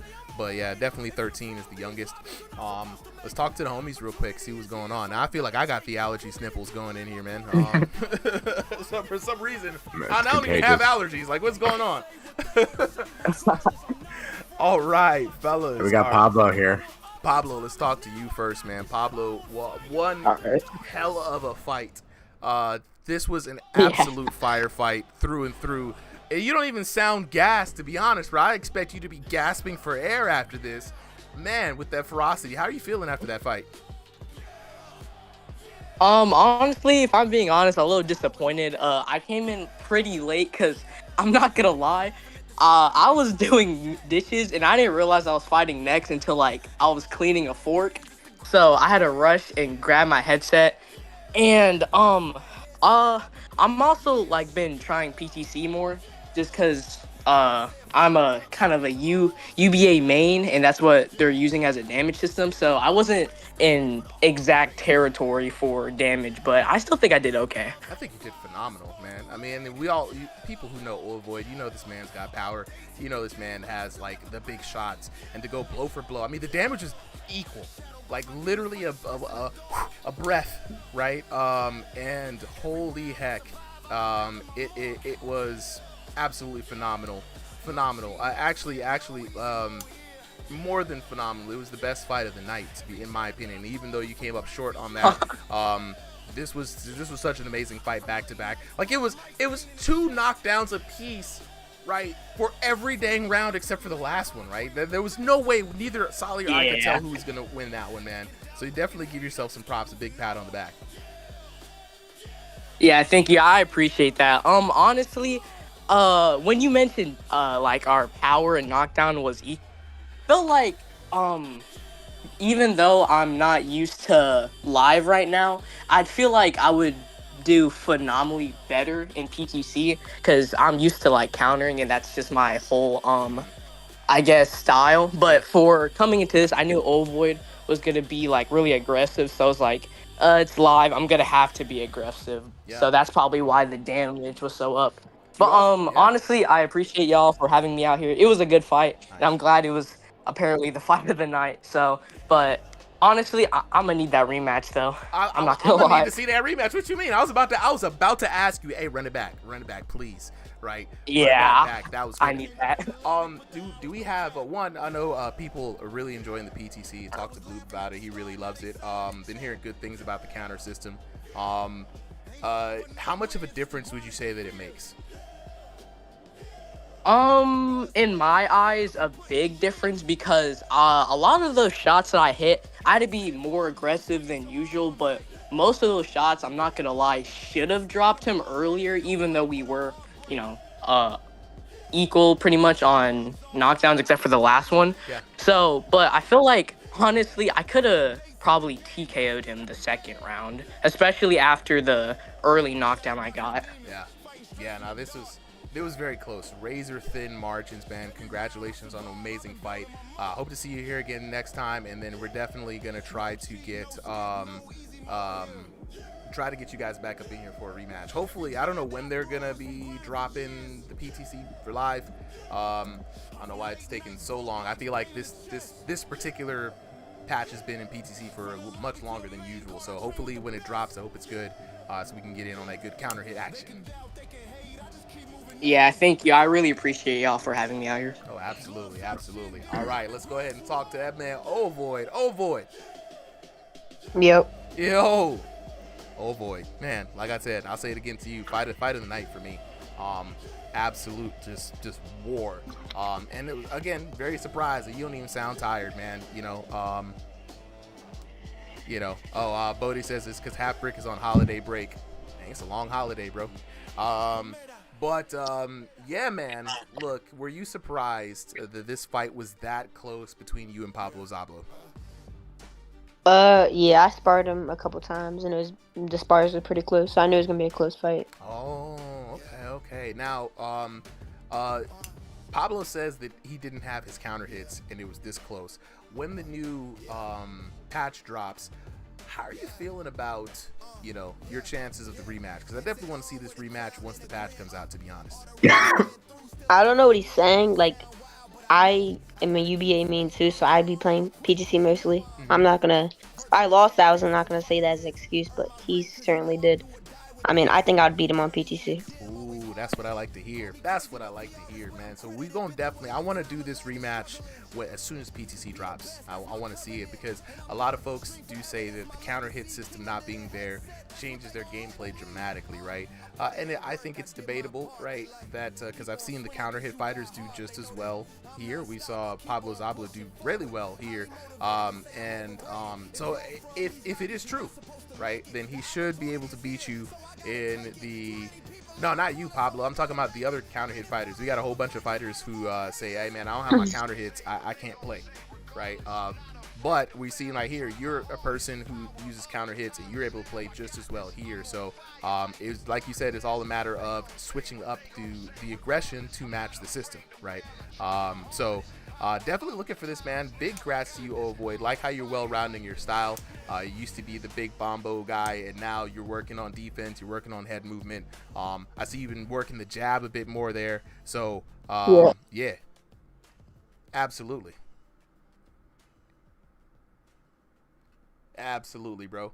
All right. Appreciate you for coming through. Congratulations on the dub again. We're going to go on to the next fight. I see the Boiled One, and I see El Chip back from the grave here. So we're going to go ahead and get the next match set up. All right. Let's see. Next match underway. That's number 18. We got the boy. Yeah, we got a big card. We got a big card tonight. Oh yeah, we had like one extra fight, I think. It's just usually we have these cards that are just so, and it's 9:30. Honestly, it's 9:29. We're making good time, I think. No, it's not too bad. Yeah. Not too bad at all. We've got 1, 2, 3, 4, 5 more fights left. one more than the usual here. So looking forward to this next one. We got Boiled One taking on El Chip. So we're gonna go on head to the tail of the tape. We got Boiled in the blue corner in the black trunks, taking on El Chip in the red corner in the green trunks. Boiled coming in with the stationary play space. El Chip with the room scale play space. Both boxers fighting by way of North America East. Boiled coming in up with the 5 foot 10 inches. El Chip 5'9". Both boxers coming in at that 2001 to 2,500 ELO range. So this is hopes to be another really close and really good fight. I'm joined by commentary with by Solly, I believe this time. Solly, you back? Yes, I am. All right, let's hop up on in here. Okay, get ready. Right, El Chip in the green, black and green, Boiled in the black and white.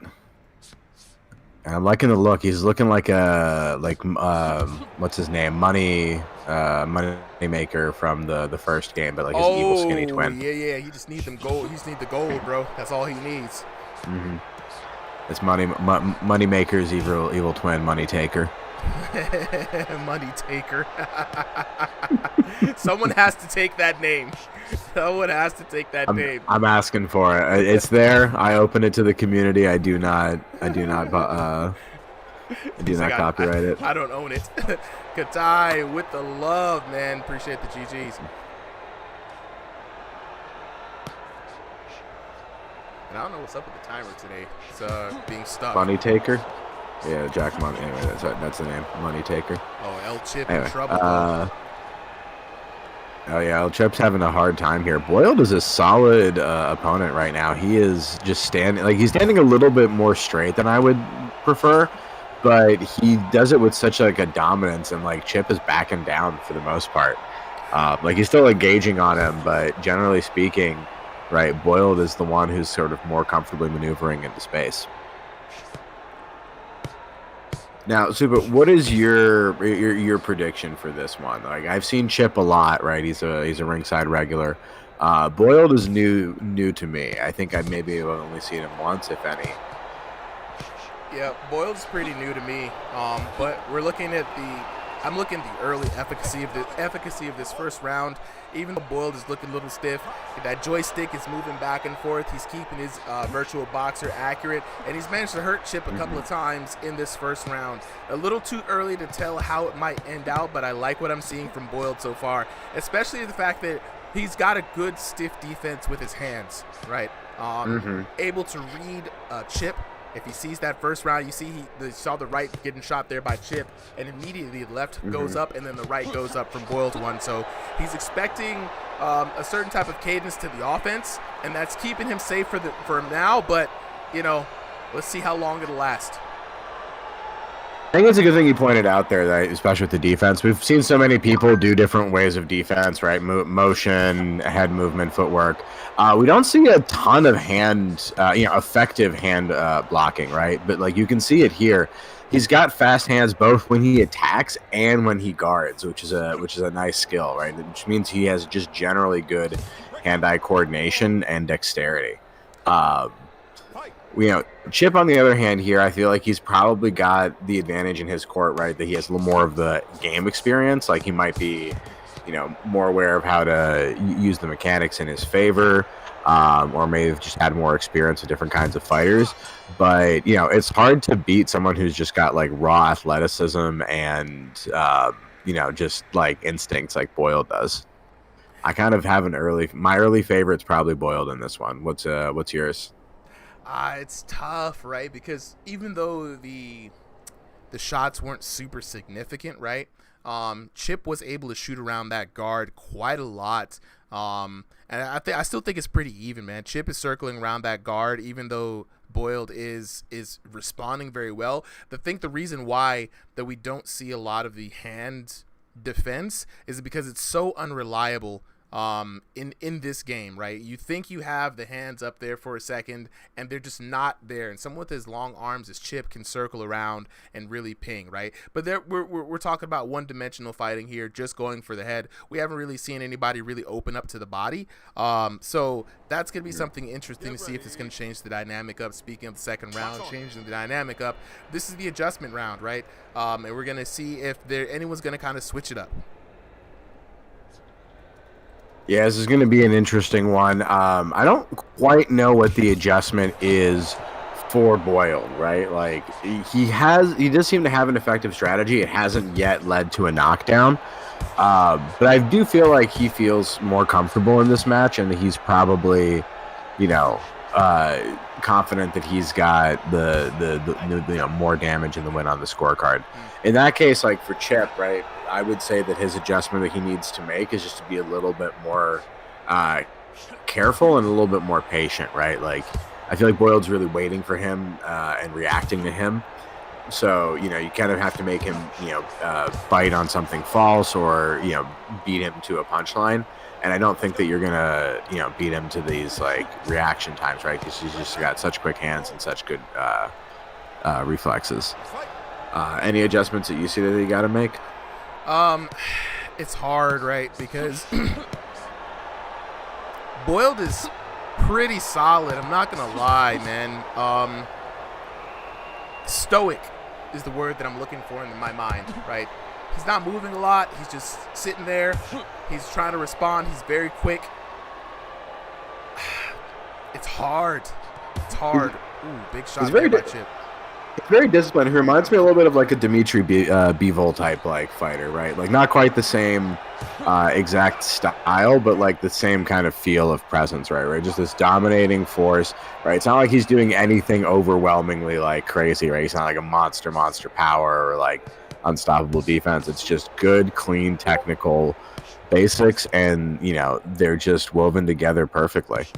I like to tell you what I'd like to see more from Chip is a bit more punch variety, right? He's throwing those hooks. He's fighting right into the defensive strategy here of Boiled. I mean, rip to the body a little bit, right? Dig into an uppercut. I mean, you can always get around the guard. Yes, it's always there for you. But if you're constantly going back and forth to it, I feel like it gets a little predictable, and you can't really feint a hook that well, right? So I would like to see him just dig to the body, and that way he can cash in on a bit more damage and work on that punishment system. Especially too with the type of guard that Boyle's been using, right? Like it's all been high guard. It's not like he's mixing in any Philly shell. Yeah. No, I totally agree, right? It just feels like Chip is a little bit headhunting here.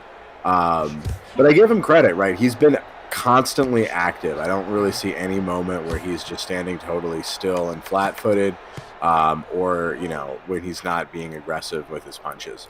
So you got to give him credit, right? He's been doing a lot of work, and that might translate to the damage that he needs. I think that's kind of what he's hoping for in round 2. No one head is finding the canvas in this match so far. So we might have our first Bitcoin decision. Might be, and again, it might just take a really good, strong third round push from either boxer to really make it not too much of a competitive decision, as we take a look here in some of these earlier rounds. It's just one of those things where, again, Chip is landing by shooting around the guard. Chip is doing work, but it's just like they're not really landing super hard. And I wonder if the new guard system is actually being a bit detrimental to him here, in that some of those glancing shots on the glove might not be landing as cleanly. But again, we've been surprised by damage before, right? Yeah. So this won't be the first time. I think it's interesting you bring up the new guard system, right? It does feel like Boiled is using the new guard system sort of better than a lot of other fighters have been using it. Right, like I see a lot of people whenever there's a new mechanic, they either, if it's not simple enough, right, they just take sort of the basics of it and then they stick with whatever they know.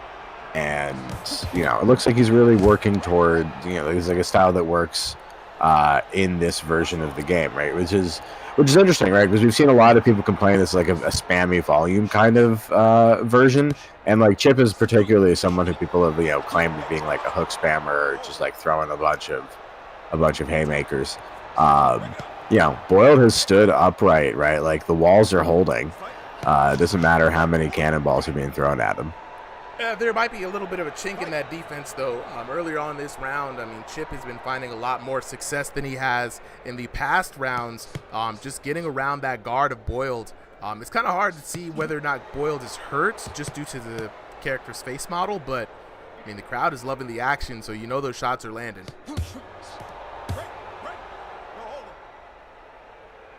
Yeah, there's a bit of a glitch there. Looks like battery out. Was that a dead controller?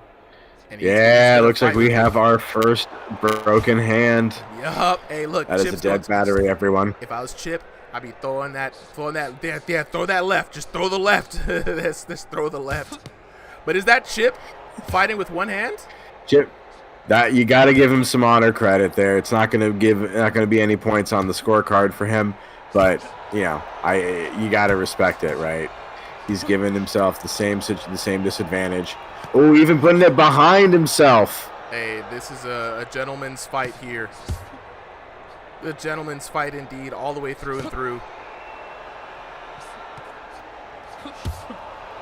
And yeah, at this point, Chip's got the right idea. This is funny. Now he's starting to go to the body a little bit, doubling up. Honestly, if Chip just added body hooks to his repertoire, he'd be good. That's what I'm saying. He headhunts a little bit too much. He needs to add, a couple more targets, and I think just mixing in a couple of other shots too, right? Especially if he worked in an uppercut occasionally, especially once people start expecting, his wide hooks and start, widening that guard, bringing it more towards the ears. Those uppercuts become super effective right down the pipe.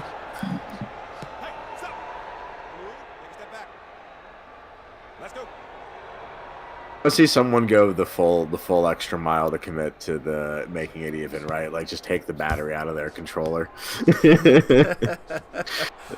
Honor system, I promise you. I cut off my own arm. Yeah.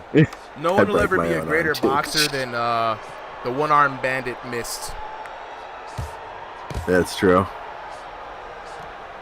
There's some legendary moments though when your controller goes down, right? Like things get a little wacky and you're at a disadvantage, but that's also the moment where like legends can be made. Yeah.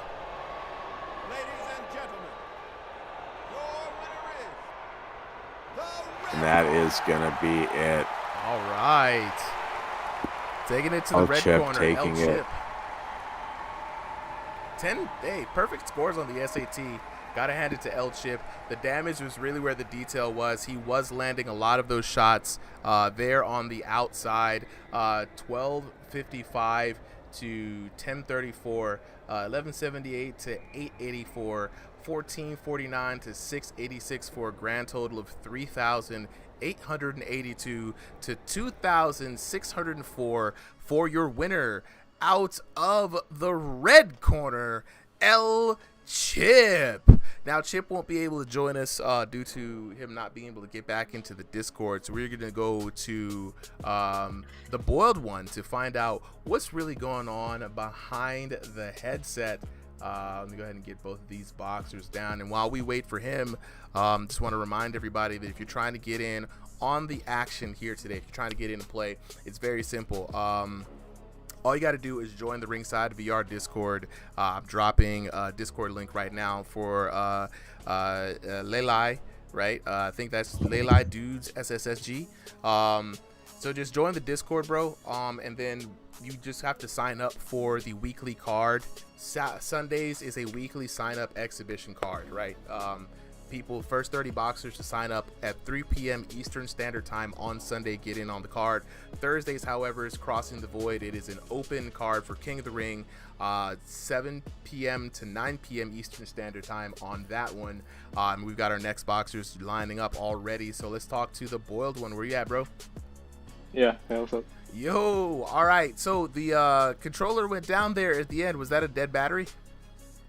I don't know what it was, honestly. I checked it before. It said 100, but just in the middle of fighting, it went out. I don't know. Man, that's crazy, bro. You were kind of trying to put in work there. Very interesting style that you have there, really relying on the defense.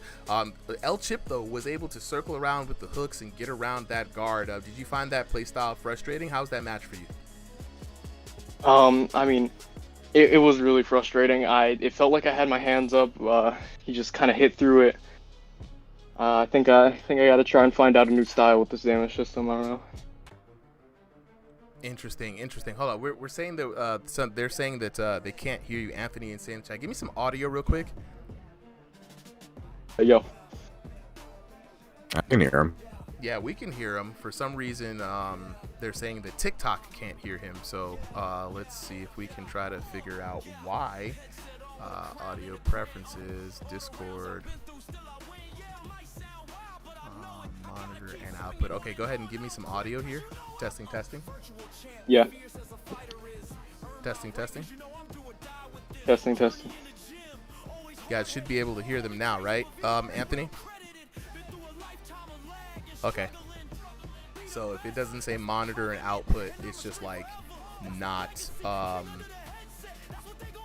getting out there. Okay, he says you can hear him now. All right, so yeah, man, like we were saying, man, sorry, I have to redo this question because they couldn't hear. Nah, Anthony, you're good, man. If you can't hear, just definitely let me know on the stream. That's why we got the stream chat here for you guys to give us some feedback. So like we were saying, man, El Chip has a very like hook-centric style, right? Was getting around the guard. Did you find that frustrating to play before the controller went down?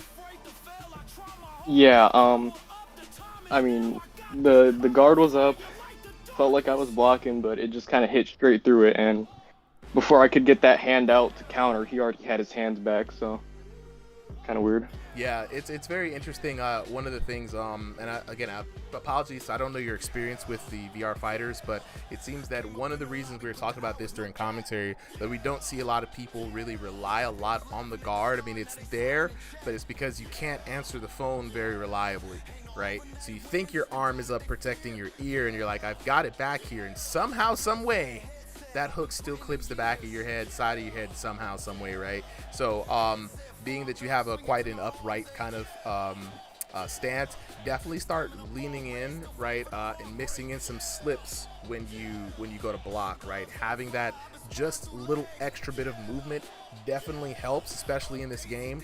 Best defense in this game is just not being there at all, you know, at least from the experience. Given that the controller went down though at the end, I feel like this match was a little inconclusive. Do you feel that you would do this again, maybe a rematch against El Chip? Yeah, I would love to run it back. I mean, I had him figured out in that third round.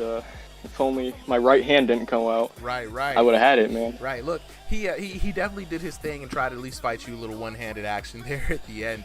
But I would love to see a round 2 for this one, right? I definitely would like to see, now that you kind of know what to expect, you'll have the tapes. Hopefully our audio isn't terrible this week, so I can actually post the videos. But the VOD will be up. Mark my words. You can always go back and watch your fight during the VOD. So definitely take a look, man. Kind of work at it, and then come back again. El Chip isn't here, but we'll ask him for the rematch for next week. I appreciate you for coming through, man. And we're going to go ahead and move on to the next fight. All right. Thank you. All right. Thank you. All right. We got the next fight coming up next. We've got, so that was Boiled. We got Big Woo taking on Raleigh Rick Floss Whited. Raleigh with the new nickname now. We didn't give him the name. We coined another fighter name coined here in Ringside VR. That boy Rick Floss. I can't wait to see. Raleigh has been making a bit of a splash here. His last 2 fights he's won.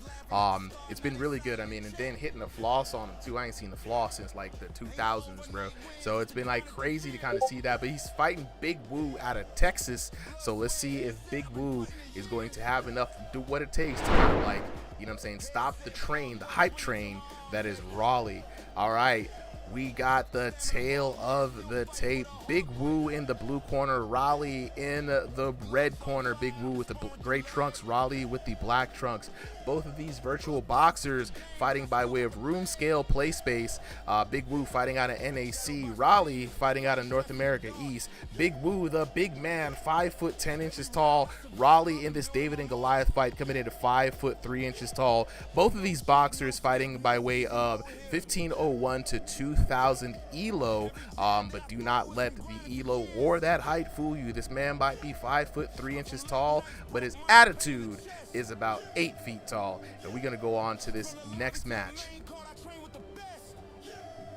If the observer doesn't crap out on me, and which it did, which is very interesting, and I'm really not sure why, but we're not going to waste too much time trying to wait for this thing to start. Maybe waste a little bit of time, I'm not even gonna lie.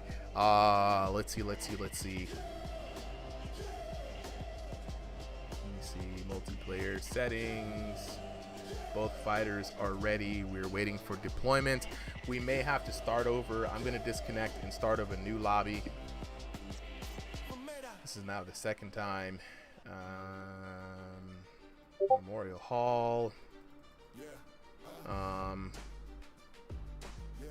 Let's see. We're gonna do another code here.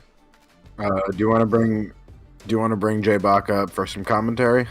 Oh yeah, we haven't heard from Jay Bach all night. Yeah, nah, Jay, I really am trying to keep it patient because I know the team's been. I've already told Trent about the issues, so I know they're gonna work on it. So no need for me to crash out, really, to be honest, right? It's just kind of it won't be. Solly, if you and Jay can take this fight, I'm gonna go ahead and send you the code. And there is a little bit of something I got to take care of here. All right, so new code is up. You have the new code there, Solly. I'm going to do a quick little reset here.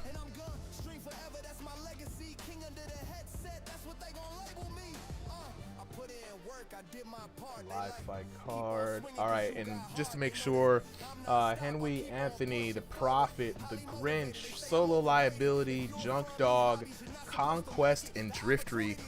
Let's hope everybody is here. We got a few people left on. Here we go. We got the Boxers fighting. We got Raleigh back in the red corner. All right, appreciate you guys for rejoining. We're gonna cut right on into this because I already did the tail of the tape. We don't really need to do it twice. So we're gonna start the match right away. Hopefully it works this time. Waiting for deployment. And we're back. There we go. There we go. All right, we in here. All right, the round is up, guys. What's going on, Jay?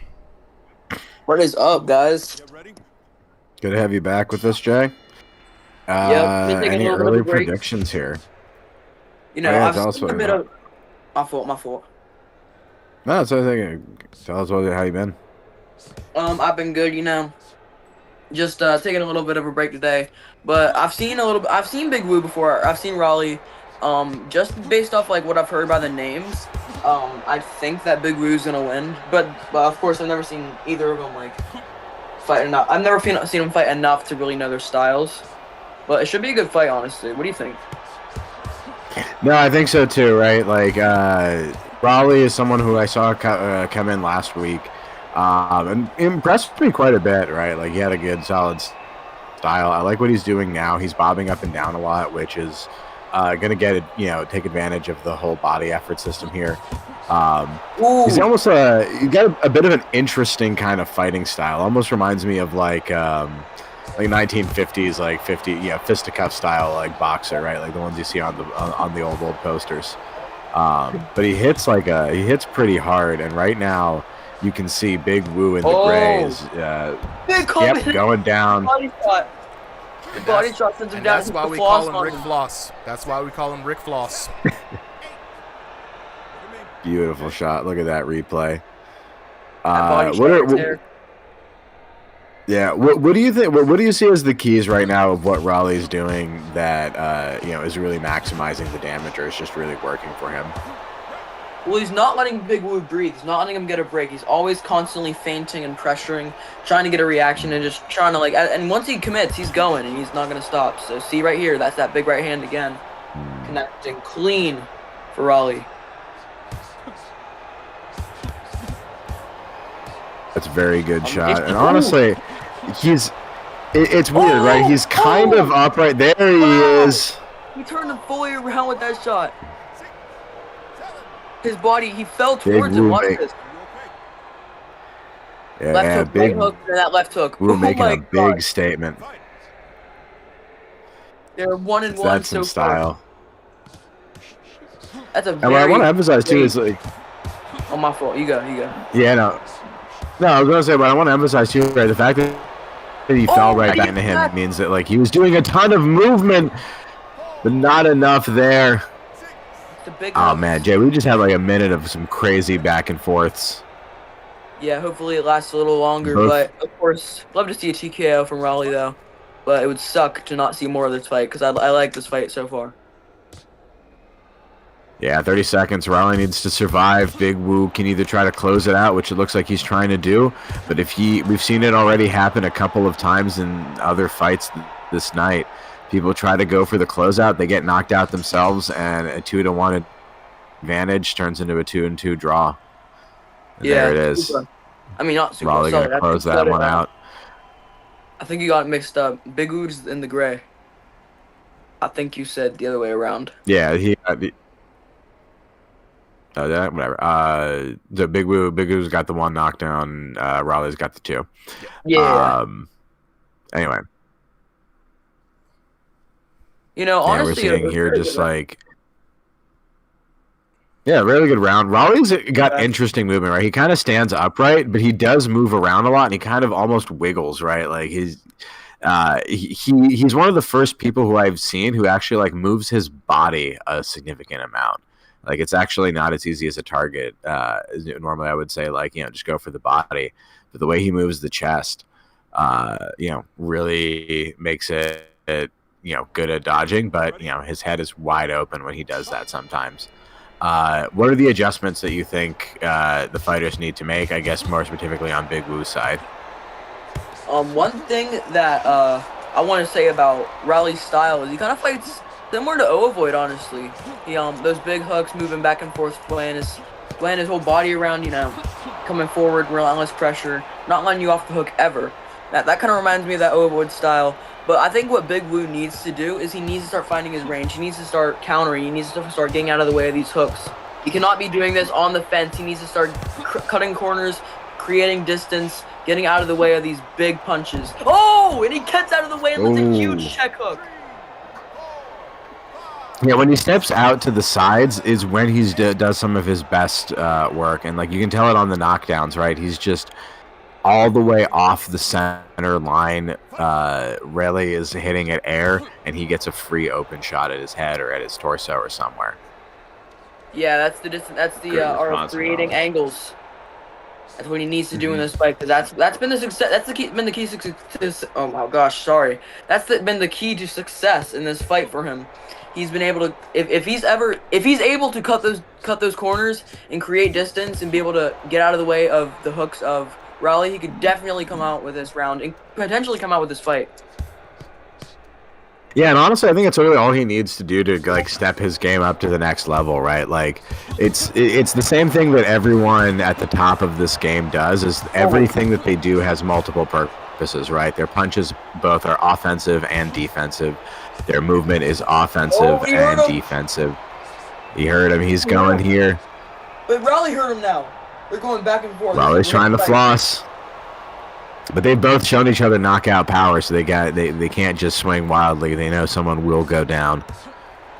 Yeah, absolutely. But they are swinging wildly in most of the exchanges, though. So it's a very interesting fight because they both know they have knockout power, but they just don't really seem to care, or they just don't. They don't care about the knockout power. They just want to go to war. They're ready to fight. Oh! There it is. Raleigh catching it again, and a beautiful floss. You got to get some of those flosses on the replay. That was not the right. Yeah, it was an old replay. I believe it was a right. Still a work in progress, but honestly, I've been pretty impressed with the replays for overall tonight. They are looking clean and very professional, even if they are sometimes a little mixed up. Yeah, I mean, you can't blame the guys behind the tech. They're always trying. They're always working harder to get things as good as they can be. They're always trying to fix things. So, shout out to those guys. always. Thank you, tech support. Anyway, round 2 coming to a close after a clinch. Both fighters starting to show a little bit of exhaustion, I think. But an interesting round 3 that we are heading into. Raleigh, I think, has the solid lead here so far, but Big Woo still in this match, and by no means is this over. Now, what are you seeing as, the biggest strengths of these fighters so far going into round 3? What I'm seeing from first off, we'll start with Big Woo. His ability, saw right there with that check hook. His ability, if he starts using those, if he starts cutting off and using his step back hooks and creating angles, creating dead space in the ring, where Raleigh cannot, he can't get in range. He's struggling to find his shots. If Big Woo can get out of the way and do his work and outside of Raleigh's range, he can definitely get some really, really good shots on him, potentially get a knockdown and to win this fight. No, I tend to agree. And I think Raleigh is looking specifically to close this out like that. This is an impressive fight from both fighters, right? Like, even though Raleigh has the height disadvantage and probably the reach disadvantage, he's been fighting like the bigger fighter and coming in with tons of aggression. Huge overhand Raleigh right. hitting the canvas another time.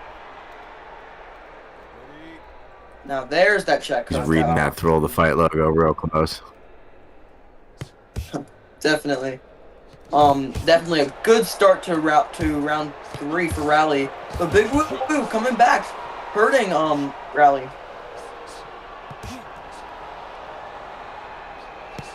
Yeah, he's honestly, I have to give him credit, right? Every time he's been knocked down, every time that the aggression's been turned up on him, he has responded.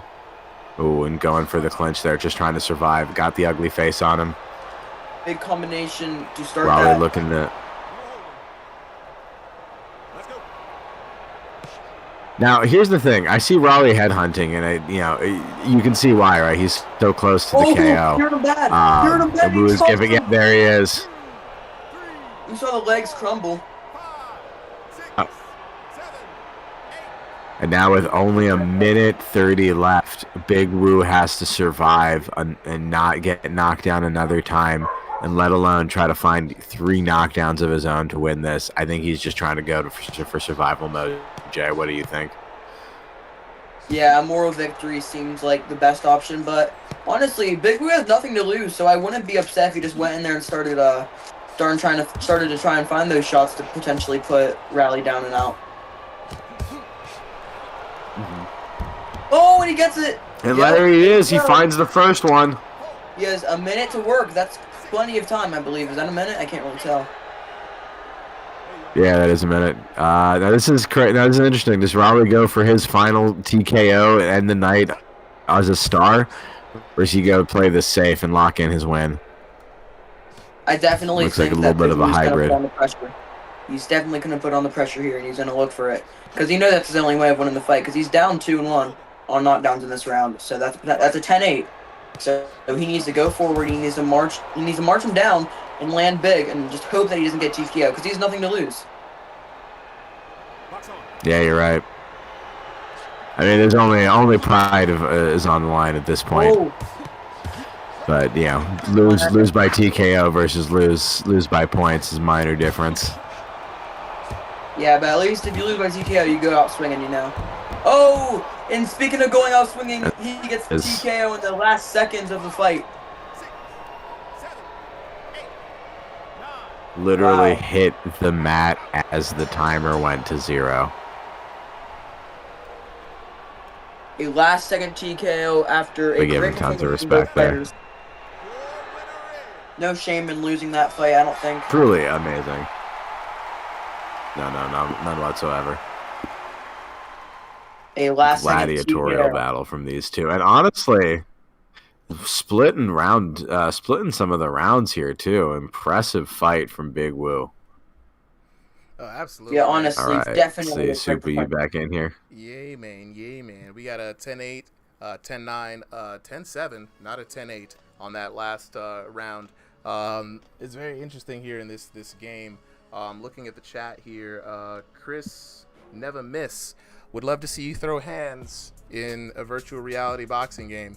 I would agree with Penguin here. It's quite different from IRL boxing because they literally exist in two different worlds here, man. But we got Big Woo taking on Chris, our boy Rick Floss here.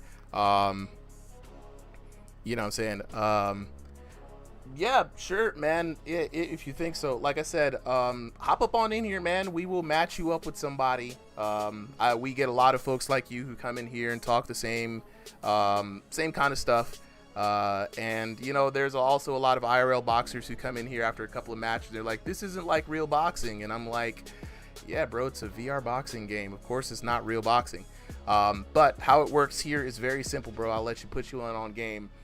This is a server that runs a lot of VR boxing matches for a lot of their members. And so what we do is we will match you up. If you have the game, if you got the game, let us know. If you don't have the game, you probably want to get the game and play it a little bit. Then once you do play it and get an online ELO ranking, we will match you up with someone with a similar ELO, probably somebody who boxes as well, just because it's just not as fun if you're fighting someone who, you know, someone who's just playing the game for fun versus someone who's boxing.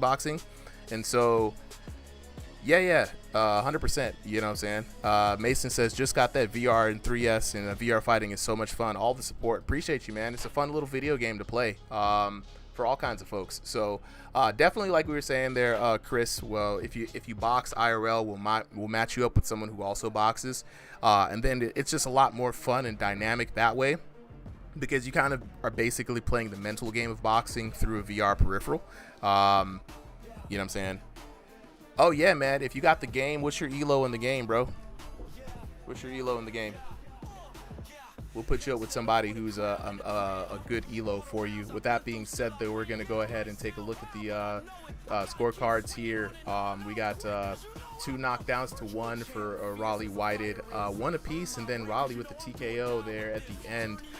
Pretty good matchup here for both of these fighters, evenly matched up between the two of them.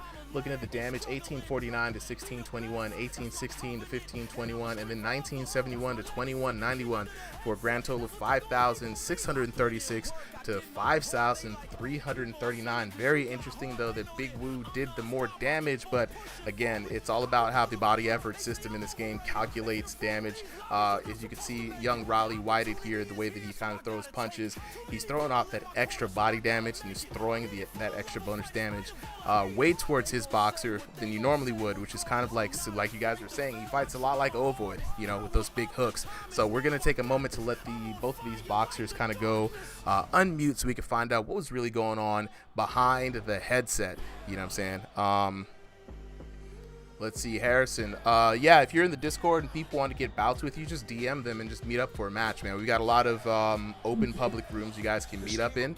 So yeah, we have a Let's Fight channel for just regular matches or for something a little bit more high caliber. So definitely, Josh, does this game measure your height? Yeah, it absolutely does. It measures your height when you log in, and it measures your arm reach. So you can make adjustments to those. So yeah, definitely jump up in there. Hello? All right, let's talk to the fellas real quick. Oh, that boy, Mr. Hello? Rick Floss. Big Woo, Big Texas in this mug. All right, I'm going to talk to Big Woo first, right? Big Woo, right? What's going on? Texas boys rise up. All right, so Big Woo. Yes, sir. It's one of those things where you came in today, you fought a much smaller opponent in Raleigh Whited, right? It's one of those things where Raleigh, the young guy, comes in here and he's got a very interesting style, right? You almost don't expect him to throw with that much power. Were you surprised by the power he was able to generate today?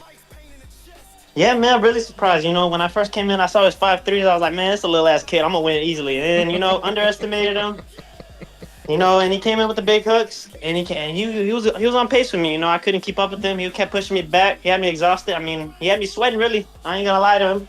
Respect to him and none really, man. Just, I'm gonna have to try better the next one, you know? No, absolutely, man. No, it's one of those things where he's you don't expect it, right? But it's one of those things where when they made the change to the body effort system a few patches ago, it really kind of opened up this kind of play style. One, it's hard to see where he's throwing.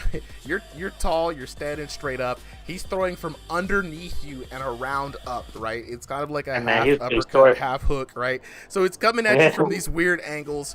The game's defenses aren't that great, so you're trying to cover up. The gloves really don't know where they're supposed to be, and he's catching you, right? Full. He was getting me good. Oh yeah, full extension on there, right? And you were trying to box with him, but the whole time it's like, you know how it is with this game. You throw the hooks, try as you might, it is. He was just getting me, them hooks, everything else. Yeah. Oh, absolutely. You know what I'm saying? And so, I gotta say, man, we've seen Raleigh Whited on a three-win tear. This was actually a decent match. You guys matched up very close in damage there towards the end. You actually out-damaged him in this match, which is one of those things where if I were you, man, I'd be like, yo, we gotta run that back, man, now that you kind of know. Would you do maybe we would have to run it back. Yeah. Oh, yeah? Okay. Definitely, most definitely. We'll definitely see from Raleigh Whited if you want to run it back here. Speaking of I'll run Raleigh, him.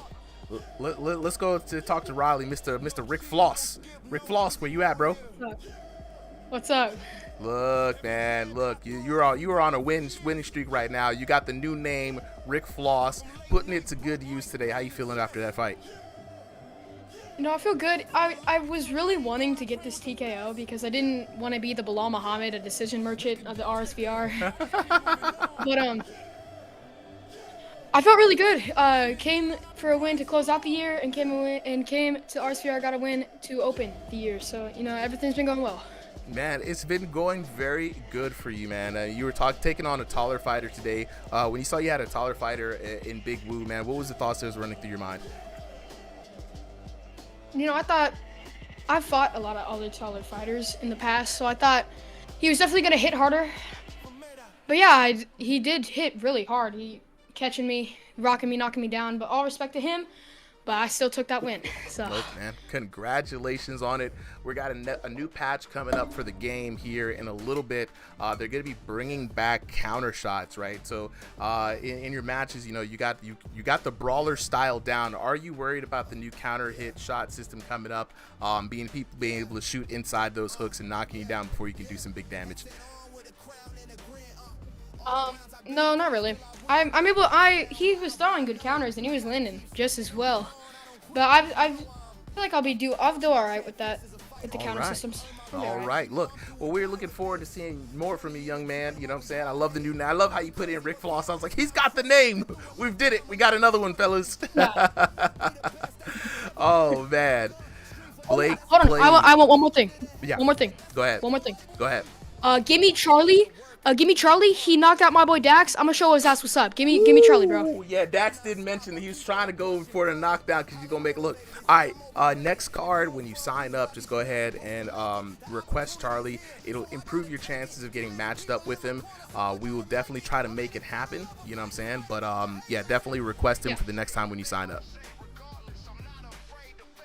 All right. Okay, bet. Yep. Appreciate you guys for coming through. We're gonna move on to the next fight on the card. We've got that was Raleigh taking on Big Woo. We've got Henway 32, a newcomer, taking on Anthony, another newcomer. So let's move Henway to the blue corner, assigned to the red corner, and Blake Plays saying, "How do I get in on these fights?" Hey, Blake. All you got to do, bro, is jump in on the Discord server, man. It's real easy, bro. Jump in on the Discord server. Once you get in on the Discord, there's 2 ways to get in on the action, right? Appreciate it, C Styles. 2 ways to get in on the action. Every Thursday night, 7 p.m. to 9 p.m. Eastern Standard Time. All you got to do is show up to the Showtime stage. We're doing King of the Ring. It's 2 2-minute rounds. Winner stays on. Loser rotates out. We're looking for the person with the longest streak of the night to be entered into a money match tournament. Every Sunday, however, you got to sign up 3 p.m. Eastern Standard Time. Be sure you've got a week, right? Be sure to ask how to sign up, because if you don't sign up at 3:01 the 30 slots for the card for the night are filled, right? We do 30 boxers guaranteed, 10 reserve.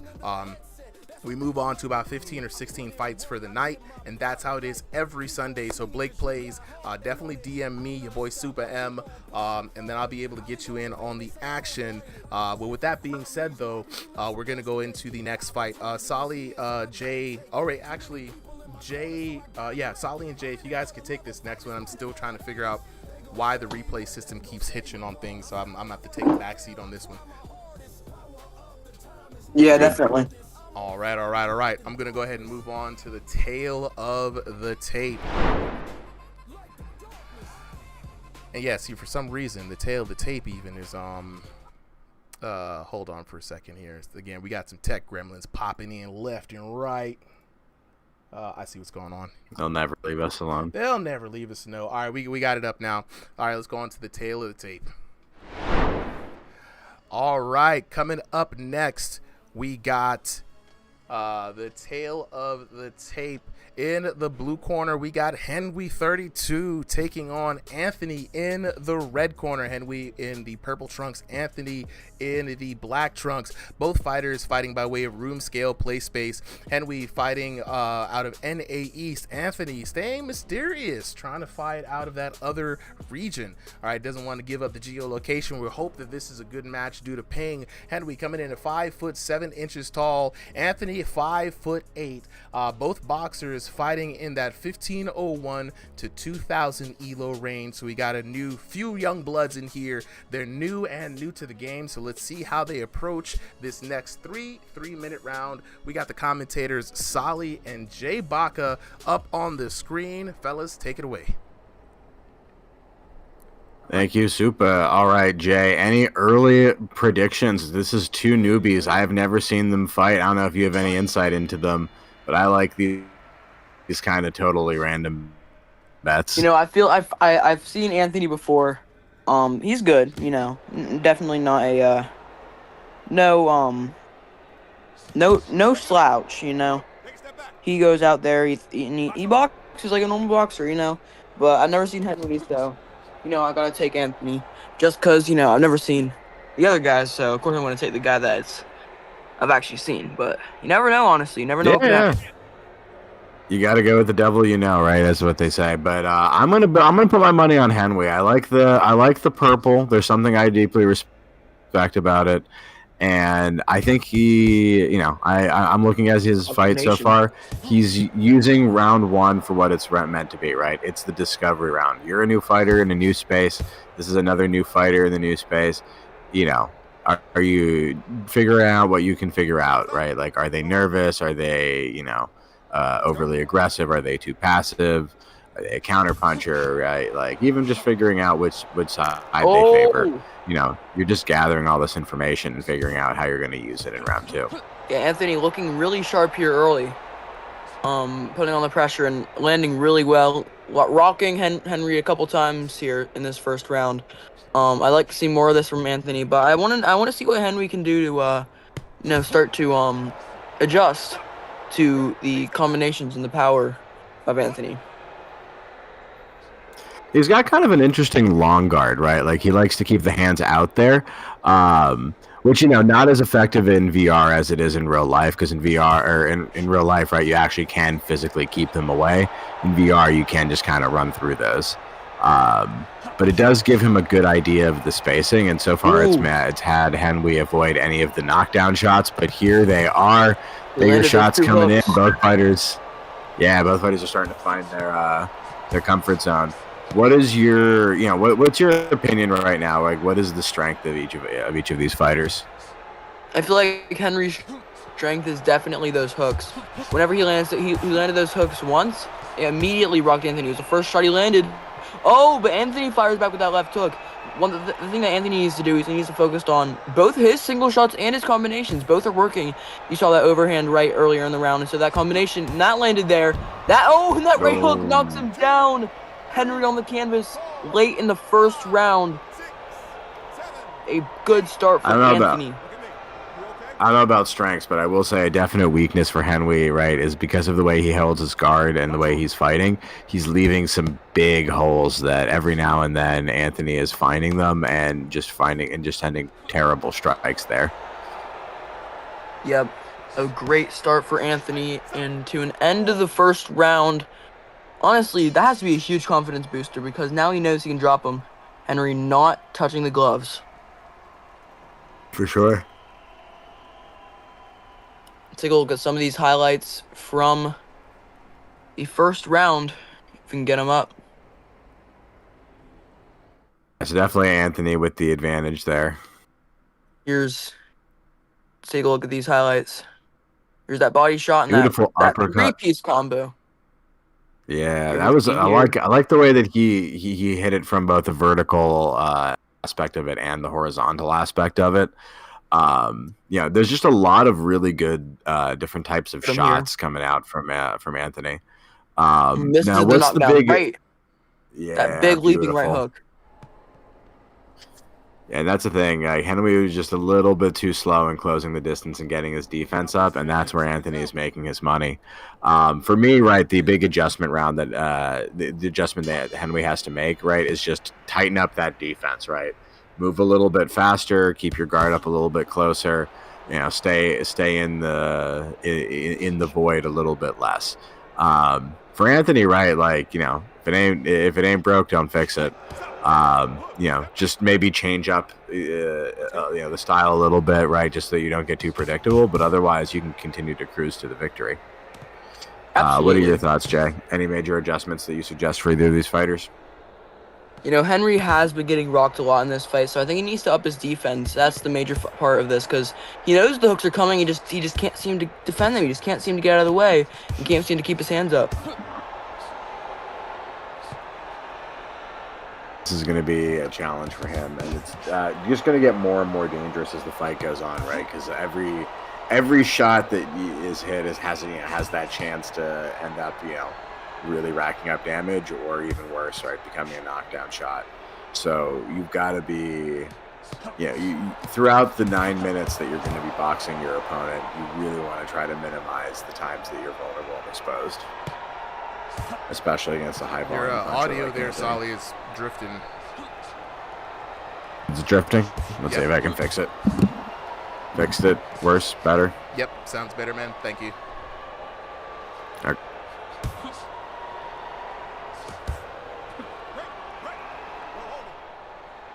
Are you still there, Jay? Yeah, I'm here. My fault. All right, no worries. Just had to. Just something was going on. Not much, but Henry doing a better job. Until that. And as soon as I say doing a better job, he gets rocked bad. Commentators' curses really well. is prevalent. I like the adjustments that he's made, right? He's doing a lot more movement now. His, he's hasn't quite fixed the holes in the guard, but he has upped the defense, and it's allowing him to create more openings, right? Like, I like the strategy whenever you're starting to fall behind, right? Is don't just try to rush for knockdowns, right? Fix your defense, and then you'll find the openings to get the knockdowns. Yeah, he definitely is. The clinch has come in handy. Left hook is true for Henry there. And right to the body now, Henry landing and getting through. Oh! Anthony fired back with a huge left hook. He has Henry running away on the ropes. Can he survive? He gets a lucky clinch. That was very good from Henry to, get out of the way, kind of mitigate some of that damage. Oh, he gets caught again. Got again, and there it is. Last couple of seconds of the round, and we are going to survive for both of these fighters, and into round 3 we go. Honestly, pretty interesting fight, right? Like, a lot of punches thrown, not a ton of knockdowns so far, as much as we've seen like for other matches this night, but some serious exchanges, and both fighters giving each other a lot of respect. Henry definitely behind. He's going to have to find a knockdown in round 3 to even have a chance on the scorecards. But he has kept it as a pretty close fight. Any favorite predictions for the end of the match here, Jay? No, I definitely have Anthony up 2-0, the first round being a 10-8, the last one being a 10-9. I think that in most likeliness, if he wants to win, he's going to need either a TKO or a 10-7 round.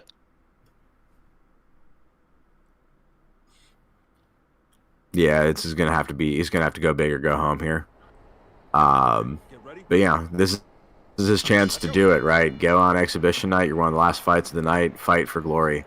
Everyone's watching, and here he goes, letting those hands fly. I like the change of pace. Right, don't be reckless, but you gotta be assertive here.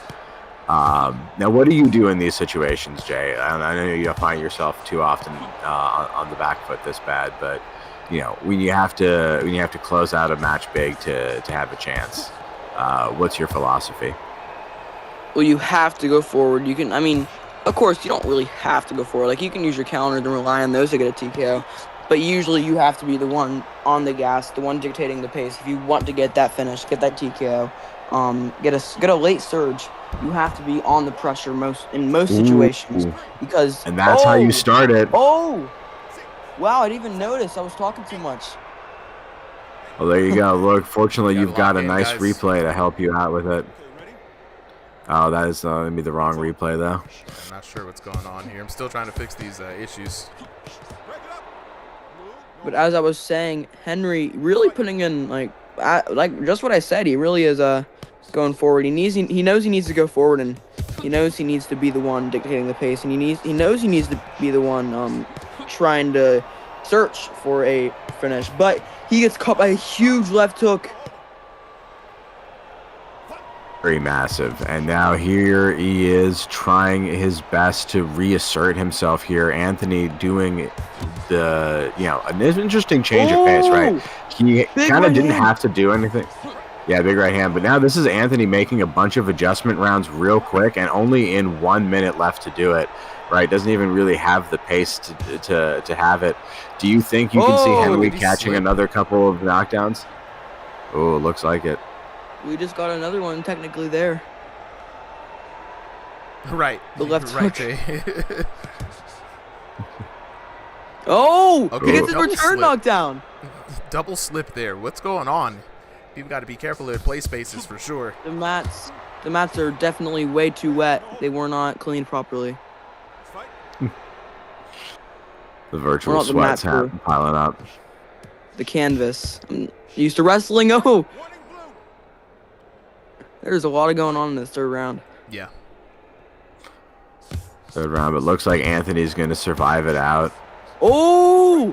Oh, he got her bad. Anthony keeps getting these combinations. They keep getting through, and they keep hurting Henry. I want to see if he can survive and take this 10-8 round. Oh! I think Anthony fires back there. That was a big combination from Henry. Now he's the one on the pressure. Oh, you got caught there, though. Yeah, but Anthony's doing just enough to avoid that, like the fatal shot. And I think that's going to close it out for us here on round 3 and for this match. Yep, I think it's a 28-27 either way. It looks like Anthony's in the lead. 28-26. Interesting. Let's take a look at the scorecards here, guys. 10-8, 10-9, 9-8, though. That last one threw it a little bit off. I believe it was because of the ref call there at the end. 28-26, though, in favor of Anthony. Anthony doing a very good job. Starting off with a commanding first round, but, Henry finally picked it up there at the end, and if it wasn't for that call, I think it was mostly due to the lag there, kind of reducing the score. He could have probably brought that back, but looking at that damage, man, Anthony with a runaway statement: 1194, 695, 1461, 1221, 1343 to 935 for a grand total of 4,004 to 2,851. What a crazy damage spread for Anthony, man. But he did a good job, and overall, I think that he was just constantly just the more dominant fighter the entire way through. And despite a few little moments here where Anthony had some lag, you kind of saw that he glitched through the floor. You kind of saw that a lot of times he was kind of fighting in one direction. Not Anthony, but Henry. When Anthony was off to the side, those are the hallmarks. If you've played this game long enough, you kind of know when there's a little bit of a lag. So we're going to take a moment to find out what's really going on behind the headset. Would not be surprised if someone starts to call, hey man, there was lag, my connection was messed up, this, that, and third. So Curd Noir, Young Gordon, how do you guys sign up? Real simple. You can't sign up for tonight's card because it's about to end, but if you want to get in on the action, you consider yourself about a week early for next week's Sunday sign up, 3 p.m. Eastern Standard Time in the Discord. You got a week. Jump in the Discord, ask around how to sign up. It's fairly simple. You just go into the event sign up channel, press / sign up in the chat, press enter, go through the form, and then boom, you're in there. But remember, 3 p.m. Eastern Standard Time, if you do not sign up, we only have 30 slots on Sundays. So 100 people sign up at 301. So you have a 30% chance of getting in. You know what I'm saying? So that's pretty much all you got. We're going to go ahead and let the fellas unmute real quick. Let's go here. So Anthony and Henry, I'm gonna need you guys to go ahead and unmute. Alrighty. Henry, all right, I see you there, bro. Okay, first up, man, Henry, first time here for Ringside VR. First off, welcome.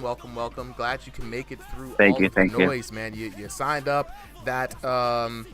That right there is just an accomplishment in and of itself. So first question for me, man, how was your first time out? What was it like beyond in the headset, man? You're fighting a tough opponent in Anthony. A little nerve-wracking, honestly. I never thought I would be that nervous. Usually I'm not when I play this game, but I don't know, it just got to me. It got to me. Yeah. Nah, look, once you get inside, you know what I'm saying, you're in the ring, you know some people are watching on the stream.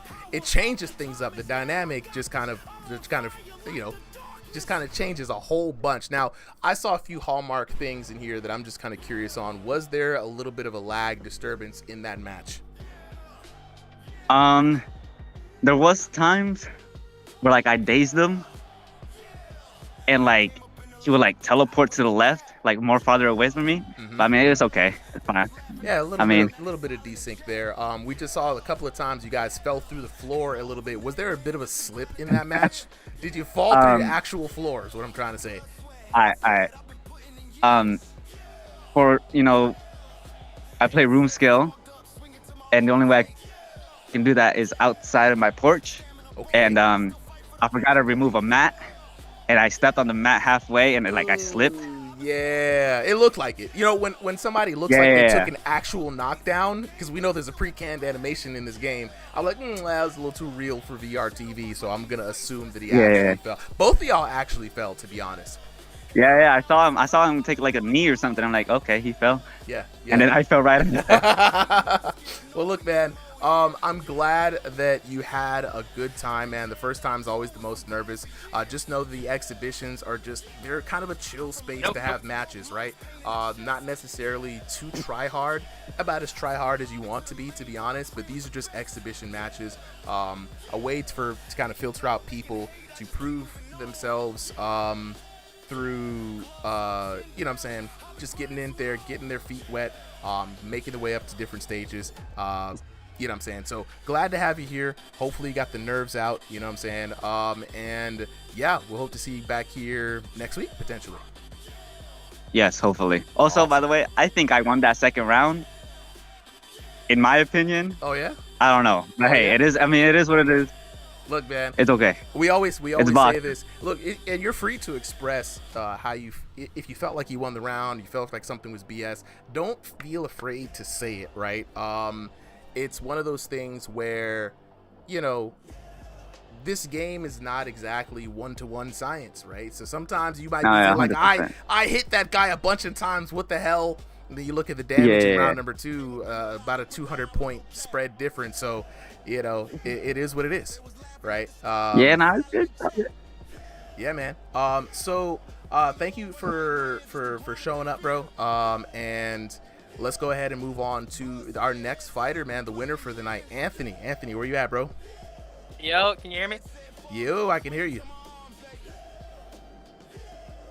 All right, Anthony, man, you are the winner for tonight, man. You was looking good out there, to be honest, man, kind of outpacing your opponent. I'm going to throw the same question to you that I had earlier in that there was two moments in there that I was like, oh, is there some sort of lag, a desync, a slip up? It looked like you fell number one sometime in the ring. What happened? Yeah, no, I actually slipped on my mom. I was in the garage and my mom had just gotten home, so you know how that little liquid comes out of the vehicle when you park in the garage? I kind of slipped on that, rolled my ankle, but yeah, we kept going. Dang, bro. Hold up, man. Yeah, because it looked like you took a nasty fall. I wasn't really sure, but sometimes when we see somebody look like they take a knee or a knockdown happens, too real for VR TV, I already know something crazy happened in the chat. So the other thing too, there looked like you guys desynced a little bit. There was a moment where you either fell through the floor. Was that another slip, or was that the game kind of desyncing a little bit? That's kind of the game desyncing a little bit. Yeah. I experienced some lag, but it didn't affect the match too much. So. Okay, yeah, I was just wondering, man. So, like, you came up with the dub, man. That's Super big damage disparagement. No surprise there. What was impressed me a lot as I was watching through, catching those replays, was that, you know, you had some really good head movement and really good awareness. It seems like Anthony just could not catch you, man. You was very slippery in there. Also able to kind of capitalize on a lot of that punches. Kind of tell me, from your opinion, what were the keys to victory for you? I was just trying to tell myself to stay alive, stay awake, just head on the swivel. That was really it. No plan, just trying to get the win. Yeah, man, look, trying to get the dub, man. First time out. Look, it's always nervous the first time out, man. But I'm glad you came out here. Glad you have fun. Looking forward to seeing more from you. Thank you so much. I appreciate the opportunity for tonight. It's been a blast. I appreciate y'all, man. Look, like I said, these exhibitions, they for fun, guys. You know what I'm saying? We're out here just having a good ball. The more serious kind of competitions, tournaments, leagues, and things like that will be popping off a little bit later on this year. So then, you know, consider this kind of a warm-up, since kind of get your feet wet.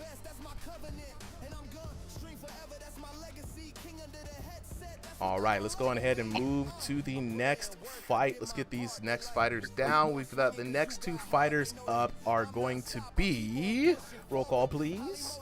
We need to get Profit and the Grinch. They're already up here. Look at these guys, pros. They already know what to do. So we're going to go ahead and get everything set up. For this match, can we get, it'll be me and Jay Baca this time around. Jay, you up for another round or another match? Sure. Awesome. All right. Our boy Profit is up. Shout out to Profit, you know what I'm saying?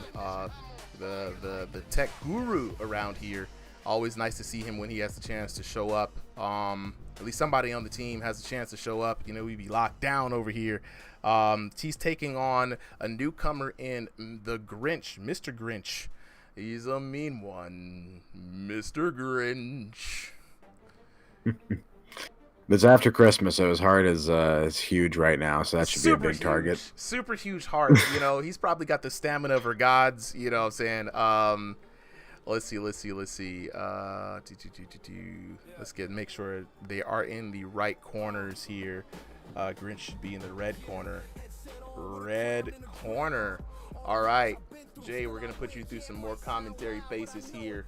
You're going to roll up with me. Let's see what we got going on. We're going to go ahead and head to the tail of the tape as both of these boxers are ready. We got the Prophet in the blue corner, the Grinch in the red corner. A little bit of a holiday beatdown. Both fighters are fighting by way of stationary room space. Prophet fighting out of North America West, the Grinch fighting out of North America East. Prophet 5'10" and the Grinch at 5'11". Both fighters here fighting in that lower ranking of 1501 to 2000 ELO range. So this should be a good fight. You know, a lot of new guys coming in tonight, so it's always nice to see what the newer ranks and newer guys can do. Sometimes we get a big surprise. The only surprise that is here tonight is that the Observer still does not want to work. This is now a high record for how many times the Observer has failed to start a match. Jay, I'm trying my best not to crash out here. We're gonna go ahead and restart this match one more time. So we're gonna host a new lobby. Give me a second, guys. Solly, you got the. I'm gonna shoot you the new code here. There we go.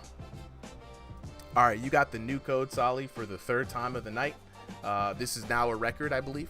And I think so. Yeah. Let me go ahead Sad. and yeah. Yeah, I don't know what it is. You know what I'm saying? Like I said, we've already put the ticket in. Trent is aware, so the devs will be able to see some improvements here.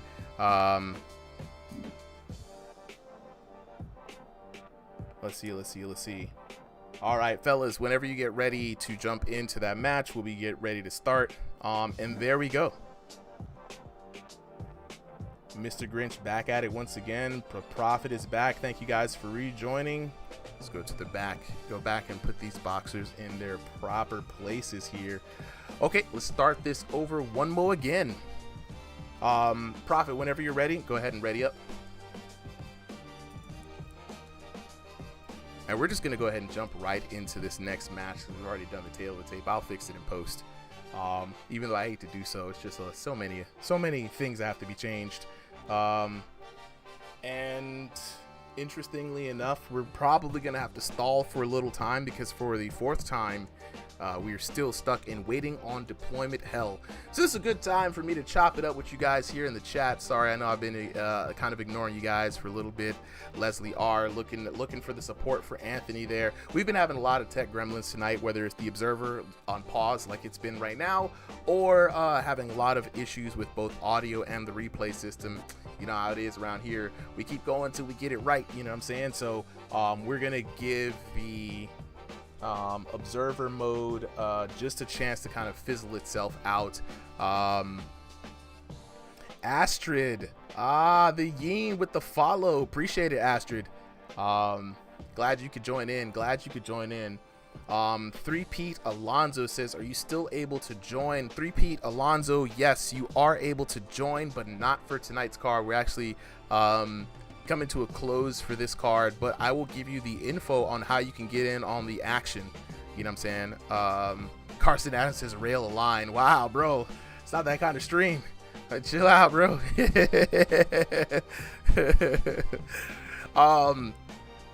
Here you go. 3-Pete Alonzo, if you want to join, all you gotta do is join the Discord. Here we go. Join the Discord. We have fights every Thursday and Sunday on the stream. Thursdays 7 p.m. to 9 p.m. It's King of the Ring. And then on Sundays from 5 p.m. till about most of the times 11:30. Yo, Daft Fenrir. After this fight, like I said, I was about to forget myself. And for some reason, this Observer is still froze. Is it frozen for...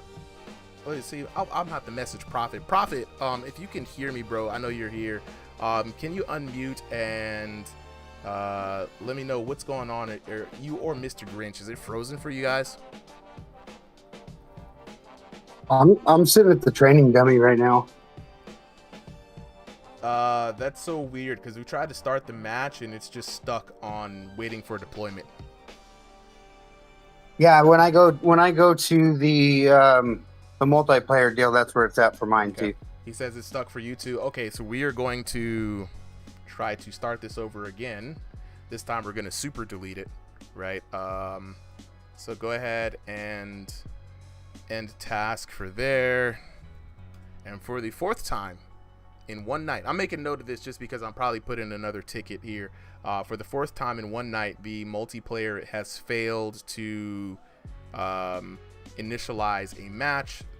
So we will go back, copying the new code here. Solly, I'm gonna shoot you the new code, get it to the homies real quick while I continue on. And I have at least proof here, a little chain of command that shows that I actually tried it. All right, so Grinch, Prophet, we're gonna be shooting some more codes. Let's try this one again. All right.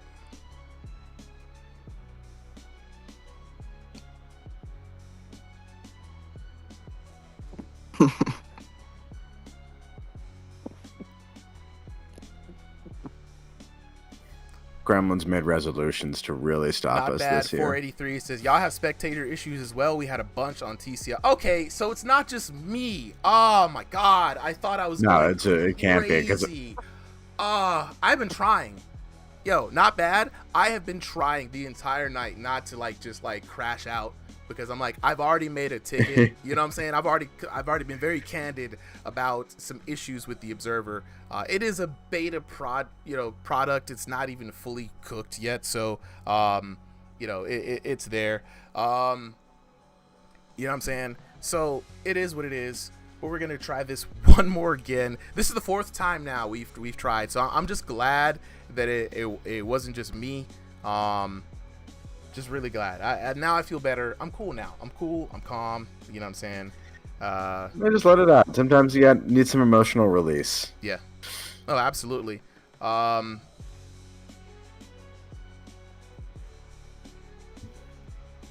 Yeah. So we're gonna go ahead and go on to the next fight. Also, guys, right. Prophet in the blue corner. All right, Mr. Grinch, go ahead and ready up.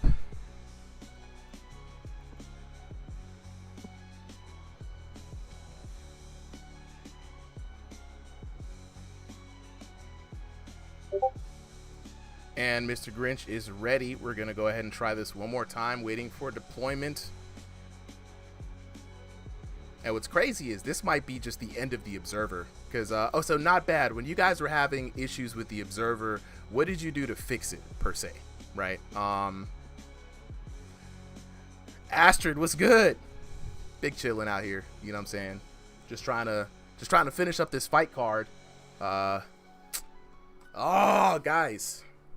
This is now out of my control. This is now a Thrill the Fight 2 game issue, unfortunately.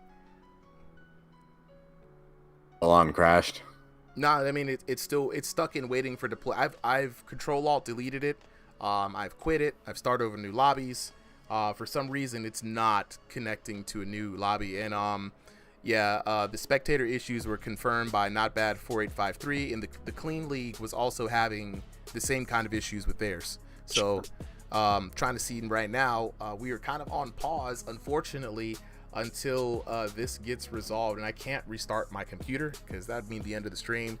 And we are unfortunately 3 fights left for the night. And I hate to do this. Yeah, and we got some good ones too. So we got Prophet and Mr. Grinch, Solo Liability versus Junk Dog would have been the battle of the commentators. Yeah. And then Conquest versus Driftery, although Driftery hasn't responded, so not the end of the world on that one. Yeah. Kazuya Sega with the follow, appreciate it. Okay, Not Bad 4853 said we just had to restart, no solution on our end. Hey, okay, all right. Well, shoot, I'm gonna disconnect. I'll keep trying this. Multiplayer. My God, this is now a world record. Well, shoot. Not bad. As long as you guys are reporting it to Trend, I think we can just keep this top of mind because there's only a few leagues out here. Like was me, TCL, freaking UBA still around. Trend technically for the main stuff, even though AVRB is Trend. So wherever Trend goes, that's where the league is, right? So we definitely just got to make sure that in one of these patches that we get a little bit of love too. So we're gonna try it one more time for the 5th time. And now this is great, Solly, because I have like proof because I've messaged you 5 times here for the 5th it's all time. on the stream. Right. For the 5th time. Let's go ahead and crank. It's like one of those cold chainsaws in the wintertime. You know what I mean? Yeah. Mazumura was good. Yeah, we out here.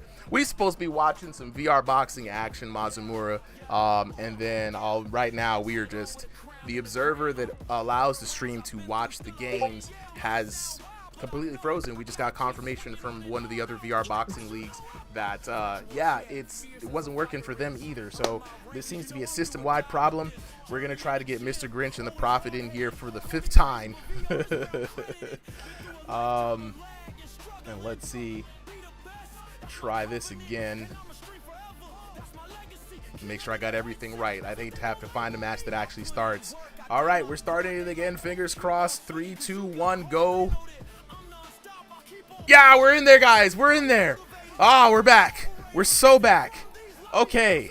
All right. After 5 tries, we are actually back in this VR boxing match. Holy hell. All right. Joined with me is commentator Jay Baca. We got Prophet in the blue corner in the blue trunks, taking on the Grinch in the red corner in the black trunks. Solly, one of the main guy behind a lot of the tech that makes the league run here, having a chance to spread his legs a little bit, just walk about. Have not seen the Grinch fight though, but already a very interesting way to approach VR boxing here. I kind of expect Prophet to take this fight, but surprisingly, Jay, your boy Grinch is trying to keep it low profile. Let's see what he does. Yeah, maybe not the best form for boxing. Oh no, but I don't think it really matters in VR boxing. No, not too much, man. You know, all kinds of different styles make. But again, these guys are low elo. We got to remember that they're in the 1500 elo range, right? So this is probably Grinch's first couple of times out here outside of the online matchmaking system. And so, you know, he's just kind of keeping it calm and collected, but he's able to land a few shots, though, surprisingly. That was a big overhand right that he connected with. Prophet taking it easy as he Grinch kind of walks into a couple of shots here. Grinch finding it. Oh, he got caught again. I mean, he's getting and caught again. a lot. The Prophet landing huge right hands early in this round. I want to see if he can continue to do this or if Prophet's going to start ducking under those hooks and countering. But he got hurt. Oh, he's hurt again and down. And see, here's the interesting part, Jay. Here's the interesting part, Jay, which you got to know about VR boxing is thusly, right? You cannot keep your guard out above your face. As you can see there in the replay, our boy the Grinch was able to kind of shoot those hooks right around the guard. It's very tough, especially with that big old headset on, to keep the tracking where you can kind of keep that guard on the side of your head, right? So what you got to do is you got to use your head movement, bro. You got to use your head movement. Definitely got to move around, because if not, they're going to just shoot the hooks. And that is why the hooks are so powerful in VR boxing. Yeah, because they're easy to get. It's easier than you think to get around the guard, because you can't. It's very difficult to fit your entire guard around your face because of the headset in the way. Right. No, straight up. Now, so what Prophet needs to do here a little bit in this match, man, is just kind of like, he's got the reach on him. Don't overcommit. Throw some jabs out. Let your man the Grinch swing back, block and counter. You know. Meanwhile, the Grinch now getting caught. Grinch is hurt, trying to look for the clinch. Prophet doing the right thing, back it up. Her bad. Ooh, hey, that was clutch for the clinch there. Good clinch defense in VR boxing. The clinch is more of an anti-collision system in this game. So if you wanted to make the most out of an opponent who's making that bull rush move, just like the Grinch did, all you got to do is step back, shoot a couple uppercuts, and Prophet did just what he needed to do to land a bit more damage. It's not going to be enough for him to take this round, but hey, we might see a late knockdown. Ooh, just a little bit more time is all Prophet needed. Yep. A very interesting. Yeah, a very interesting tactic at the end of the round. He probably learned that from just playing a lot of online range. He probably thinks that there's not a lot of rules in these leagues, but you know there are a lot of rules, especially when it comes to the clinches. The clinches are probably the biggest active issue when it comes to penalties and rules in this game. I don't see clinch as an issue. We just saw Prophet do the right thing. If you're going to put your head down and run into somebody, just step back and throw some uppercuts. Most of the time, they're clinching on you because they're scared of a knockdown, because they're stunned. They're only a few more shots away. And such a predictable and honestly easily avoidable maneuver, I don't know how it's such a big problem, to be honest. We've seen so many people circle around, people running directly into them, and then the opponent just gets caught. So just kind of an interesting point of view there. Round number 2 of I'll 3. tell you, I will say that the clinches can become an issue once you start ducking really fast and going into the legs, and you're going below the belt, and you have your head completely down, and it's a quick clinch, like you have zero time to react. That's when it starts to become an issue. I see what you're talking about there. All right, man. Round number 2, we're in the way, and the Grinch up to his old tricks here.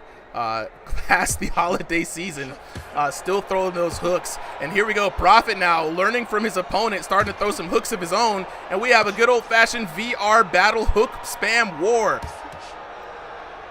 Yep, VFC era of combat days coming back, baby. They never left, to be honest.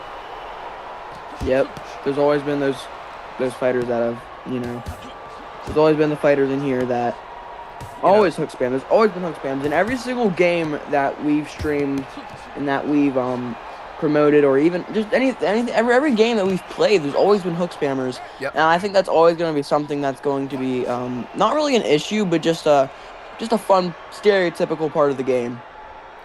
Yeah, it's one of those things in VR boxing where, by nature of how the games are programmed, hooks are going to be the best shot. Just to let everybody know, damage is calculated by speed of your controller, distance that it travels at the point of impact. So anything of a short shot, short jab, short straight doesn't travel much, doesn't have much inertia. Whereas a hook, of course, has like swinging a big flail, right? So in VR boxing, that is always going to be the most powerful punch. I don't think there's any amount of coding that's going to get around that. Yeah, or a follow through jab, or a straight right, but nothing as good as the hook. No, absolutely not. And so we're back to the action here. A little bit of break from the referee. Prophet trying to figure out a way from the Grinch. The Grinch here circling out, making good use of the hooks, dig into the body, and that's one of the things we also don't see with a lot of VR boxers, right? They don't go to the body a lot. It's just not as valuable. Everyone's looking for the knockouts, right? But you got to be able to use the punishment system in this game. We have a punishment health bar per round and per fight, so you got to dig to the body to dig in. Prophet on the offensive, and down goes the Grinch. There he digs in with the big body shot right to the solar plex. Yeah. Let's watch that replay. He was off camera. Boom, right there. With the that's the one thing that's very difficult about the stationary fighters too, man. Like, it's very hard to get them in camera. They move around so much. But we're back into the action. Prophet doing a good job for himself. And the old man Prophet, this is his play style. He's slow and steady, right? He doesn't take a lot of big risks, but he definitely tries to go ahead and just kind of chug along. And he's going to take the young man, the Grinch, round for some paces here. Yep, it's young versus old, or Neff versus Unk. Yeah, classic battle. We've seen a lot of these. Look, man, it's always the nephews versus the unks. You know what I'm saying? I don't know what's up with y'all young kids out here messing with us old folks. You know what I mean? But nah, I mean, surprisingly though, Prophet able to kind of hold his own there in that last round. He's got a good chance, Jay, to finish this round strong. He already knows from his opponent that he kind of favors the hooks. Prophet just has to be a little bit more defensive responsible. And I believe he can kind of get away with this, man. You know what I'm saying? Yep, he can absolutely get away with it if he plays it smart. Now, if I'm a betting man, right, I'm going to go with wisdom over youth on this one. I could be wrong, right? I'm assuming you're going for youth on this one, Jay. Actually, I like the old fighters a lot more than I do like the younger fighters. Like, a lot more. I love Slove. I love all the unks. I love Slove. Slove's one of my favorite fighters in here, in virtual boxing. So I'm gonna have to side with the unks here, to be honest. We got your boy Unknado. You know what I'm saying? We got That's a fake unk though. That's not a real unk. Dang, not a fake unk. Calling him out. It's a false unk. No, not the false unks. All right, back to the round here. Speaking of the unks, what I am impressed though is like the Grinch though is at least keeping his head movement. He keeps his hands up. He's slipping out. You could definitely see it. Ooh, coming with the terrible hooks. Prophet in trouble. Huge right hook. They're catching each other bad. Every Prophet fight's been entertaining, and that's one thing I've noticed. Yeah, he keeps it fun, man. Ooh, landing some good shots. The Grinch has got to be careful. Oh! He got caught there with that right hook. That right hook's been money all night for Grinch. And there it is again. Oh, and another time. Again. He feeling good about it now. If he can get it again. Yep, that one was defended, but it gets through. And they're powerful, you know? Like those, oh, Prophet throws his own left hook, and throws his own right hook, sorry.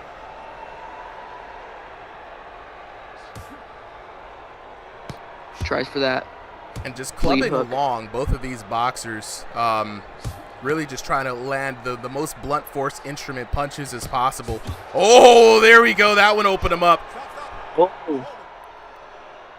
Yeah, definitely an entertaining round, going back and forth, both landing big shots. Grinch looking like he almost fell over there. Now the other thing too maybe is losing his footing. They're landing some good shots, but the game also prioritizes combinations, right? So if you're able to just land one big hook, it's better to set it up, man. Go for a jab, follow up with another hook and a body shot, just like there. Your boy Grinch putting together a bit of points of damage. You know what I'm saying? That's going to go a long ways in the combo system in this game, put your opponent in a tough position. Yeah, one thing that that people in this game, including me, struggle with is getting frustrated. Frustration is a big factor in this game. Yeah, 100%, man. I mean, like, you're missing every shot that you throw. Oh, a big overhand. Prophet is hurt. The Grinch is on the offensive. Grinch on the pressure, looking to put him down and take this fight back in his favor. He's recovered. recovered. But now Prophet's on the pressure, rocking Grinch. Man, that was a massive overhand from the young man Grinch. They're back to being not rocked anymore. Both fighters now neutral. Last couple of seconds until that. Prophet's in trouble. Oh! No! A few more seconds and I think Grinch would have had him in that round. Yeah, I think that might have secured it. And that boy Prophet, it takes it by a hair. Prophet takes it by a hair. Taking a look at it, Mr. Grinch starting off very strong with that 10-8 round. Early knockdown for the Grinch. Prophet, though, returning the knockdowns in kind in the second round, but it was Prophet outboxing Mr. Grinch there at the end. Tough choice for him too, man. He was getting in a lot of trouble there. I was a little worried for the Prophet there close towards the end, but let's take a look at the knockdowns. Of course, like I said, early knockdown for Mr. Grinch there, and for Prophet there in the second round. Looking at the damage, man, it was Prophet have the overall better blunt force instrument for the night here, you know. So let me switch back, I gotta get the chat back here. Thank you guys. 12-63 to 9-35 in the first round, 13-46 to 10-17 in the second round, 13-30 to 10-29 in the third round, a grand total of 3,939 to 2,981 for your winner. Out of the blue corner for the Unks, the Prophet. Now we're gonna give these boxers a little bit of a moment to go ahead and unmute so we can find out what's really going on behind the headset, and if we can get Solo Liability to take on Junk Dog, we're gonna be able to get this next match underway. And actually, Solo, I gotta fix your name here. This man said, "Catch a fade, Liability. No more Mr. Walk 'em down." I'm here for it. All right, we're gonna make that change. All right, fellas, whenever you're ready, go ahead and unmute. All right, I see. Yo. All right, I see Mr. Grinch. Mr. Grinch, we're going to talk to you first, player. How you doing today, man? Welcome to Ringside VR. I'm doing good.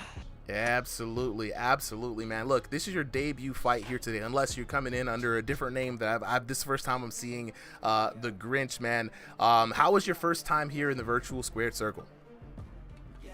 Well, I think it was pretty good for my first fight here. I think I definitely put up a fight against Prophet. I feel like if I got like an extra 30 seconds at the end of the round, I could have knocked him out there at the end. Yeah, you was on a tear. But yeah, you was on a roll there at the end, man. There was a huge overhand there in the third round that absolutely rocked Prophet. And man, I thought he was going to go down there, but the old man ended up weathering the storm and turning it around on you. I would say you absolutely did a great job on your first time out here, man. So really glad to have you in, brand new fighter. How much experience in the online do you have, by the way? Well, right now, not a lot. I've just got this game like a week ago, so I'm still learning about the damage system. Nice. Because yeah, I used to play boxing underdog more, so I'm kind of used to their damage. So I'm just still learning this one. Okay, so you played both games, right? I gotta ask you real quick, man. So there obviously these two games are very different in how they approach VR boxing. What do you now that you're brand new to this game? How do you feel about it compared to boxing underdog? Well, I can definitely tell the damage system is way more different with counters and stuff. Yeah. Oh yeah. Because boxing underdogs, like you can get them parried and like they'll start wobbling. Yeah. But this one is just like you just see white, so it's harder. Yeah, that flashbang is rough, ain't it? It's rough, ain't it? Have to see. Oh yeah, man. And look, the game is about to change here. In a bit, right? So probably in a couple of weeks, the devs are going to drop a brand new damage patch. You'll notice that this game does go through a few different damage changes as they try to refine the system. They're going to be bringing in counter shots into the mix. So right now there are no counter shots in the game, right? They took that out to refine the system. So that's going to be a huge shakeup in the next couple of weeks. So as you get used to the game, join one of the gyms here. I mean, my man's Prophet is in the Rising Star Academy gym. Gym known for bringing in new people and training them up and getting them used to the game and everything. So if you're looking for a gym to join, definitely hit up Prophet. He's a wonderful guy, I promise you. I'll go see, because I did put up a fight against him. I feel like if we go again, I feel like I can get a knockout on him. Look, Prophet, I'll ask him if he wants to do a rematch against you, bro. That's a great comment. That's a great segue. Look, appreciate you for coming through. Always remember one thing. I always say L stand for lessons, not losses, right? So go back and watch your fight. The fights are going to be on the YouTube channel. You can always go back and see, just kind of observe what you did and like, oh man, I changed this. And then come back and just practice with the homies here on the server. Yeah, thank you for having me. All right, I appreciate it. All right, Prophet, where you at, bro?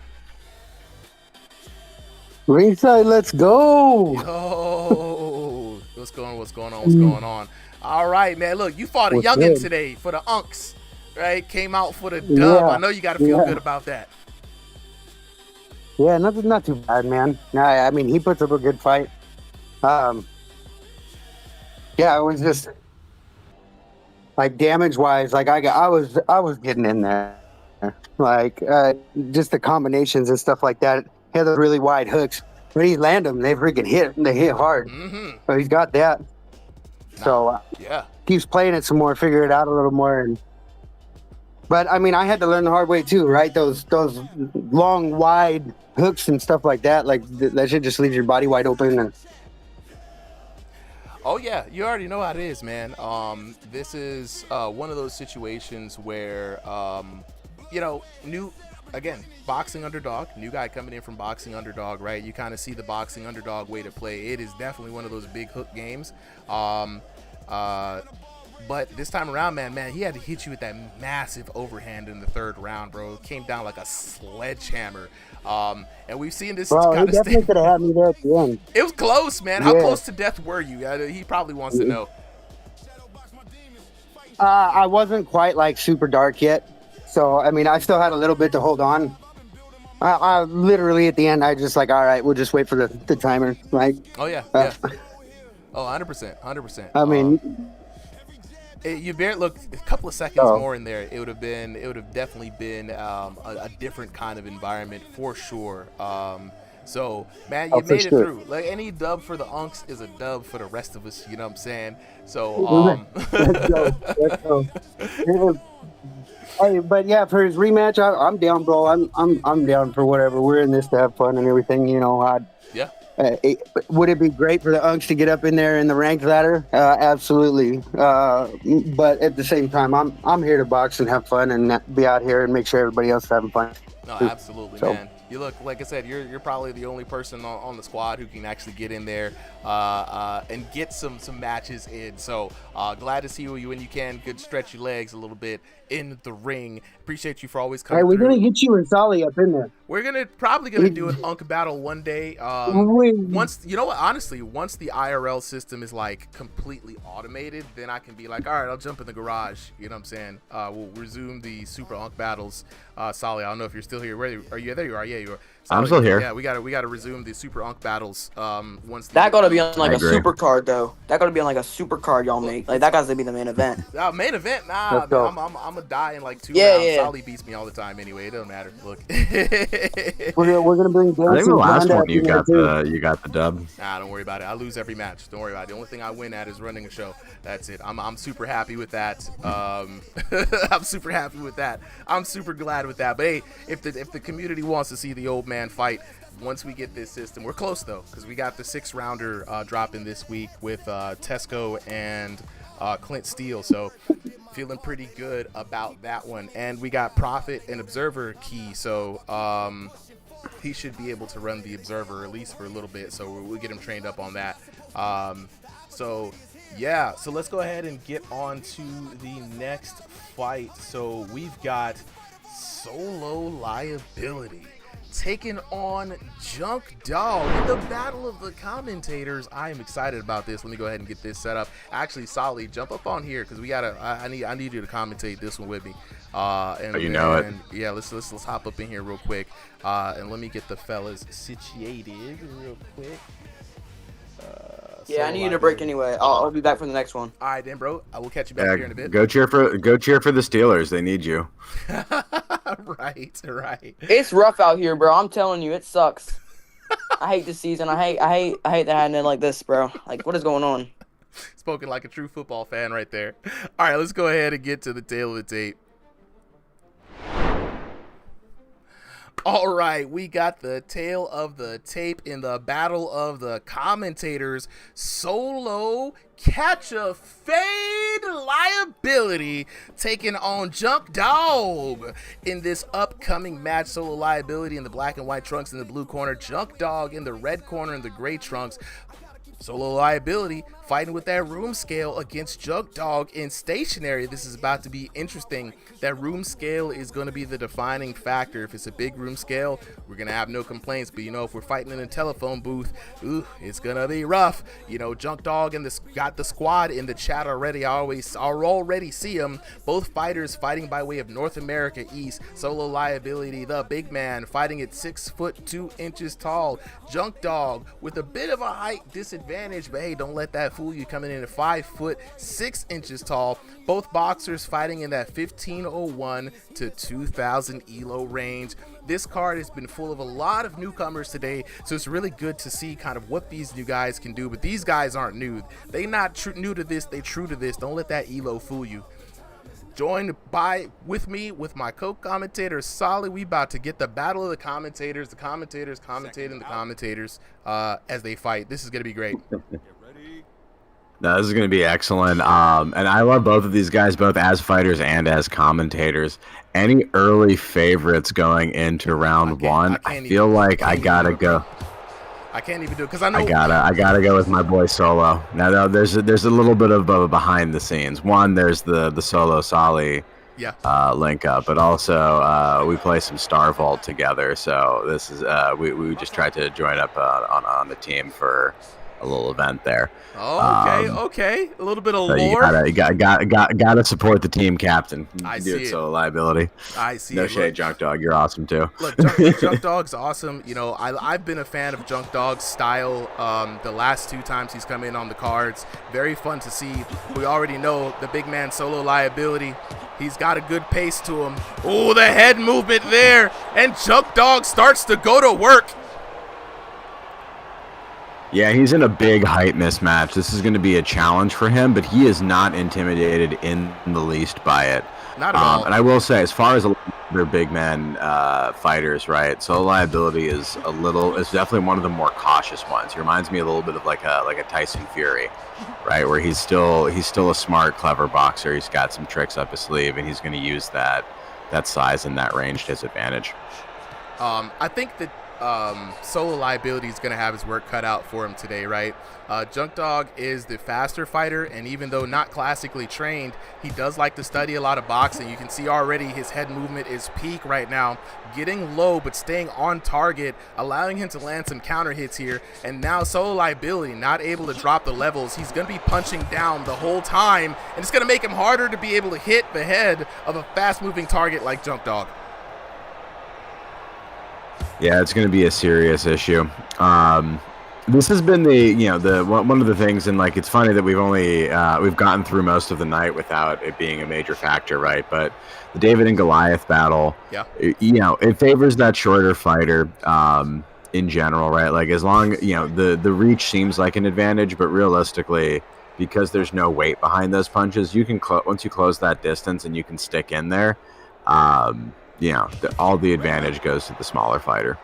Yeah, it's always been a VR classic tough battle. You can see it on the face of Solo Liability, getting rocked 2 times in the last exchange. He's just not able to catch the speedier boxer, and you see the head moving. Now Junk Dog starting to wind up. The Junk Dog engine is going. Arr, arr. You know what I'm saying? He's getting him now. As soon as you start seeing him wind up that right hand, you know he's real comfortable. Mm-hmm.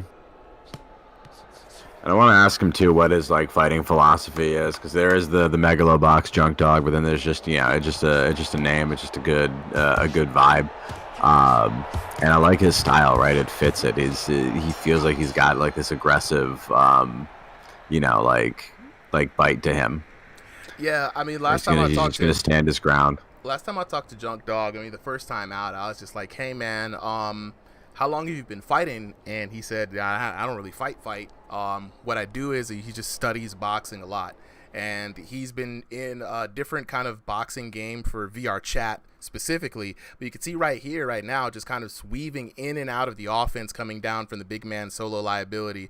And Solo Liability is trying to throw out some punches, but he's just not able to land a clean shot. Meanwhile, you see your boy Junk Dog weaving in and out. I mean, just honestly at this point, just trying to test and see the speed of his opponent to be able to see if he can thread that needle. And I think, like we talk about in the adjustment round, this is where if things don't change for Solo Liability, you're going to see Junk Dog be able to thread that needle, get those shots in, and he has proven that he has the power to rock Solo Liability. So might be a very, very difficult battle here in round number 2. Let's see how it goes, Solly. Yeah, this is going to be, a real need for an adjustment round here. It's no big knockdowns, right? So not like major adjustments, but you're going to want to change your strategy a little bit, because the last thing that you want to do is just be stale for two straight rounds, right? You give someone a whole round to look at what you're doing, they're going to figure out. You give someone 2 whole rounds to look at what you're doing, they're going to figure out, and they're going to plant some one of the nastiest counters on you that you've ever seen, or even better yet, didn't see coming. Right, not 100%, but one saving grace for Solo Liability is that he might be able to out damage him. We've seen this from other boxers like Yo Boy. We've seen this other boxers like Ovoid. Heck, even top boxers like Cam. Right, it doesn't take too many shots. I mean, we've seen it in time and time again in a few other fights earlier on the card, that it doesn't take that many shots as long as you can find a good place shot. And Solo Liability has been able to land a few punches here and there, but I think it's going to be that tentativeness. He's looking for the perfect shot right now, not overextending, but it's going to be very interesting. Junk Dog, though, not able to land a big significant shot, you know what I'm saying? Junk Dog in the gray trunks here, Solo Liability in the yin-yang half-and-half trunks. Mm-hmm. This is what we talk about, too, where, like, styles make fights, right? Like, regardless of what what you can do in-game, you can force other players to do certain types of fights, right? Like, if you're a small fighter who constantly gets in someone's face, was throwing a high volume of punches, like, you're giving your opponent either the choice of like run away out of here as fast as you can, or you got to stand and bang with me, right? Versus, like what Solo Liability is doing here is he's really controlling the distance, right? He's not trying to take as many shots as he can. He's making this a low damage fight, right? He's fine if he wins around 10-9 and the damage is 600 to 500, because that's the fight that he chose to do and he chose to control. And this is just like the way that you can impose your will. There's so many different ways to do it. But this like interesting way of like kind of, you know, this isn't even like running away entirely, right? It's just sort of the denial of Junk Dog of his like comfortable space to strike in. It looks like Junk's just taking his time, to be honest. I think Junk can kind of get in there whenever he wants, right? There's not a lot of action, like just right there, big stinging jab. It's not a lot of action coming down from Solo Liability. Not a lot of reasons for Junk Dog to be scared per se, I don't think, right? Look, we got to see that sharp jab there. Too. Yeah, getting the ugly face, and now Junk is able to swarm. So to me, it kind of looks like, you know, again, this is just 2 rounds of Junk working on some strategy here, and he's winning in these rounds. He's not going to swarm you like a lot of our other boxers we see here, right? Where it's a big volume of punches to get the big knockdown. Junk Dog, it looks like he's comfortable just outboxing Solo Liability because he's winning on just that. And I could be wrong, right? Because then again, 1 or 2 of those shots from Solo Liability could be doing enough damage. But we've seen that ugly face so many times on Solo. Taking a look at some of this action here from round number 2. And this is what I'm talking about here. Able to slip even the short stuff, getting the damage that he needs, backing out, and then choosing when he wants to go in. He doesn't always shoot in. He's not going to, you know, big over-pressuring fighter, but there we go. Slipping in, boom with the counter again. Slipping out, boom with the right again. And he's just able to be this pesky opponent where it's like you can't catch him. He's like a fly that you're trying to swat, right? And it's just not working out for Solo Liability. But then again, later on in the round, we're going to see some very big stinging jabs. And there we go. That lull of false sense of security right there was what led to some big damage to ugly faces for Solo Liability. So round number 3, third and final round, we've got to see a big change here. A lot more aggression from Solo Liability. And already he's coming out the gate swinging. He's got him in a hole. He's got him in a backed up problem. Let's go. He's moving. Oh, the Dempsey roll. Let's go. Oh my God. Oh, now, that's my days. We got to break all that down right there. Oh my days. Yo. So that's absolutely Solo Liability coming out full pedal to the metal, just, you know, throwing hands on Junk Dog. Junk Dog took that onslaught, switched to a cross guard, and then found the perfect moment to just implement his counter and walked right into it to do it, right? You were, funny enough, right, what you were saying for the first 2 rounds, the key to the victory for this has been, and even in round 3, Junk Dog's ability to mitigate damage, right? Normally when you're the smaller fighter closing in on the big fighter, you have to take a lot of hits in order to close that distance. But look at him. He's doing it with minimal effort, and so Liability's not being able to like tax him with those jabs and straights that get free damage on him. Man, his ability to move. Boom. That's so clean. This man's head movement is top notch here. And again, this is like, look at this. Just, he's had 2 rounds to really get the timing. And another, wow, just dancing around. This man's schmoving. This man's schmoving and grooving. It was also the interesting thing, too. We have not seen somebody leverage the cross guard in this game since Stevie. Oh, and finally, the big man lands a knockdown of his own. Moral victory, maybe, Solly, but that look, pummeling down on this man. You saw the cross guard go up and boom, right over the top. And honestly, I think that's what has been working for Solo Liability, right? Like that first time when Junk Dog got the knockdown, he just kind of put the pressure on for too long. He needs to do less of that passive big man like outboxer and more of the high pressure outboxer, right? Basically, anytime that he's within your reach, which is going to be before you're in his reach, throw hands. Oh, we got a little bit of a controller malfunction there. Okay, looks like we're back. 28 seconds left on the clock here. Plenty of time to work.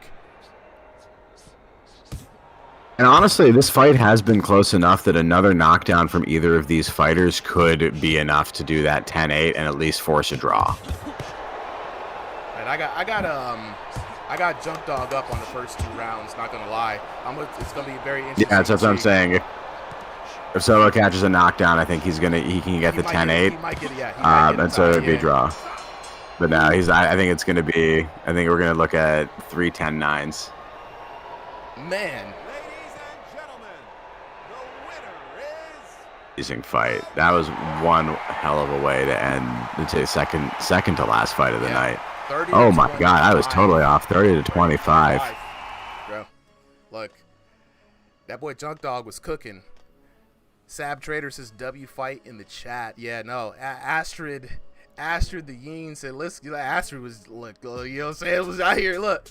Lil Nexus, you know what I'm saying? Astrid, you know what I'm saying? Natara, y'all, you saying your boy just got, another fight of the night, you know what I'm saying? You know what I'm saying? Lil Misky just followed. Absolutely. You know what I'm saying? Appreciate the follow. You know what I mean? Yeah, he was moving. He was moving. Like, we don't really see people move like that in this game. You know what I'm saying?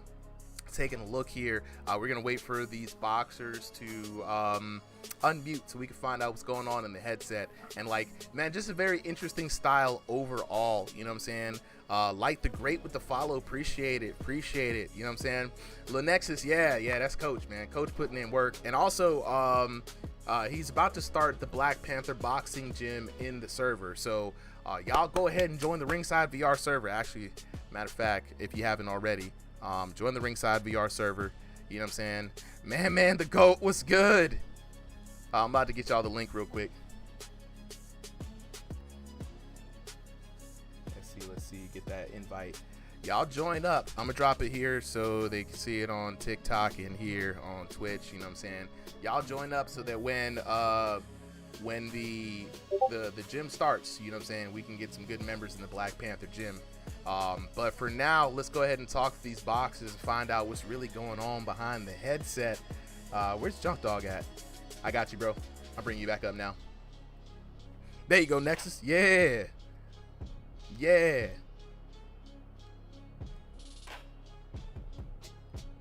All right. All right, solo liability, bro. We're going to talk to you first real quick, bro. Bro, first off, this is 2026. I'm tired of fighting like half-foot Subway subs, okay? Like, I'm so serious. I'm so tired of this. Once I heard he was 5'6", I'm like, bro, they had me fighting a 6-inch sub. Look, we tried, bro. I promise you it's not on purpose. At least it's not like Killer Cam this time. I'm finna fight that. It's gonna be Cam next time. Watch out. You know what? Actually, I do have someone I want to call out. By the way, before we call somebody out so we can break the curse. Yeah, I'm calling out Prophet. Prophet, you're catching these fucking hands, all right, bro. Prophet, you hear it. This man's calling you out, right? Prophet's got a line of folks now. Listen, Prophet, we're both room scale. Okay, so you can't run away now that much. All right. Okay, you're like 4 inches shorter than me, not a half sub. Okay, not a full foot away. Like, I'm not fighting the Smurf Village. I'm fighting someone decent. Okay, like I'm tired of this. Okay, I'm tired of fighting. Like, it's past Christmas. All the elves went back to the North Pole. Like, they're fine. Okay, everyone went home. I'm so tired of this. I'm so serious. Like, y'all need to stop giving me the elves. Stop giving me the Smurf Village. Stop it. I'm so like the Hobbit. Like, listen, we already finished the franchise twice. We don't need all that. Oh, I love it. I'm so serious. Travels over here. Oh my god. God. Look, hey, and what made it worse, this guy was moving. I mean, shoot. Bro, I felt like Mr. Miyagi trying to catch a fly. That's what I was telling Solly, right? It's trying to swat a fly in your Saitama. It's just not happening, brother. It wasn't working, bro. You could be as fast as you want, and it doesn't matter. And then once he got me with the first knockout, I was like, bruh, I'm so tired of this. So that's why I got him with the second one. Then when he got me with the second knockout, I was like, okay, there has to be at least a minute left of this match, minute and a half. All I can do at this point is either try to go at him as much as I can before time runs out and try not to get knocked out, or just survive. Yeah. So survival was the best course of action for that one. But damn, Junk Dog, for someone who's, are you sure he's stationary yet? Because that's ridiculous for a stationary. Could you believe it or not, Junk Dog don't fight IRL, bro. Could have fooled me, because he don't fight IRL, bro. for someone who's stationary, I mean, like I said, he's a half-foot sub. You know what I'm saying? So I'm gonna give him at least. Hopefully, it's because of the height, but there's no way he moves like that as a stationary. That's ridiculous. Yeah. Nah, that's that. You see that the movement. Then of course, man, the cross block too. Who used that? I mean, Stevie kind of used it a little while.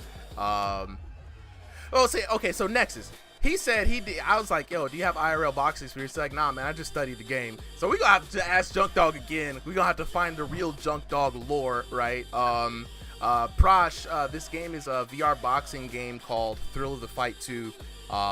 So yeah, because it's a VR boxing game. VR boxing. Yeah. So the hands are moving how, like, sometimes you'll see that kind of glitch. That's just kind of a glitch in the game. It just got out of early access. But, yeah, we call it VR jank, you know. Just a general term for when the hands and the feet and things just move funny. You know what I'm saying? So, yeah. Just so you know. Yeah, just no. so you know. Because by the way, I know I already called out like Prophet, but I'm calling out two more other people real quick. I'm calling out Person and I'm calling out Stevie. Well, you already fought Stevie Person. just because. You okay, all right. I know, but Person beat running, so that's why I want to fight him again. Okay, all right. Prophet though, Prophet I think would be a good fight. Bloop says Stevie is 5'7", so. Oh my god, bro! Never mind, Stevie. You're 6 foot tall, bro. Your head is in the clouds. I mean, Jesus, no, Stevie. Okay, all right. Let's go on and talk to Junk Dog real quick. Junk Dog, where you at, bro? I'm right here. Now hold on. Yeah. I don't do this. First off, we talking about height. Just want to start there. I'm average height, thank you. You are not average height. You are not average height. I don't know what your average height for kindergarten. We gotta let Junk. Yeah, we gotta let him. He got the talking stick. Let him go. Let him go. Hold on. You're complaining about not being able to hit me while being taller. That's because I'm faster than you. That's the only thing. It's not a thing of height, because you can always crouch down. You can swing from up above like you were before, and you were doing good at that. But then you tried to come to my height because you got annoyed because you couldn't hit me. That's your problem, not mine. That is not my height. Okay? There was a difference in skill. I don't even mean to be disrespectful, but you was even taunting me in the beginning, and that like had me heated a little bit. All right? Pass the talking stick. Okay, wait. Before we pass the talking stick, though, Junk Dog. Before we pass the talking stick, right? Because I gotta give you a good amount of time to talk, right? We have a whole match to talk about here, right? So, like you said, you were fighting a taller fighter, right? You definitely had speed on your side, also head movement, right? So Solly and I were going back and forth looking at the match, right? And so to me, and a couple of things, it kind of looked like you took the first round, was really trying to test out the limits of, you know, what Solo Liability was going to throw at you, right? And then it kind of took the second round, still looked like you were kind of playing around a little bit, but by the second round, halfway through the second round, something happened, bro, and you really started getting in with the fast hands. Now, I was always surprised because the first time I talked to you, I was like, hey man, are you an IRL boxer? You're like, nah man, I just play the VR boxing game and study the game a lot. But I gotta ask again, just so people know, do you box IRL, or are you more of a VR boxing gamer? About 2 weeks experience in an actual gym, and remember I said I couldn't do it anymore due to my financial issues. I couldn't pay for the membership anymore. Yep. So we got the official. Everything else is in study and in VR chat boxing, as I've said before. Yep, there we go. Just wanted to put that. I got to make sure I got it on the record here, because sometimes I'm an old man. I be telling tall tales. You know what I'm saying? I made sure 58 and great was 79 and divine. You know, I can stretch things a little bit. All right. So, but no, like, so I got to put it out there because people got to know that, you know, there are different types of players who play these games, and you got your hands by playing VR boxing games, which honestly in and of itself is a great story, right? So Astrid in the chat saying my favorite nerd. 100%. Y'all gotta join the Ringside VR Discord, man. We gotta get the Black Panther gym started, you know what I'm saying? But no, so back, absolutely. So back to the match at hand though, man. Like, what is the key though, like, to your head movement? Because honestly, it is very impressive. I mean, despite any kind of height advantage, we got a lot of people who they lean back a lot to dodge and avoid. They never ever capitalize on the space that they make with their head movement, right? While you are able to keep your eyes locked in on your opponent, slip, duck, weave, roll out, dodge a lot, keep your hands up, and then fire back. So you know what I'm saying? What do you attribute that to, man? And how can you like help some of the homies out who might be looking to achieve something similar? Literally, I know. All right, I'm trying to think of like a nerd way to think of this. Yeah. First off, a lot of my things. My name is Junk Dog for a reason. I love cross counters. Y'all see them a lot when I my overhand slash cross. I do that a lot. But the biggest thing, if y'all have watched like Demon Slayer, I'm trying to like make this like a visual thing for y'all. Okay. How there's like a string to where you guys have to like cut. I imagine my head's there's a string in between the times we're fighting. I keep my head off of that string at all times. If I stay there, I make sure like shortly after my head's off that string. Y'all hear that? Y'all hear that? I mean, I got the replays playing while we're talking now, so y'all can see that the man knows what he's talking about. I just want to put that out there. Look, Junk Dog, I appreciate you coming through, man. Congratulations on the dub. I mean, that was, man, that was an absolute show of a fight. Straight up all the way through. I mean, there was one point in time, man, you hit the entire whole Dempsey roll. Somebody you gotta clip that and put the sound effects on there. We talking about I'd nerd love to stuff. see that. Man, you said shoot, I was shoot, bam! recording my POVs. Remembered, I record my POVs in these. Oh, you do? Hey, Yeah, I bro, just remembered that. Send that to me. So when I edit your fight, I can actually put that to this as well. But man, what a great fight! What a great way to getting close to the night. Again, get all your homies in here so we can get the Black Panther gym started. I will have that new logo up. I was noodling around with some ideas earlier today, but I won't be able to sit down really and think about it until the middle of the week. Which also reminds me, Gotcha. Solly, I got a logo I got to show you later on this week as well. So appreciate you guys for coming through. We're gonna move on to the next fight of the night. Woo! That was a great one. That was a great one. Oh my god. Wow. I need now. You know who I want to see? Dang, bro. I need. We're gonna have to mix it up. All right. Let me get out of fantasy headland and go to the next fight. We've got. So you said we have a sub here for this fight, right, Solly? Yep.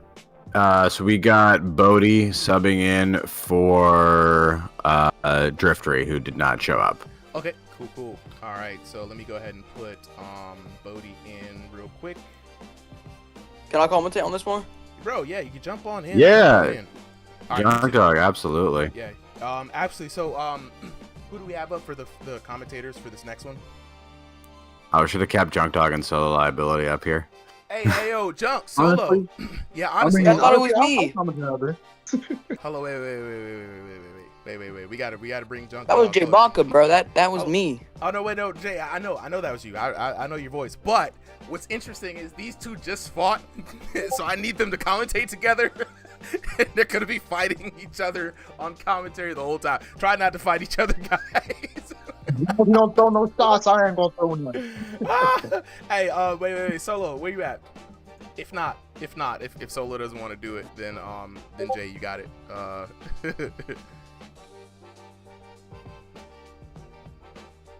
Gotta make sure. The Steelers just won. I think the Steelers just won, so my dad's going nuts. Oh, really? Oh, legit? We were joking about it earlier. He's going insane. It was close. They were getting their asses kicked, Oh, but they okay. came out on top. All right. Let's go with Jay. Oh wait, they're We going to the. Wait, Solo saying Solo something. was messaging. Hold on. Let him cook.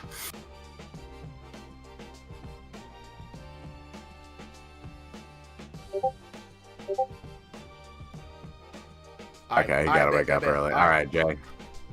All right, Jay, you got it. So Go for it. Jay, Junk Dog, you guys are up next on commentary. We've got Conquest taking on Bodie in this last final match. I'm gonna be running. Okay, we got everything good. We're gonna go on to the tail of the tape.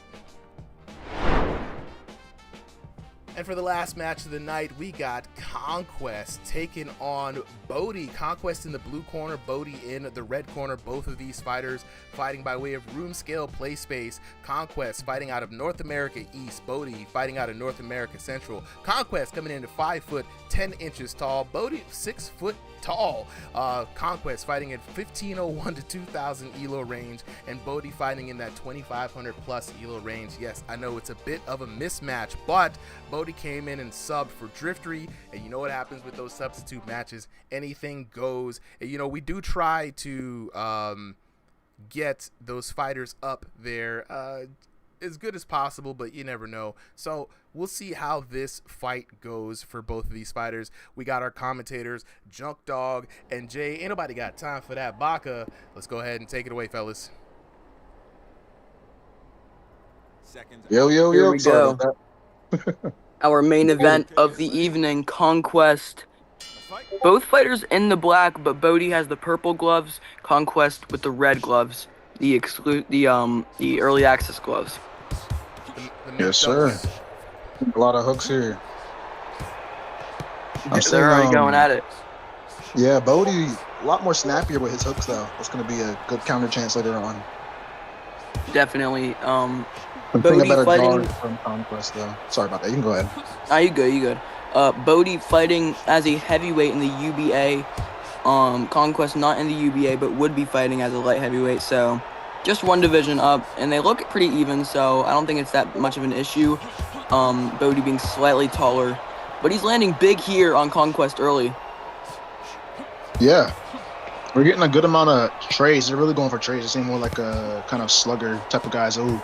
I think what's going to be a big problem. Yep, Bodie. I was about to say. There's Bodie that right and, hand. Wait, Bodie is early access gloves, right? I'm making sure I'm right. Nah, Bodie's the one in the purple. Oh, okay, my bad. Mixed up. There we go. But Conquest then, yeah. I was gonna say his defense is lacking. He has the power, but defense is definitely lacking on that. Bodie was the one with the good defense while still throwing a pretty good hooks here. Oh, Bodie landing big again. Yeah, I don't And think he he knows gets how to another hook guard. knockdown. We can potentially be seeing a Honestly, TKO. Yeah, I'm predicting a TKO here. Unless Conquest can get his guard up. That's what he's gonna need to do. He needs to get his guard up if he wants to win this fight. Either hook guard or try and roll. Conquest needs to just survive. 1 minute, He's 20. yeah, Oh, and that will do it. Yeah. That will do it. Bodie with a TKO for our main event.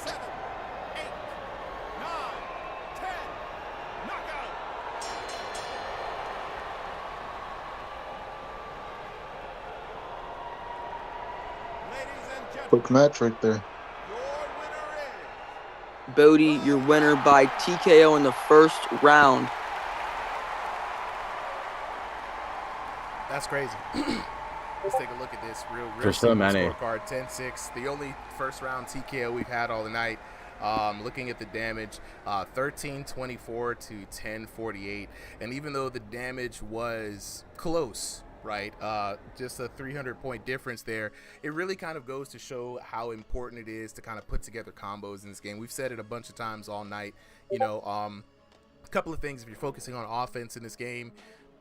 One big punch, a big straight punch here and there is great for your ego. You feel good because you rock the guy. But if you can't follow it up or you can't set it up, it's really not going to go much for the damage here, right?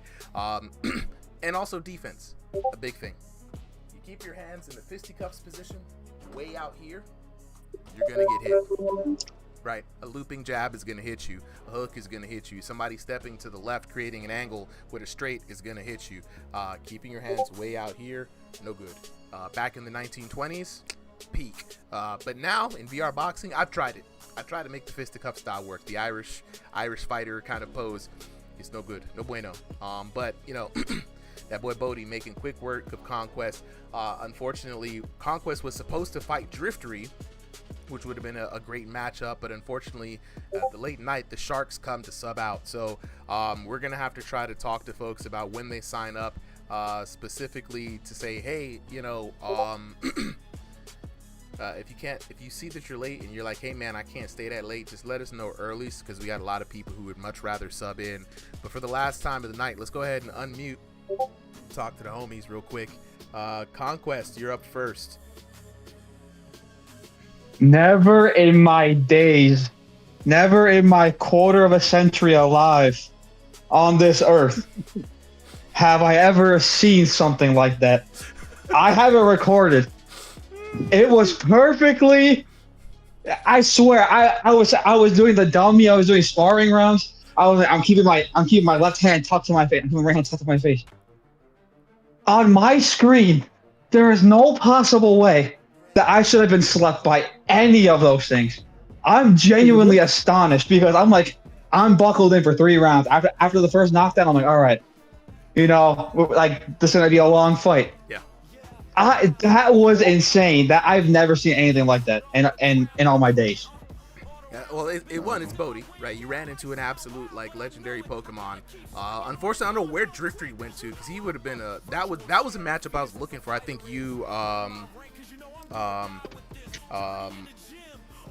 and Driftry would have been a good matchup, right? I've seen both of you fight. I think that would have been great.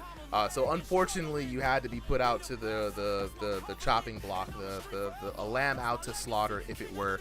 We always joke because it'd be a random like Killer Cam showing up at the end, a random Bodhi, you know what I'm saying?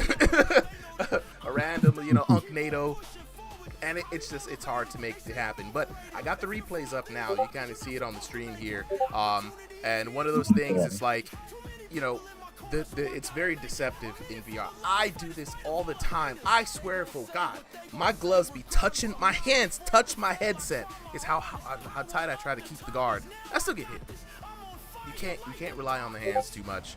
They're there for a little bit, but we kind of have a tendency to push them out to try to stop the incoming pain. And the looping jabs and the hooks and the combinations, bing, bing, bing, bing, bing, in your head rattling like this the whole way through. But hey, you got to taste high power level today. So with that being said, though, appreciate you for coming through, and so unfortunate that you had to run into an absolute shark in Bodhi at the end of the night, bro. Me and him had a fight a while ago, and it was a 3-round war. So I was like, surely it's not gonna end early this time. Like, surely it's gonna go another 3 rounds. So you know what? But next time. Next time I'll be back. We'll hopefully we will try our damnedest to make sure that it's a better matchup. This man, Lazy Weave Machine Gamer, said Arceus versus Pichu. Stop it! No, not the Arceus reference. Oh my goodness! All right, well look, let's go ahead and talk to Bodhi real quick. Bodhi, where you at, bro?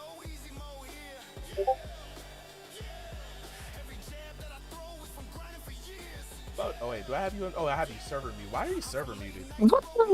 Why am I server muted? I have no idea, bro. I don't even remember the last time you were up on here to talk. No, I was server muted before too. Had a message Boob, hey, can you unserver mute me? That was weird. I joined a call and I was server muted. I was like, bro. You probably did this. Yeah, he did that last time. I have no idea why. Like, Bodhi, you get that check, bro? Do you have ops on the ref here? I think I have ops on the ref here, bro. Man, something's happening. Well, look, Bodhi, how ashamed do you feel, Arceus, beating up Pichu like that? You should be ashamed. You should have. Okay. Listen, bro. Last time we fought, it was a really close fight. It did end in me TKOing him, but we were going knockdown for a bit. Yeah. I think this just proves I've improved a lot more exponentially than he did. Not saying he's a bad fighter at all, but it just shows I've been working better. I've been training harder, keeping that going, getting those shots off. Let's go. It was clean. Of course, joking with you. I've always appreciate you for coming in and jumping in to sub in for that fight. We were able to make that last fight happen, and we got out here before midnight. Huzzah, right? Huzzah, right? But look, man. I see you out here doing your thing, man. It looked clean. You know what I mean? Again, we got the replays going on repeat over here, so you guys can absolutely see what I'm talking about. That's why I'm so glad to have this little feature finally working. But yeah, man, appreciate you coming through. Nothing more to say, but congratulations for the dub, and appreciate you for making that fight happen. I mean, you see, there's a reason I got second in the tournament not that long ago. There is a reason, man. Look, also, speaking of I remember. Speaking of tournament, guys, I know I said this a whole bunch of times, but we actually had a nice little conversation today, little productive meeting. We have made significant movements towards the new system. Not quite done yet, but way closer than it was the last time you saw on stream, right? So we are very close to launching this year ranked season. My goodness, right? My goodness, so close. So all the folks who placed high in those last tournaments, you guys will be the first to get invites guaranteed. My top 8s will be guaranteed to get in your positions that you ended the tournament in. That's the position you will start the ranked league in. So be sure to be on the lookout for that invite from me. And then we're gonna have a big announcement on how things are gonna switch up here on the server. But yeah, no, 100%. Yeah, lazy gamer. Yeah, bro, y'all be thinking I'd be out here not playing the game because I'm sitting on my behind not doing anything. I literally do 40 hours a week on this server and on the channel, and you know what I'm saying, on all the back end stuff. And that's crazy because I'm not even by myself, you know what I'm saying? Between myself, Prophet, Solly, there's a lot of back end stuff work that makes this happen. Y'all don't even know the half of it. All the little small things. Just for y'all signing up with a / command is a miracle, you know? So we out here now, fellas. It's upgrades. It's upgrade time. There's gonna be even more upgrades. I can't wait for you guys to see what we got in store. Just a little few things here for the folks who are here. You know, I always like to tell y'all stuff. But we're going to be having some feature tournaments, some tournaments that are outside of the ranked division. These are tournaments that I will allow other folks to put money up to sponsor, right? So you'll be the official sponsor of a tournament, very small, 16-man tournaments, winner takes all type stuff, maybe some knockout of the nights, right? We'll be doing IRL matches. So for those who don't know, be on the lookout this week. We're going to be dropping the first IRL feature fight between Clint Steele and Tesco. It's going to be a 6-rounder with IRL cameras, little promo and everything, right? So for anybody who's out there who wants to be featured in a 6 to 12 round fight, right? Get at me, because they're not going to be live streamed. These are stuff that is done and produced behind closed doors, right? All right, y'all. Until we could get both systems completely, vetted. I could say something else real quick. Oh yeah, go ahead, bro. All right, so it's been brought to my attention by Lube over here that my second place was a fluke. I mean, if you're willing to fight me for it, let's go. Ooh. That's all you gotta say. Come on, Boob. That's all you gotta say. That's all you gotta say. 50-39. What happened? Was that Blue? I was injured. Oh, the snapback. Look. Hey, this sounds like a fight that we gotta make, guys. That's all I'm saying. You know what I'm saying? That's all I'm saying. That's all I'm saying. You know what I mean? That's all I'm saying. You know what I mean? Lube got hands though. Those things y'all don't. Lube does have hands, but I got them too. You know what I'm saying? That's why I want to make the fight. I think it's gonna be a good fight. That's all I'm saying. But anyway, guys, that's all I got today. You know, be on the lookout for future tournaments. Be on the lookout for the upcoming league. There's going to be a big schedule change. We're not going to be doing exhibitions every Sunday after the league starts. All will be explained in time, but we are still keeping on with the Thursday night streams. Man says, hey, I want to do a 6 to 12 round fight. The only stipulation is to be able to run. We gotta match you up with somebody who's good, right? I want to be able to see a 6 to 12 round fight, you know. But also you gotta be able to have your IRL camera on, right? Mandatory. So don't worry about having a webcam or anything like that. We have a proprietary app that's being developed that will allow me to use your cell phone as long as you got the internet. I'm in your house. I'm all up in your area. You know what I'm saying? When am I doing them? I'm gonna drop the first one this week, and I'm gonna get feedback from folks. Super, don't say that. Yeah, somebody's gonna take that out of. I am Santa. I just don't got the gray beard. Wait till I bring all. I've been bringing gifts for a whole year. Come on now.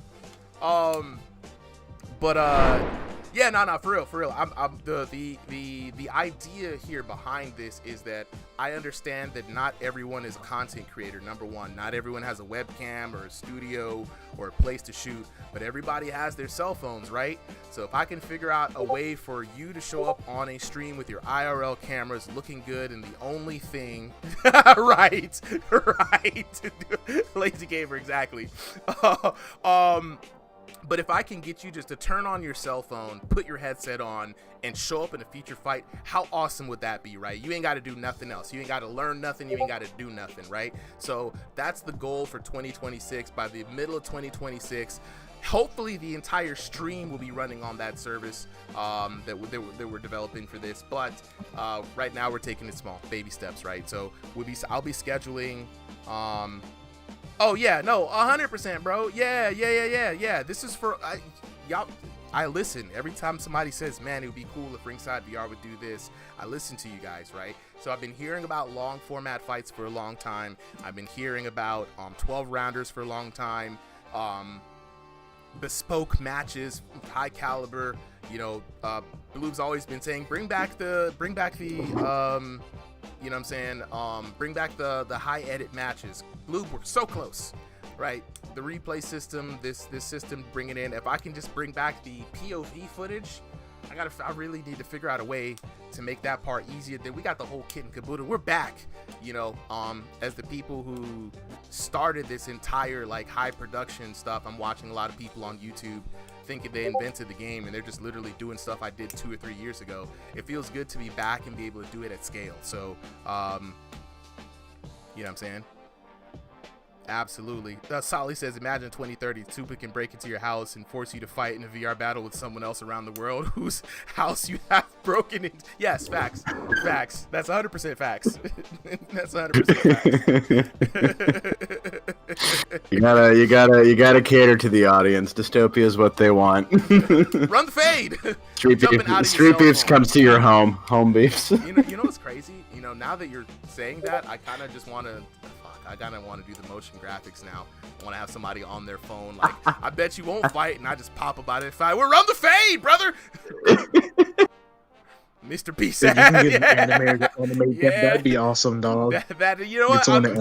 I am thinking about it because, bro, y'all don't understand. Like, so my day job is to do stuff like this. I work for Warner Media, so I just wish that this was my day job. Like, I already work 50 hours a week on the other job, plus I have a family, so it's like it's hard to like want to sit down and do all this crazy stuff, but I absolutely can do all of this crazy stuff.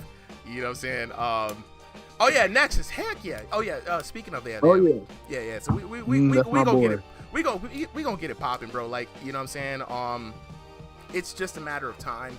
Also, y'all don't even know, man. I'm bringing IRL boxing fights, like for real. I'm taking to the streets of Atlanta. You know what I'm saying? And I'm going out here. Blake. Oh, Blake, what's going on, bro? Yeah. Man, y'all ever in Maryland? Let me know, dog. I vacationed in Maryland one time just to see what it was like to be up in the north. Ever get someone to box? Of course, we whatever it needs to be checked. I'm there. Just let me know. Look, there's gonna be a way. I'm gonna figure it out. Don't worry. Don't you even worry. You know what I'm saying? We gonna be out here, bro. Like I'm telling you, I've got the system in the garage right now already set up for an IRL boxing situation to be able to take this to actual events. I'm going to be going to a lot of cool stuff to be able to set this up, man. Y'all don't even know. I've been in the lab cooking.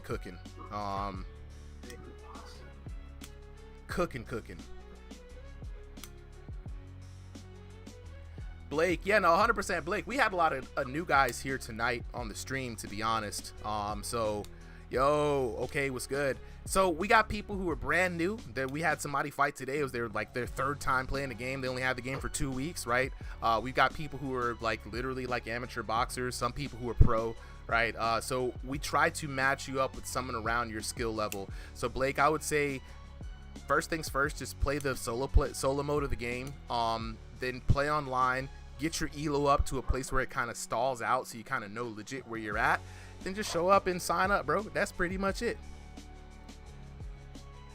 I'm like 1700 elo at this point. There we go. We got people in the 0 to 1500 range. So you're already one rank above the absolute newbies. 100%. Journeyman. Yeah. No, 100%, man. Look, you better than me. You know what I mean? All I do is sit here in this chair. I literally live in this chair, guys. When the lights go off and you all go home, I just sit in this chair and I'm like, yes. And then the lights come back on and I'm like, you know, Freddy Fazbear or whatever. Just, and I'm back up. Hey! You know, so, yeah. yeah. So appreciate you guys for coming through. I'm gonna go and finally eat for the first time today. Is there only Sunday more, matches? No, Blake. We got Thursdays at 7 p.m. to 9 p.m. Eastern Standard Time. That's King of the Hill. So shorter matches, 2-minute rounds. Just they're rapid fire. Winner stays on. Losers rotate to the back. Usually there's so many people who show up to that event that you only get your first time to fight, and that's it, right? So Thursdays are King of the Hill. Sundays, every Sunday is the card streams. Right now we're doing only exhibitions, but eventually we'll be having an alternating schedule. I'll let everybody know about that. You know what I'm saying? Yeah. You know what I'm saying? Oh, 100%. Wait, Blue, what you saying now? Hold up. Super might know that ball. I don't know ball. You know what I'm saying? A little bit. Okay, Blue, I see you. Look, Blue, I trust any one of your recommendations, bro. You know what I'm saying? There was also one more thing. If you scroll a little higher up, Bodhi. Let me see. You just scroll ever so slightly higher up. Wait. Scroll up higher. Even higher. Keep going. Even higher. Keep going. A little bit higher. Even higher. I think a little bit. Wait. That was. I don't even know. Hold on. It's something that you posted, or he sent it. Oh, looking for Bodhi. Mm-hmm. Is it before the No I'll Still Fight You? Yes, before. Guys, I'm regretting my decision to call out Blue. Key to the moment, call out. Oh, we got it. We got him, boys. It's too late now.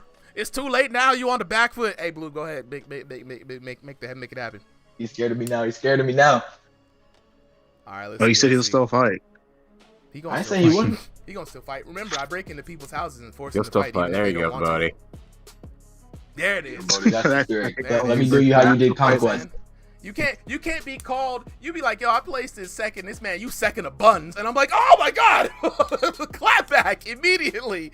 Dang, not second of Buns. Get out of here, bro.